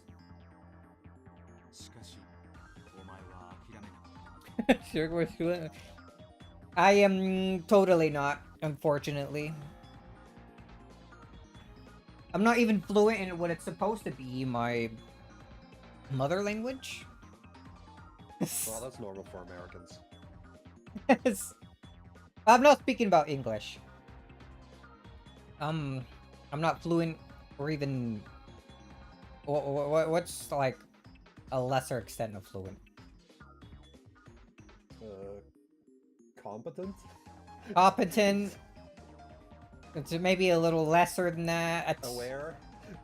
I don't think aware is the proper word. In any case, at a young age, I was never taught Spanish. Well, that's normal for Americans. Yeah, I lived like a good chunk of my life in Mexico, but I never learned Spanish. Would you think you would need to learn if you're living in Mexico? But I mean, well, apparently not. Yeah, because I moved to California not that soon after, and then from there to Texas.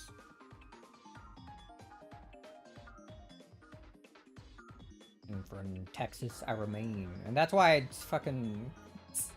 I never pronounced the G's in any words that end in ing. Because that's just the thing that happens here, I guess. Even when I type, I'm always like that. I have the weird thing of just spelling words out how they sound to me rather than how they're actually spelled, and that ends up just misspelling a billion things. But you didn't give up. I was certain that if I found the answer, I at least to the first 5 lines of the epitaph. To me, this was a game. No, a mystery, more intriguing than any other. Loves mysteries. More than any other. I almost gave up at that point. However, I was certain I had the key in my hand. So I decided to follow Epitaph's instructions and journey to the Golden Land. On the first twilight, sacrifice the 6 chosen by the key. We can tell by this line that the key refers to 6 things. From that fact alone, we can deduce that this doesn't refer to a physical key. 6 things? Yes. 6 things. I wasn't a very flexible thinker though, so I decided to look through books for anything relating to the number 6. 6. 666. She needed to sacrifice 6 OCs. She can just have Maria make more. The location of the key called Kirigan was hidden by a word game. So I was convinced that the 6 things would be related to some sort of word game as well. 666. I kept searching for 6. Is there any way to split the characters of Kirigan into 6 parts? A good idea. But no matter how much you stare at those 3 characters, you won't get an answer. The problem here is that Kirigan is just a Japanese reading of the name. Then, how did they pronounce it there? Kabam! New revelation. Quillian. It's pronounced Quillian. The English spelling is 6 letters long. 6 letters! And it is a word game after all. How did Kinzo think of all this? Actually, no, I'm going back to my other thought when I was going through it. How did Ryukishi think of all of this? That's the real question. Like, what the fuck, Ryukishi? That's why he's so proud of it, and we're having like a whole hour dedicating itself to describing the whole process. Again. It's the second time in the answer arc. Yes, on the first twilight, sacrifice the 6 letters chosen by the key. I get it. Freaking gif of the freaking what's the name? You know what? I bet if I just go into gifs and first, I got it. What the fuck are you doing?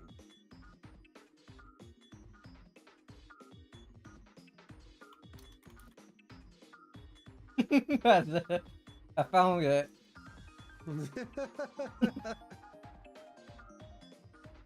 The freaking It's Sunny in Philadelphia. I forget the actor's name. Nick was actually just made so he could show off his neat riddle. Freaking Leon right now. I gotta.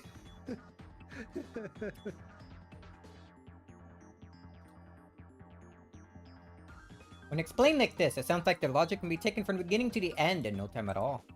However, it took a long time for me to reach this spot on my own. A dizzying number of nights passed from the time Genji uttered that single word to the time I got this far. Danny DeVito! There we go! How could I forget his name? So, what does it mean to sacrifice 6 letters? On the second twilight, we start hearing about those who remain.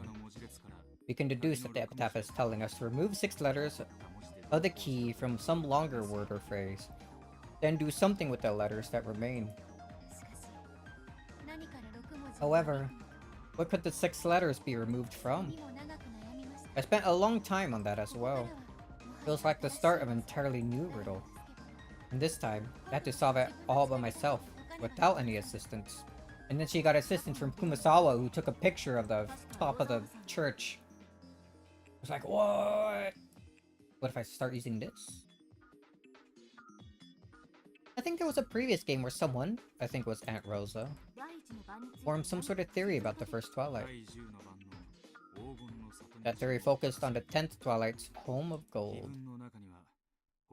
Epitaph uses the phrase Golden Land 4 separate times, but the phrase Home of Gold, Home of the Gold, is only used that once. Why is it written that way only on the 10th Twilight? What do they speak about in the other translation where the thing Rosa mentioned was something completely different?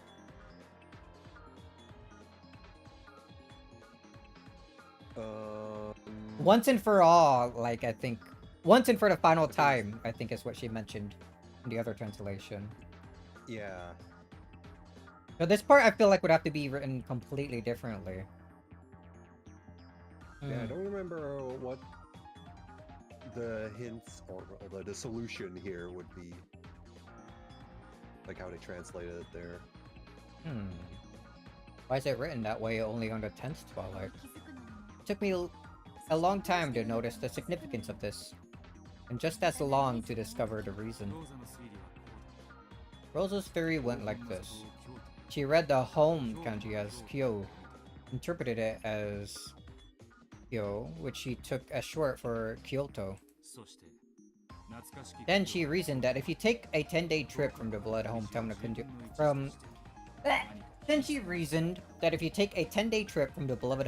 Kyoto, there might be some secret at the end of the first 10th of that journey. It was a good theory, but she just missed the mark. Kyo has another meaning besides Kyoto. Kyo can mean something other than Kyoto?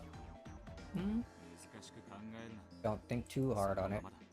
You either know it, or you don't. There's another meaning Kyo. One where it's not read as Kyo, but K. It's the name of a number. That is quite a way to get through it.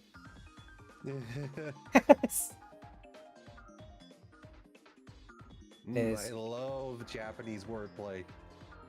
10,000 is man. Man.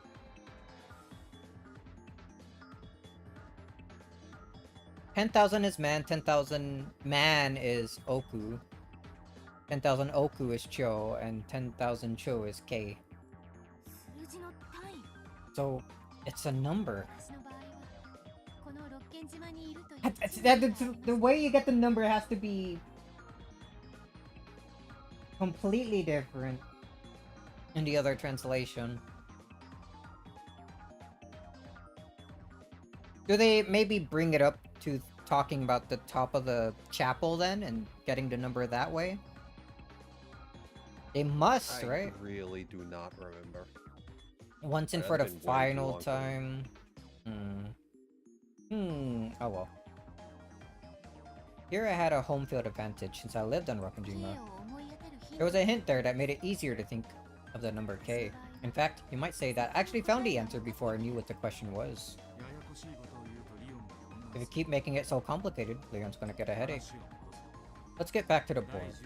If you reach 1K on the 10th Twilight, how far have you gotten by the first Twilight? 1/10 of 1K. And K is 10,000 chos, so 1,000 cho? Exactly. We remove the key 6 letters from 1,000 cho. Since Quillian is written in English, I immediately guessed that 1,000 cho would have to be written in English. 1,000 cho is English. In English is quadrillion. As Battler guessed in the 5th game, it has 11 letters. Or should I say, as you guessed. Shut up.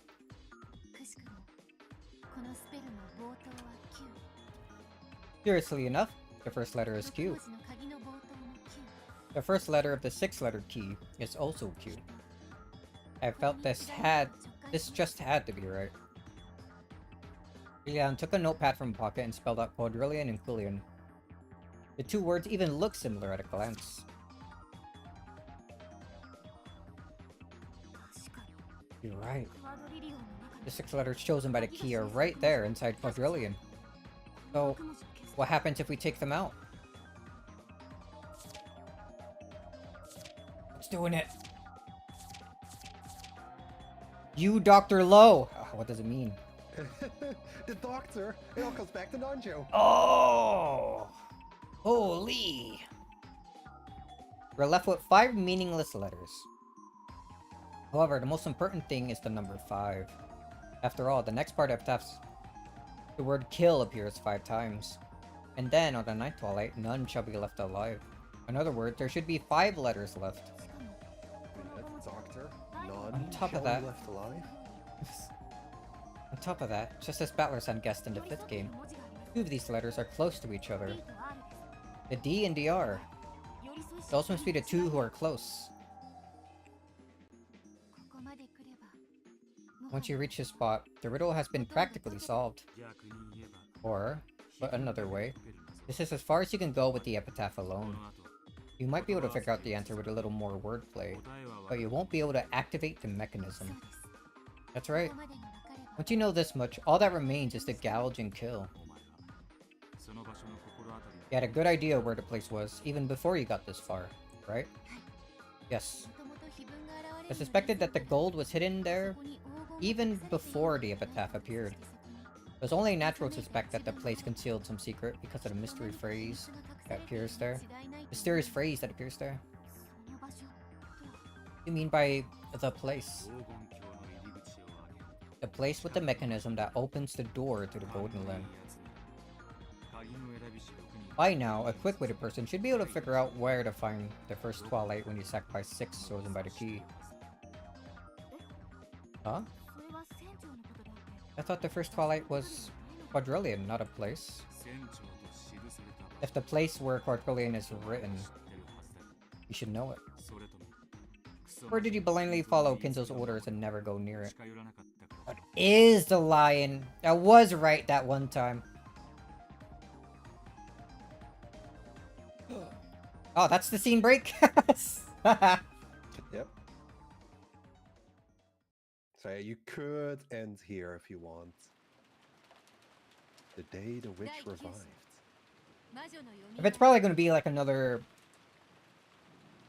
3-4 hours, then yeah, probably. Gonna be probably at least 4 hours, yeah. I'm not going to eat anything else if I go on till the end of this.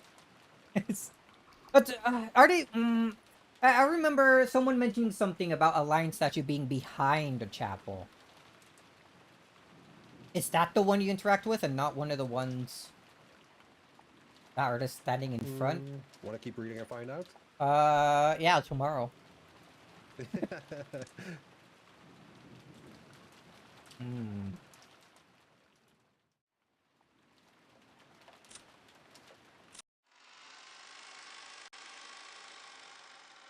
And I'm liking how some of my guesses about things are proven to be right. Although I don't know if I... falling into place. Well, I went to the pictures. Oh, we get to look you at... also got a little further on the epitaph solving, even though they say that's as far as you could get. Oh, with the letters? No, we already know it's like, Lord you. Lord me? Lord you. My lord. I meant to go back to the music It'll be box. tomorrow in less than 2 hours. Alright, let's stall a bit. No, we stall for 2 hours? No. Play Toy Box. I like this one. Alright. But yeah. Gonna finish things up tomorrow and then, I don't know. Maybe yeah, tomorrow we get the part I've been waiting for. And then I guess... maybe a week break before we start the final episode, depending on how I feel at the end of this one. What, you don't want to start the final episode? It's not going to be like a full month break again. Oh, but... He's gonna hate it so much he's gonna quit Umineko. Maybe. You never know. If the girl comes back, I'm gonna fucking delete the game that second. Ulta 4, delete game, fucking play more Silent Hill or something, I don't know. The better Ryukishi story. What if Erica is also in Silent Hill? I don't know, maybe she's in there as like a secret I haven't found yet. I would have found her. Would you? Alright, play the game and find out. Or show me. Show me how you find her. Alright, I'll do that in December, maybe. December! That's too far away. Just I play... hope it's like December, because January I'll be busy. Just play like 3 games at once. Silent Hill's a short game. You can get... I can't fucking handle it. You can get through it in like a week. Just put other games My like cold. mind can only process 2 games at a time. And even Do you, that is asking a lot do you from me. need to process Pokemon though?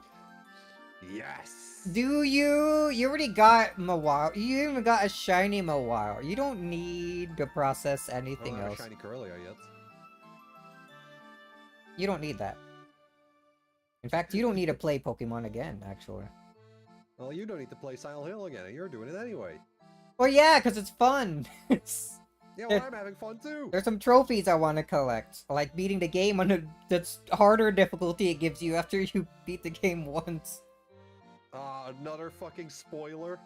Oh, it unlocks super hard mode. Oh man, I really want you to... I really want to watch you try to do the puzzles on the hardest difficulties. I don't really want to do it eventually. I really just want to finish the games I have started. The way they do the difficulties for the puzzles is interesting too. I remember the other Silent Hill that I've played ever, 2, also just drastically changed the puzzles per difficulty. Oh, then yeah, I guess it's pretty much like that. Like the overall like puzzle is the same, but the answer and same idea, but yeah, actually harder. like the riddle you get and the solution are completely different. It might as well be a different puzzle. It's pretty cool. So that's another thing I've been... One, they have trophies for doing like a run with each of the different puzzle difficulties, so I want to get those. But you don't get the harder or the easier ones if you do a harder one? That's only true for the difficulties. The action difficulty, rather. The puzzles are all their own thing, because they're all different puzzles, basically. I mean, yeah, but still, that's dumb, because if you can solve the harder one, you can solve the easier one, too. It's... debatable. No, that's not debatable. I've played both the hard and the very hard Lost in the Fog difficulties for puzzles, and there's one of them that it felt was way easier on the harder difficulty than it was on the the easier one. Well, yeah, because you have the experience from doing the easier one. I don't think the experience played that much to it. I don't. No. I don't know, man. I don't agree. All right. Let's wait until you get to it and maybe do like a quick run through of like the easier difficulties or something. I don't know. Or maybe you can look up what like a playthrough that has the easier, or even mine. I don't know. Whatever. In any case, the game's been fun enough to go through twice, so there's that at least. Yeah. Hmm.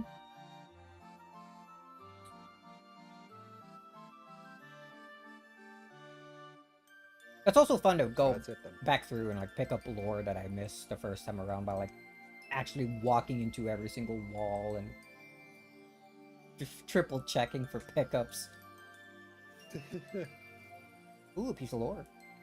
Alright, but yeah, that's gonna be it for today, I suppose. We'll finish everything completely tomorrow. The rest of this episode, and both tea parties, and I'm probably gonna feel some sort of thing going on when I see the ending. That's There will be emotions. Just saying that you forward to it. Yeah, you saying that makes me worried. Oh man. Alright. Well, I'll see you tomorrow then. We'll quickly blast through this. See you tomorrow. Don't say it like that. You're scaring me. Scaring me more than Silent Hill was scaring me. But yeah, see ya. Goodbye. Bye-bye.